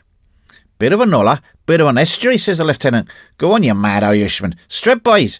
I heard him laugh, and the boys began stripping and roiling and logging to the weather to put their kits on. So me and Connolly struck out through the warm weather with our log, and the rest came on behind. That stream was miles wide. Othris on the rear rank log whispers we had got into the Thames below Sheerness by mistake. "Keep on swimming, you little blaggard," says I, "and don't go poking your dirty little jokes at the Irrawaddy." "Silence, men," sings out the lieutenant. So we swam onto the black dark, with our chests on the logs, trusting in the saints and the luck of the British Army. Eventually, we hit ground, a bit of sand, and a man. I put my heel on the back of him. He screeched and ran. "Now we've done it," says Lieutenant Brasenose. "Where the devil is Lungtungpen?" "There's about a minute and a half to wait." The boys laid a hold of their rifles, and some tried to put their belts on. We was marching with fixed bayonets, of course. Then we knew where Long Tunpin was, for we had hit the river wall of it in the dock, and the old town blazed with them missing jingles and sniders like a cat's back on a frosty night. They was firing all the ways at once, but over our heads into the stream. "Have you got your rifle?" says Brasenose. "I got him," says Otris. "I've got that thief Mulvaney's for me old Peacock, and she'll kick me heart sick with that blundering long stock of hers." "Oh, go on," yells Brasenose, whipping his sword out. "Go on and take the time, and the Lord have mercy on our souls." And then the boys gave one the stiffs and howl and pranced into the dark, failing for the time and blinding and stiffing like cavalry riding masters when the grass pricking their bare legs. I hammered with the butt at some bamboo thing that felt weak, and the rest came and hammered contagious, while the jingles was jingling, and ferocious yells from inside was splitting our ears. We was too close under the wall for them to hurt us. Eventually, the thing, whatever it was, broke, and the 6 and 20 of us tumbled, one after the other, naked as we was born into the town of Long Tunpin. There was a melee of a sumptuous kind of for a while, but whether they took us all white and wet for a new breed and devil, or a new kind of dacoit, I don't know. They ran us through when we was both, and we went into them bayonet and butt shrieking, wide laughing. There was torches in the streets, and I saw the little Arthurus rubbing his shoulder every time he loosed my little stock martini, and Brasenose walking into the gang with his sword like Diarmid of the Golden Collar, barring he hadn't a stitch of clothing on him. We discovered elephants with the kites under their bellies, and that one thing and another, we was busy till morning taking possession of the town of Long Tunpin. Then we halted up and formed up, the women howling in the houses, and Lieutenant Brasenose blushing pink in the light of the morning sun. It was the most undecent parade I ever took a hand on. 25 privates and an officer of the line in review order, and not as much as would a dust of fife between them all in the way of clothing. 8 of us had their belts and pouches on, but the rest had gone in with a handful of cartridges in the skin God gave them. They was as naked as Venus. "A number off from the right," says the lieutenant. "Odd numbers fall out to dress, even numbers patrol the town till relieved by the dressing party." Let me tell ye, patrolling a town with nothing on is an experience. I patrolled for 10 minutes, and begad, before it was over I blushed. The women laughed so. I never blushed before or since, but I blushed all over me carcass then. Arthurus didn't patrol. He says only, "Portsmouth barracks in the hour of the Sunday." Then he lay down and roiled in ways with laughing. When we was all dressed, we counted the dead, 75 dacoits besides wounded. We took 5 elephants, 170 sniders, 200 tars, and a lot of other buglarious truck. Not a man of us was hurt, except maybe a lieutenant, and he from the shock to his decency. The head man of Long Tunpin, who surrendered himself, asked the interpreter, "If the English fight like that with their clothes off, what in the world do they do with their clothes on?" Arthurus began rolling his eyes and cracking his fingers and dancing a step dance for to impress the headman. He ran to his house, and we spent the rest of the day carrying the lieutenant on our shoulders round the town and playing with the Burmese babies, fat, little brown little divils as pretty as pictures. When I was invalided for the dysentery to India, I says to the lieutenant, "Sir," says I, "you've the makings in you of a great man, but have you let an old sodger speak? You're too fond of the horizon." He shook hands with me and says, "Hit high, hit low. There's no plays in you, Mulvaney. You've seen me waltzing through Long Tunpin like a red Indian without the war paint, and you say I'm too fond of the horizon." "Sir," says I, for I loved the boy, "I would waltz with you in that condition through hell, and so would the rest of the men." Then I went downstream in the flat and left him my blessing. May the saints carry it where it should go, for he was a fine, upstanding young officer. To resume, what I've said just shows the use of 3-year-olds. Would 50 seasoned soldiers have taken Long Tunpin in the dark that way? No. They know the risk of fever and chill, let alone the shooting. 200 might have done it, but the 3-year-olds know little and care less, and where there's no fear, there's no danger. Catch them young, feed them high, and by the honour of that great little man, Bobs, behind a good officer, 'tisn't only dacoits they'd smash with their clothes off, 'tis continental armies. They took Long Tunpin naked, and they'd take St. Petersburg in their jaws. Becat, they would that. Here is your pipe, sir. Smoke her tenderly with honeydew, after letting the reek of the canteen plug die away. But 'tis no good, thanks to you all the same filling me pouch with your chopped hay. A canteen backie's like the army. It spoils a man's taste for milder things. So saying, Mulvaney took up his butterfly net and returned to barracks.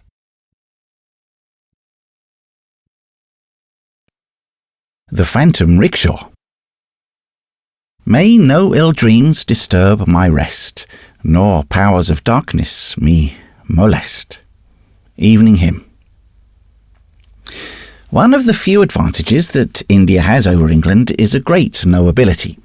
After 5 years' service, a man is directly or indirectly acquainted with the 200 or 300 civilians in his province, all the messes of 10 or 12 regiments and batteries, and some 1,500 other people of the non-official caste. In 10 years his knowledge should be doubled, and at the end of 20 he knows or knows something about every Englishman in the empire, and may travel anywhere and everywhere without paying hotel bills. Globetrotters who expect entertainment as a right have, even within my memory, blunted this open-heartedness. But nonetheless today, if you belong to the inner circle and are neither a bear nor a black sheep, all houses are open to you, and our small world is very, very kind and helpful. Rickett of Carmarthen stayed with Polder of Cumain some 15 years ago. He meant to stay 2 nights, but was knocked down by rheumatic fever, and for 6 weeks disorganised Polder's establishment, stopped Polder's work, and nearly died in Polder's bedroom. Polder believes as though he had been placed under eternal obligation by Rickett, and yearly sends the little Ricketts a box of presents and toys. It is the same everywhere. The men who do not take the trouble to conceal from you their opinion that you are an incompetent ass, and the women who blacken your character and misunderstand your wife's amusements, will work themselves to the bone in your behalf if you fall sick or into serious trouble. Heatherly, the doctor, kept, in addition to his regular practice, a hospital on his private account, an arrangement of loose boxes for incurables, his friend called it.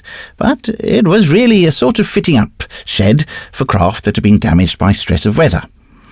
The weather in India is often sultry, and since the tale of bricks is always a fixed quantity, and the only liberty allowed is permission to work overtime and get no thanks, men occasionally break down and become as mixed as the metaphors in this sentence. Heatherly is the dearest doctor that ever was, and his invariable prescription to all his patients is lie low, go slow, and keep cool. He says that more men are killed by overwork than the importance of this world justifies. He maintains that overwork slew Pansy, who died under his hands about 3 years ago. He has, of course, the right to speak authoritatively, and he laughs at my theory that there was a crack in Pansy's head, and a little bit of the dark world came through and pressed him to death. Pansy went off the handle, says Heatherly, after the stimulus of long leave at home. He may or he may not have behaved like a blackguard to Mrs. Keith Wessington. My notion is that the work of the Catabundi settlement ran him off his legs, and that he took to brooding and making much of an ordinary P&O flirtation. He certainly was engaged to Miss Mannering, and she certainly broke off the engagement. Then he took a feverish chill, and all that nonsense about ghosts developed. Overwork started his illness, kept it alight, and killed him. Poor devil. Write him off to the system. 1 man to take the work of 2.5 men. I do not believe this. I used to sit up with Pansy sometimes when Heatherly was called out to patients, and I happened to be within claim. The man would make me most unhappy by describing in a low, even voice the procession that was always passing at the bottom of his bed. He had a sick man's command of language. When he recovered, I suggested that he should write out the whole affair from beginning to end, knowing that ink might assist him to ease his mind. When little boys have learned a new bad word, they are never happy till they have chalked it up on a door, and this also is literature. He was in a high fever while he was writing, and the Blood and Thunder magazine diction he adopted did not calm him. 2 months afterward, he was reported fit for duty, but in spite of the fact that he was urgently needed to help an undermanned commission stagger through a deficit, he preferred to die, vowing at the last that he was hag-ridden. I got his manuscript before he died, and this is his version of the affair, dated 1885. My doctor tells me that I need rest and change of air. It is not improbable that I shall get both ere long. Rest that neither the red-coated messenger nor the midday gun can break, and change of air far beyond that which any homeward-bound steamer can give me. In the meantime, I am resolved to stay where I am, and in flat defiance of my doctor's orders, to take all the world into my confidence. You shall learn for yourselves the precise nature of my malady, and shall too judge for yourselves whether any man born of woman on this weary earth was ever so tormented as I. Speaking now as a condemned criminal might speak, ere the drop bolts are drawn, my story, wild and hideously improbable as it may appear, demands at least attention, but that it will receive credence I utterly disbelieve. 2 months ago I should have scouted as mad or drunk the man who had dared tell me the like. 2 months ago I was the happiest man in India. Today, from Peshawar to the sea, there is no one more wretched.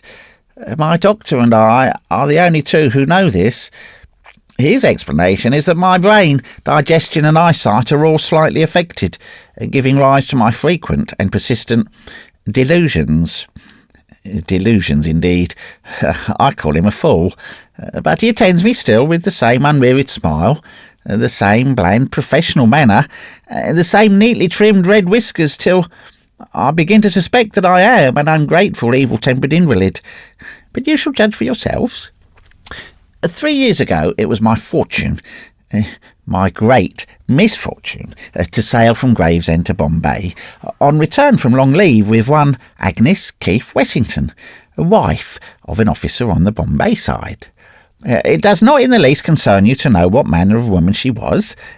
Be content with the knowledge that ere the voyage had ended, both she and I were desperately and unreasoningly in love with one another. Heaven knows that I can make the omission now without one particle of vanity. In matters of this sort there is always one who gives and another who accepts. From the first day of our ill-omened attachment, I was conscious that Agnes's passion was a stronger, a more dominant and, if I may use the expression, a purer sentiment than mine. Whether she recognised the fact then, I do not know. Afterward it was bitterly plain to both of us.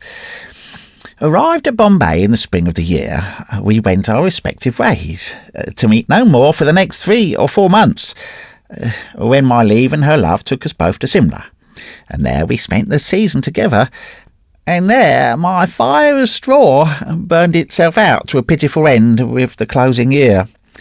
I attempt no excuse, I make no apology. Mrs. Wessington had given up much for my sake, and was prepared to give up all. From my own lips in August 1882, she learned that I was sick of her presence, tired of her company, and weary of the sound of her voice. 99 women out of 100 would have wearied of me as I wearied of them. 75 of that number would have promptly avenged themselves by active and obtrusive flirtation with other men. Mrs. Wessington was the 100th. On her, neither my openly expressed aversion nor the cutting brutalities with which I garnished our interviews had the least effect. Jack, darling, was her one eternal cuckoo cry. I'm sure it's all a mistake, a hideous mistake, and we'll be good friends again some day. Please forgive me, Jack dear. I was the offender, and I knew it. That knowledge transformed my pity into passive endurance, and eventually into blind hate. The same instinct, I suppose, which prompts a man to savagely stamp on the spider he's half but killed, and with this hate in my bosom, the season of 1882 came to an end. Next year, we met again at Simla, she, with her monotonous face and timid attempt at reconciliation, and I, with loathing of her in every fibre of my frame. Several times I could not avoid meeting her alone, and on each occasion her words were identically the same. Still the unreasoning wail that it was all a mistake, and still the hope of eventually making friends. I might have seen, had I cared to look, that that hope only was keeping her alive. She grew more wan and thin month by month. You will agree with me at least that such conduct would have driven anyone to despair. It was uncalled for, childish, unwomanly. I maintain that she was much to blame. And again, sometimes, in the black, fever-stricken night watches, I have begun to think that I might have been a little kinder to her. But that really is a delusion. I could not have continued pretending to love her when I didn't, could I? It would have been unfair to us both. Last year, we met again, on the same terms as before, the same weary appeals and the same curt answers from my lips. At least I would make her see how wholly wrong and hopeless were her attempts at resuming the old relationship. As the season wore on, we fell apart. That is to say, she found it difficult to meet me, for I had other and more absorbing interests to attend to. When I think it over quietly in my sick room, the season of 1884 seems a confused nightmare, wherein light and shade were fantastically intermingled. My courtship of little Kitty Mannering, my hopes, doubts and fears, our long rides together, my trembling avowal of attachment, her reply, and now and again a vision of a white face flitting by in the rickshaw with the black and white liveries I once watched for so earnestly, the wave of Mrs. Wessington's gloved hand, and, when she met me alone, which was but seldom, the irksome monotony of her appeal. I loved Kitty Mannering, honestly, heartily loved her, and with my love for her grew my hatred for Agnes. In August, Kitty and I were engaged, and the next day I met those accursed magpie jumpies at the back of Jacko, and moved by some passing sentiment of pity, stopped to tell Mrs. Wessington everything. She knew it already. "So I hear you're engaged, Jack, dear." Then, without a moment's pause, "I'm sure it's all a mistake, a hideous mistake. We shall be as good friends some day, Jack, as we ever were." My answer might have made even a man wince. It cut the dying woman before me like the blow of a whip. "Please forgive me, Jack. I didn't mean to make you angry, but it's true. It's true." And Mrs. Wessington broke down completely. I turned away and left her to finish her journey in peace, feeling, but only for a moment or two, that I had been an unutterably mean hound. I looked back and saw that she turned her rickshaw with the idea, I suppose, of overtaking me. The scene and its surroundings were photographed on my memory. The rain swept sky. We were at the end of the wet weather. The sodden, dingy pines, the muddy road, and the black powder-riven cliffs formed a gloomy background against which the black and white liveries of the Jampanies, and the yellow-panelled rickshaw, and Mrs. Wessington's down-bowed golden head stood out clearly. She was holding her handkerchief in her left hand, and was leaning back exhausted against the rickshaw cushions.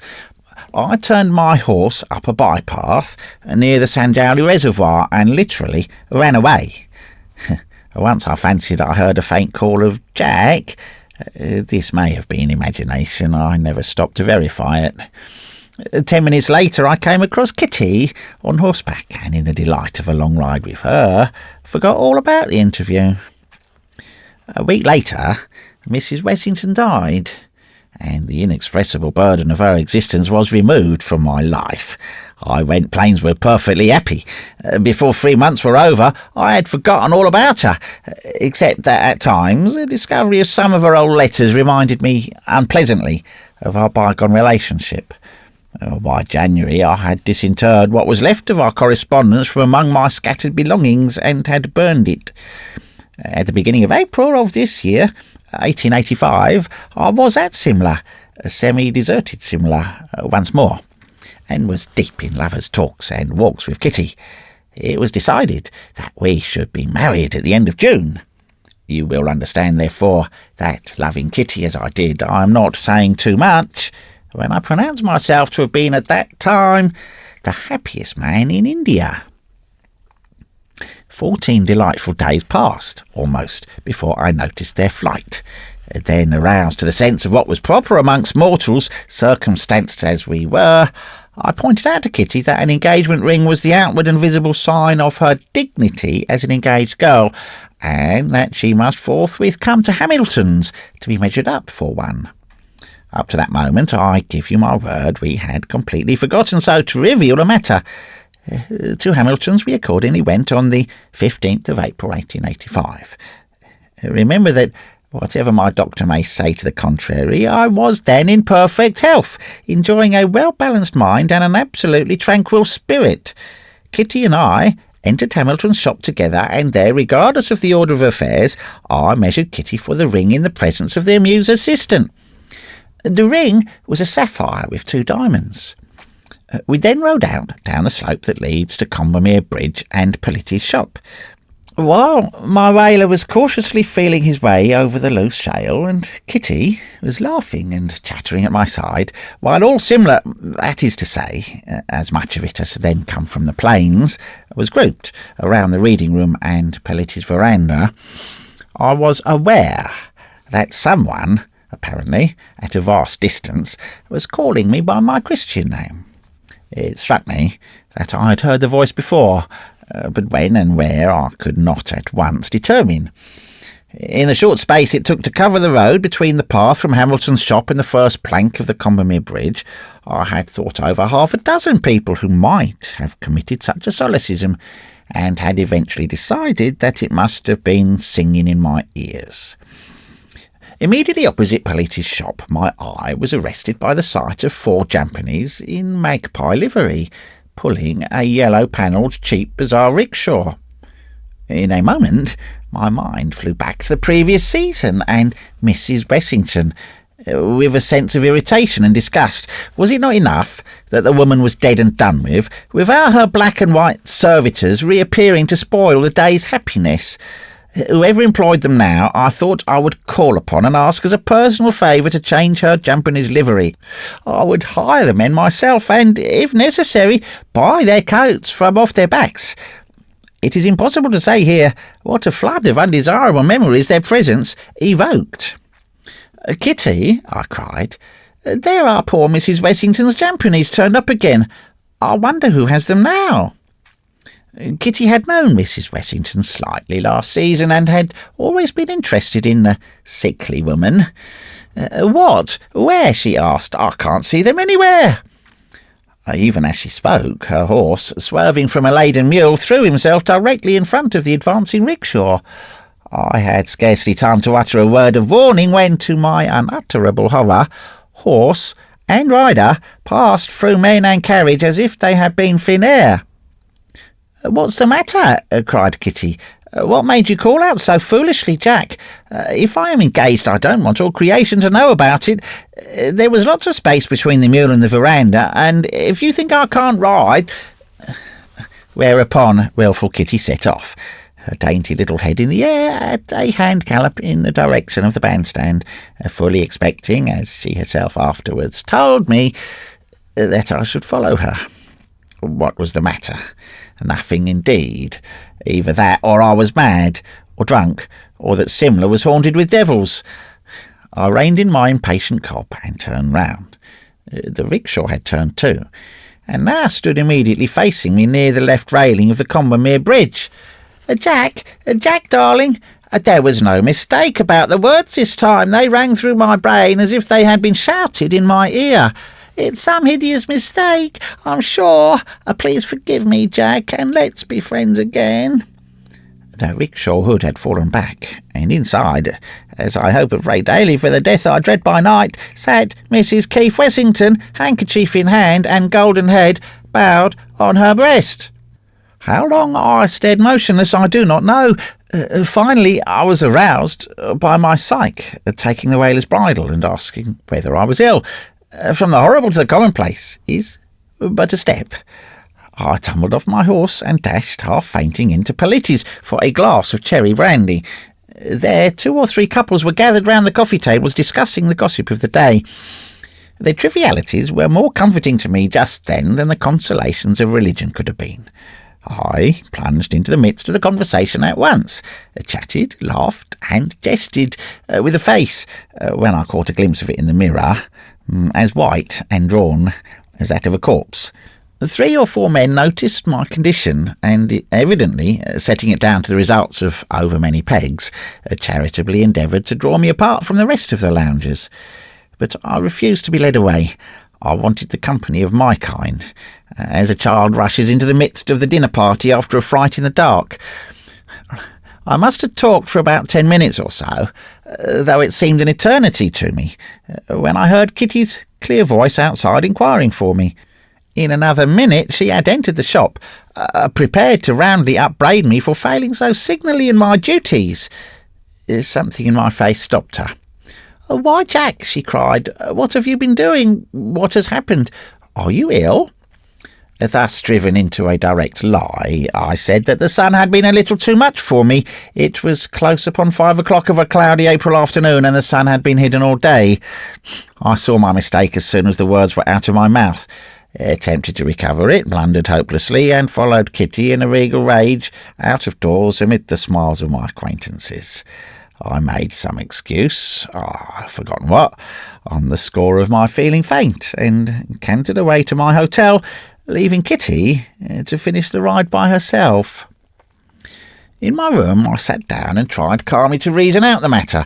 Here was I, Theobald Jack Pansay, a well-educated Bengal civilian in the year of grace 1885, presumably sane, certainly healthy, driven in terror from my sweetheart's side by the apparition of a woman who had been dead and buried 8 months ago. These were the facts that I could not blink. Nothing was further from my thought than any memory of Mrs. Wessington when Kitty and I left Hamilton's shop. And nothing was more utterly commonplace than the stretch of wall opposite Belletti's. It was broad daylight. The road was full of people, and yet here, look you, in defiance of every law of probability, in direct outrage of nature's ordinance, there had appeared to me a face from the grave. Kitty's Arab had gone through the rickshaw, so that my first hope that some woman marvellously like Mrs. Wessington had hired the carriage, and the coolies with their old livery, was lost.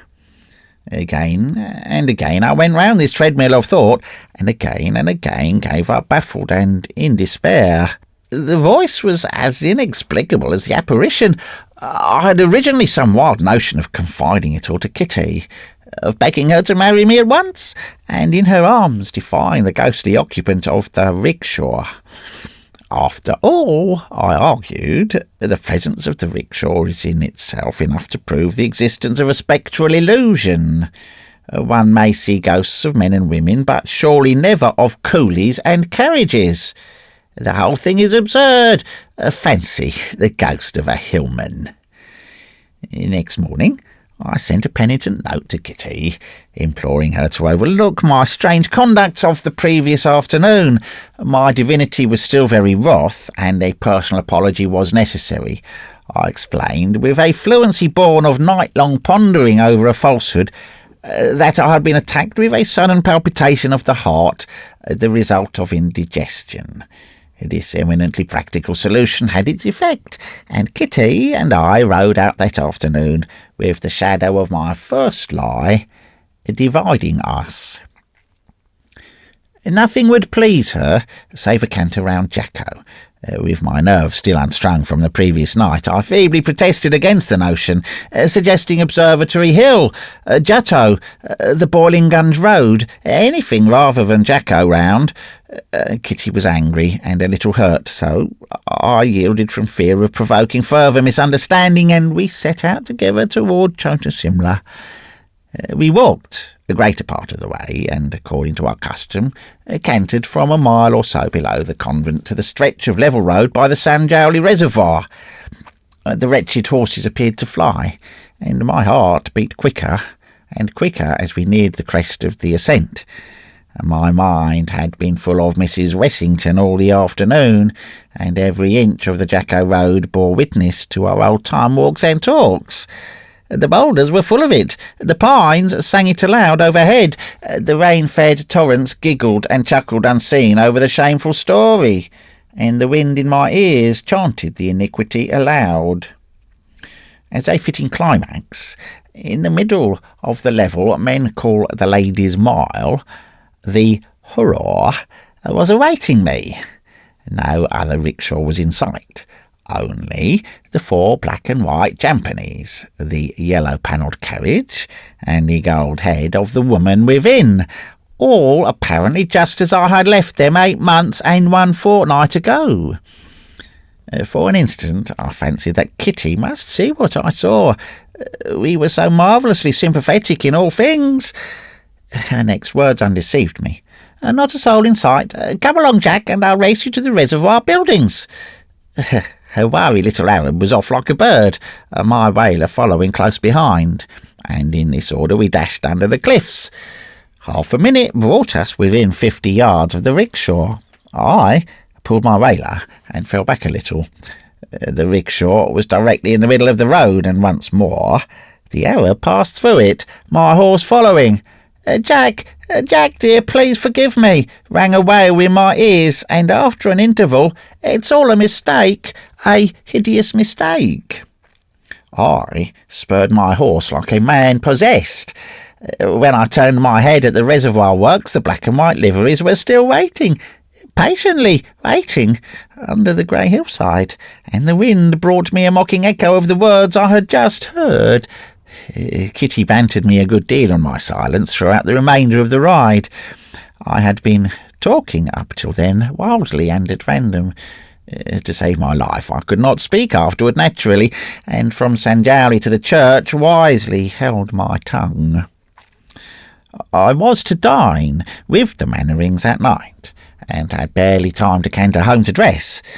On the road to Elysium Hill, I overheard two men talking together in the dusk. "It's a curious thing," said one, "how completely all trace of it disappeared. You know, my wife was insanely fond of the woman, never could see anything in her myself, and wanted me to pick up her old rickshaw and coolies if they were to be got for love or money. A morbid sort of fantasy I call it, but I've got to do what the Mem Sahib tells me. Would you believe that the man she hired it from tells me that all four of the men, they were brothers, died of cholera on the way to hard war. Poor devils. And the rickshaw had been broken up by the man himself. Told me he never used the dead Mem Sahib's rickshaw. Spoiled his luck. A queer notion, wasn't it? Fancy poor little Mrs. Wessington spoiling anyone's luck except her own." I laughed aloud at this point, and my laugh jarred on me as I uttered it. So there were ghosts of rickshaws after all, and ghostly employments in the other world. How much did Mrs. Wessington give her men? What were their hours? Where did they go? And for visible answer to my last question, I saw the infernal thing blocking my path in the twilight. The dead travel fast, and by shortcuts unknown to ordinary coolies. I laughed aloud for a second time, and checked my laughter suddenly, for I was afraid I was going mad. Mad to a certain extent I must have been, for I recollect that I reined in my horse at the head of the rickshaw and politely wished Mrs. Wessington good evening. Her answer was one I knew only too well. I listened to the end and replied that I'd heard it all before, but should be delighted if she had anything further to say. Some malignant devil stronger than I must have entered into me that evening, for I have a dim recollection of talking the commonplaces of the day for 5 minutes to the thing in front of me. "Mad as a hatter, poor devil, or drunk, Max. Try and get him to come home." Surely that was not Mrs. Wessington's voice. The two men had overheard me speaking to the empty air and had returned to look after me. They were very kind and considerate, and from their words evidently gathered that I was extremely drunk. I thanked them confusedly and cantered away to my hotel. There changed, and arrived at the Mannerings 10 minutes late. I pleaded the darkness of the night as an excuse, was rebuked by Kitty for my unlover-like tardiness, and sat down. The conversation had already become general, and under cover of it I was addressing some tender small talk to my sweetheart, when I was aware that at the further end of the table a short, red-whiskered man was describing, with much embroidery, his encounter with a mad unknown that evening. A few sentences convinced me that he was repeating the incident of half an hour ago. In the middle of the story he looked round for applause, as professional storytellers do, caught my eye, and straightway collapsed. There was a moment's awkward silence, and the red-whiskered man muttered something to the effect that he'd forgotten the rest, thereby sacrificing a reputation as a good storyteller which he'd built up for 6 seasons past. I blessed him from the bottom of my heart, and went on with my fish. In the fullness of time, that dinner came to an end, and with genuine regret, I tore myself away from Kitty, as certain as I was of my own existence that it would be waiting for me outside the door. The red-whiskered man, who had been introduced to me as Dr. Heatherley of Simla, volunteered to bear me company as far as our roads lay together. I accepted his offer with gratitude. My instinct had not deceived me. It lay in readiness in the mole, and in what seemed devilish mockery of our ways, with a lighted headlamp. The red-whiskered man went to the point at once, in a manner that showed he had been thinking it over all dinner-time. "I say, Pansy, what the deuce was the matter with you this evening on the Elysium Road?" The suddenness of the question wrenched the answer from me before I was aware. "That," said I, pointing to it. "That may be either DT or eyes for aught I know. Now, you don't liquor. I saw as much at dinner, so it can't be DT. There's nothing whatever where you're pointing, though you're sweating and trembling with fright like a scared pony. Therefore, I conclude that it's eyes, and I ought to understand all about them. Come along home with me. I'm on the Blessington Lower Road." To my intense delight, the rickshaw, instead of waiting for us, kept about 20 yards ahead, and this, too, whether we walked, trotted, or cantered. In the course of that long night ride, I had told my companion almost as much as I have told you here. "Well, you've spoiled one of the best tales I've ever laid tongue to," said he, "but I forgive you for the sake of what you've gone through. Now come home and do what I tell you, and when I've cured you, young man, let this be a lesson to you, to steer clear of women and indigestible food till the day of your death." The rickshaw kept steady in front, and my red-whiskered friend seemed to derive great pleasure from my account of its exact whereabouts. "Eyes, Pansy, all eyes, brain and stomach, and the greatest of these three is stomach. You've too much conceited brain, too little stomach, and thoroughly unhealthy eyes. Get your stomach straight, and the rest follows, and all that's French for a liver pill. I'll take sole medical charge of you from this hour, for you are too interesting a phenomenon to be passed over." By this time, we were deep in the shadow of the Blessington Lower Road, and the rickshaw came to a dead stop under a pine-clad, overhanging shale cliff. Instinctively, I halted too, giving my reason. Heatherley rapped out an oath. "Now, if you think I'm going to spend a cold night on the hillside for the sake of a stomach-come-brain-come-eye illusion, Lord have mercy, what's that?" There was a muffled report, a blinding smother of dust just in front of us, a crack, the noise of rent boughs, and about 10 yards of the cliffside pines, undergrowth and all, slid down into the road below, completely blocking it up. The uprooted trees swayed and tottered for a moment like drunken giants in the gloom, and then fell prone among their fellows with a thunderous crash. Our two horses stood motionless and sweating with fear. As soon as the rattle of the falling earth and stone had subsided, my companion muttered, "Man, if we'd gone forward, we should have been 10 feet deep in our graves by now. There are more things in heaven and earth. Come home, Pansy, and thank God, I want a peg, badly." We retraced our way over the church ridge, and I arrived at Dr. Heatherley's house shortly after midnight. His attempts toward my cure commenced almost immediately, and for a week I never left his sight. Many a time in the course of that week did I bless the good fortune which had thrown me in contact with Simla's best and kindest doctor. Day by day my spirits grew lighter and more equable. Day by day, too, I became more and more inclined to fall in with Heatherley's spectral illusion theory, implicating eyes, brain and stomach. I wrote to Kitty, telling her that a slight sprain caused by a fall from my horse kept me indoors for a few days, and that I should be recovered before she had time to regret my absence. Heatherley's treatment was simple to a degree. It consisted of liver pills, cold water baths, and strong exercise, taken in the dusk or at early dawn, for, as he sagely observed, a man with a sprained ankle doesn't walk a dozen miles a day, and your young woman might be wondering if she saw you. At the end of a week, after much examination of pupil and pulse and strict injunctions as to diet and pedestrianism, Heatherley dismissed me as brusquely as he had taken charge of me. Here is his parting benediction. "Man, I certify to your mental cure, and that's as much as to say I've cured most of your bodily ailments. Now, get your traps out of this as soon as you can and be off to make love to Miss Kitty." I was endeavouring to express my thanks for his kindness. He cut me short. "I don't think I did it because I like you. I gather you've behaved like a blackguard all through. But all the same, you're a phenomenon, and as queer a phenomenon as you are a blackguard. And no," checking me a second time, "not a rupee, please. Go out and see if you can find the eyes, brain and stomach business again. I'll give you a luck for each time you see it."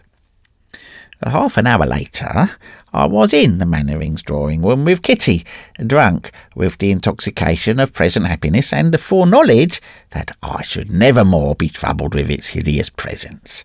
Strong in the sense of my new-found security, I proposed a ride at once, and by preference a canter round Jacko.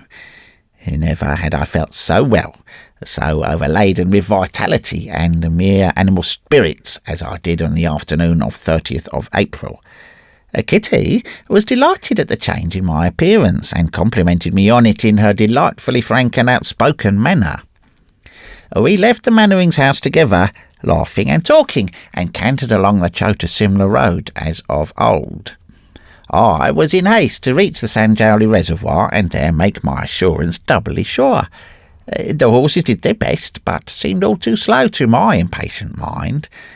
Kitty was astonished at my boisterousness. "Why, Jack," she cried at last, "you are behaving like a child. What are you doing?" We were just below the convent, and from sheer wantonness I was making my whaler plunge and curve it across the road as I tickled it with the lope of my riding whip. "Doing?" I answered. "Nothing, dear. That's just it. If you'd been doing nothing for a week except lie up, you'd be as riotous as I. Singing and murmuring in your feastful mirth, joying to feel yourself alive.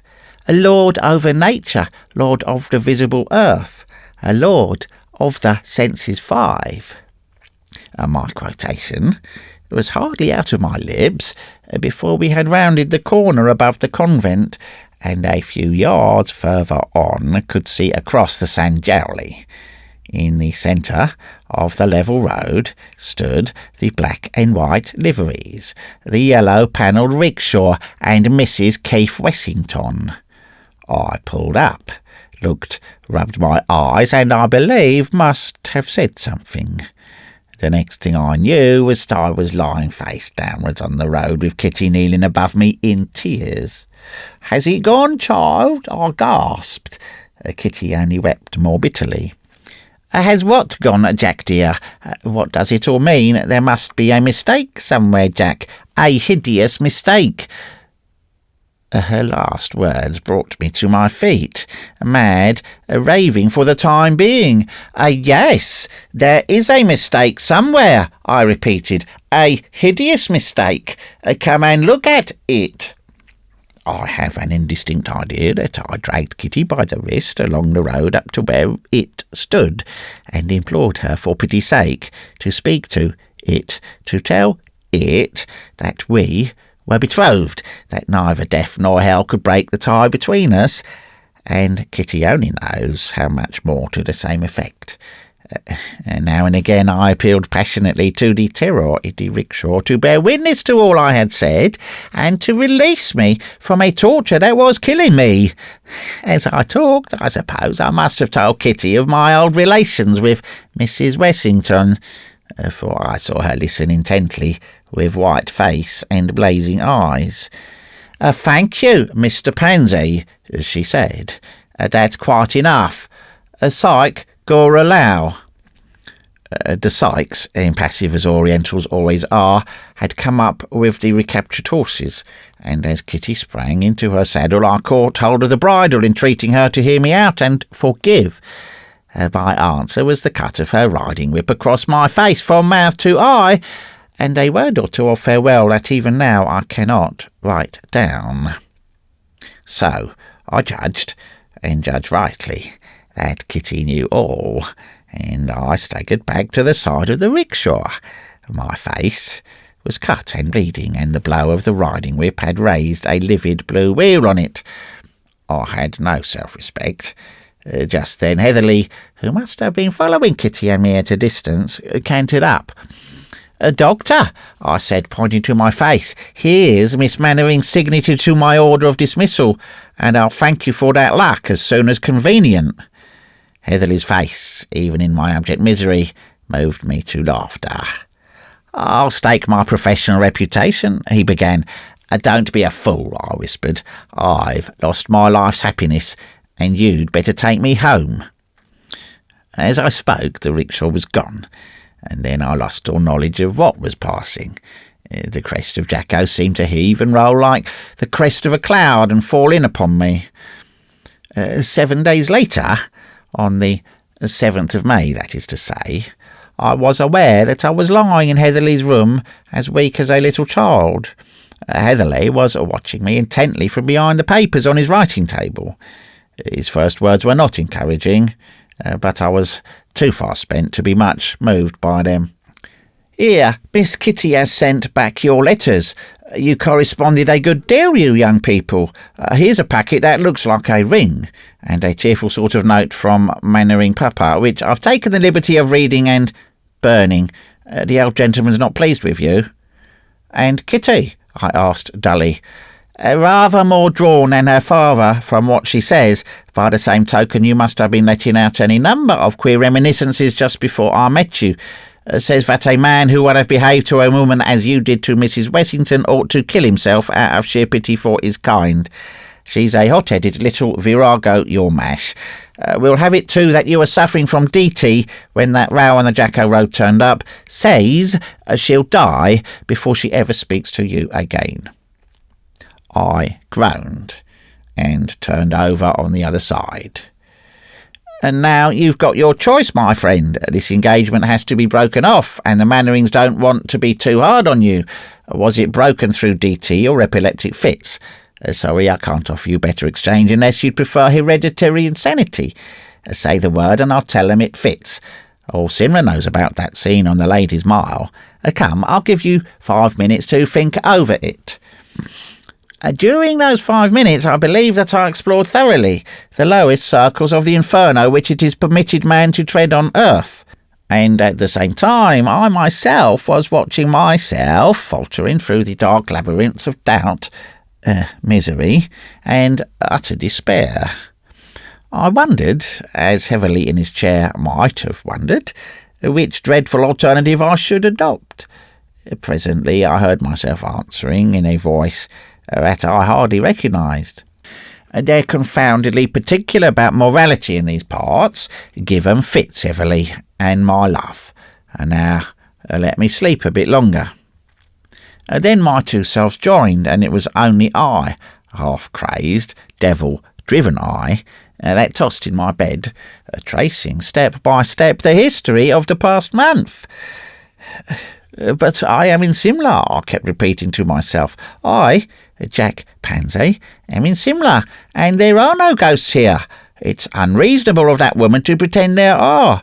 Why couldn't Agnes have left me alone? I never did her any harm. It might just as well have been me as Agnes, only I'd never have come back on purpose to kill her. Why can't I be left alone and happy?" It was high noon when I first awoke, and the sun was low in the sky before I slept. I slept as a tortured criminal sleeps on his rack, too worn to feel further pain. Next day I could not leave my bed.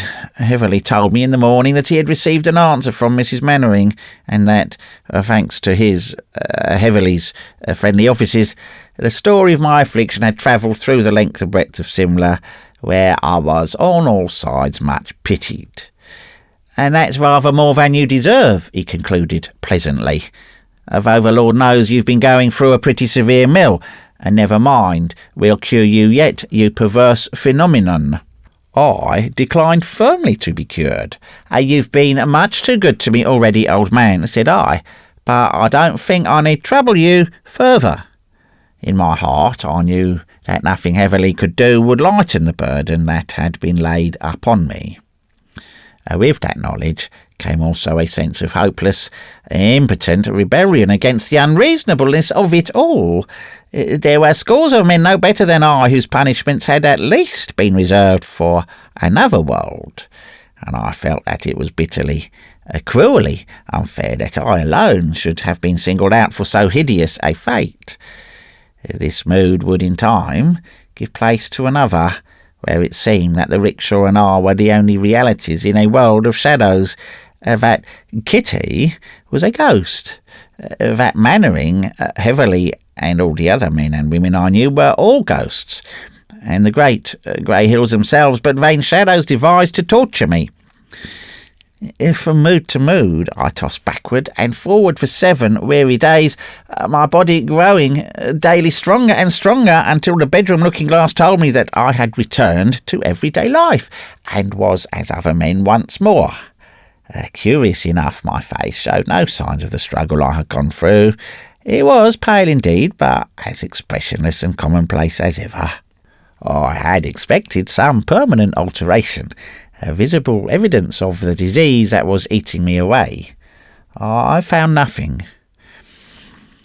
On the 15th of May, I left Heatherly's house at 11 o'clock in the morning, and the instinct of the bachelor drove me to the club. There I found that every man knew my story as told by Heatherly, and was, in clumsy fashion, abnormally kind and attentive.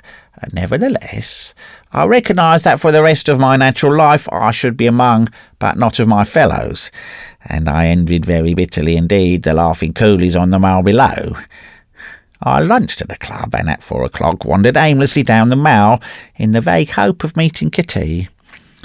Close to the bandstand, the black and white liveries joined me, and I heard Mrs. Vessington's old appeal at my side.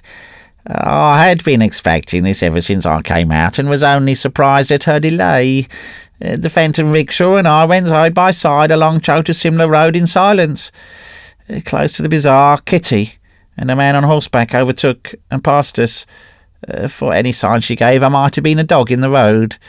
She did not even pay me the compliment of quickening her pace, though the rainy afternoon had served for an excuse.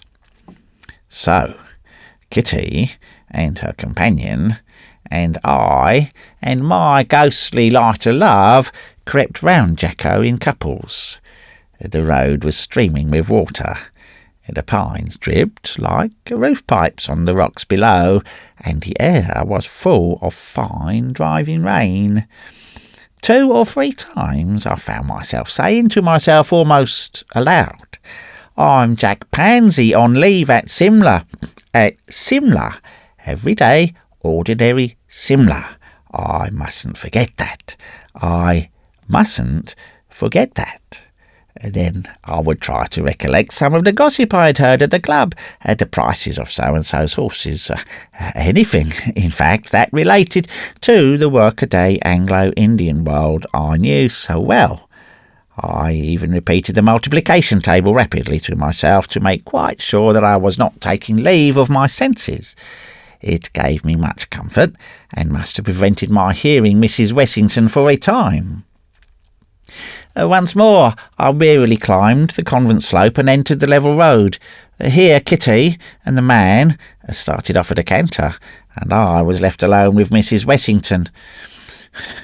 "Agnes," said I, "will you put back your hood and tell me what it all means?" The hood dropped noiselessly, and I was face to face with my dead and buried mistress. She was wearing the dress in which I had last seen her alive, carried the same tiny handkerchief in her right hand, and the same card case in her left. A woman 8 months dead, with a card case. I had to pin myself down to the multiplication table, and to set both hands on the stone parapet of the road, to assure myself that at least was real. "Agnes," I repeated, "for pity's sake, tell me what it all means." Mrs. Wessington leaned forward, with that odd, quick turn of the head I used to know so well, and spoke. If my story had not already so madly overleaped the bounds of all human belief, I should apologise to you now, as I know that no one, no, not even Kitty, for whom it is written as some sort of justification of my conduct, will believe me. I will go on. Mrs. Wessington spoke, and I walked with her from the Sanjowly Road to the turning below the Commander-in-Chief's house, as I might walk by the side of any living woman's rickshaw deep in conversation. The second and most tormenting of my moods of sickness had suddenly laid hold upon me, and like the prince in Tennyson's poem, I seemed to move amid a world of ghosts. There had been a garden party at the Commander-in-Chief's, and we too joined the crowd of our homeward-bound folk. As I saw them then, it seemed that they were the shadows, impalpable, fantastic shadows, that divided for Mrs. Wessington's rickshaw to pass through. What we said during the course of that weird interview, I cannot, indeed, I dare not tell. Heavely's comment would have been a short laugh, and he remarked that I had been mashing a brain-eye and stomach chimera.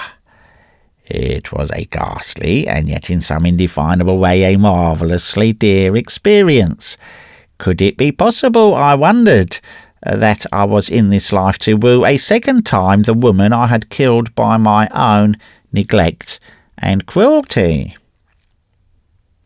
I met Kitty on the homeward road, a shadow among shadows.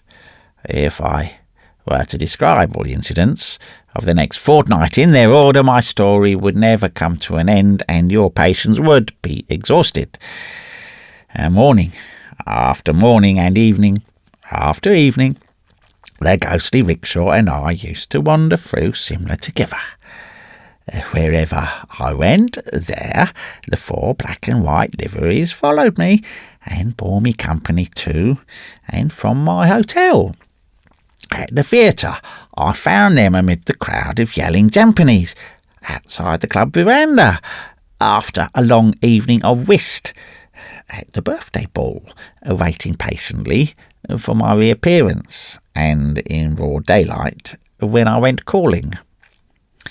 Save that it cast no shadow, the rickshaw was in every respect as real to look upon as one of wood and iron.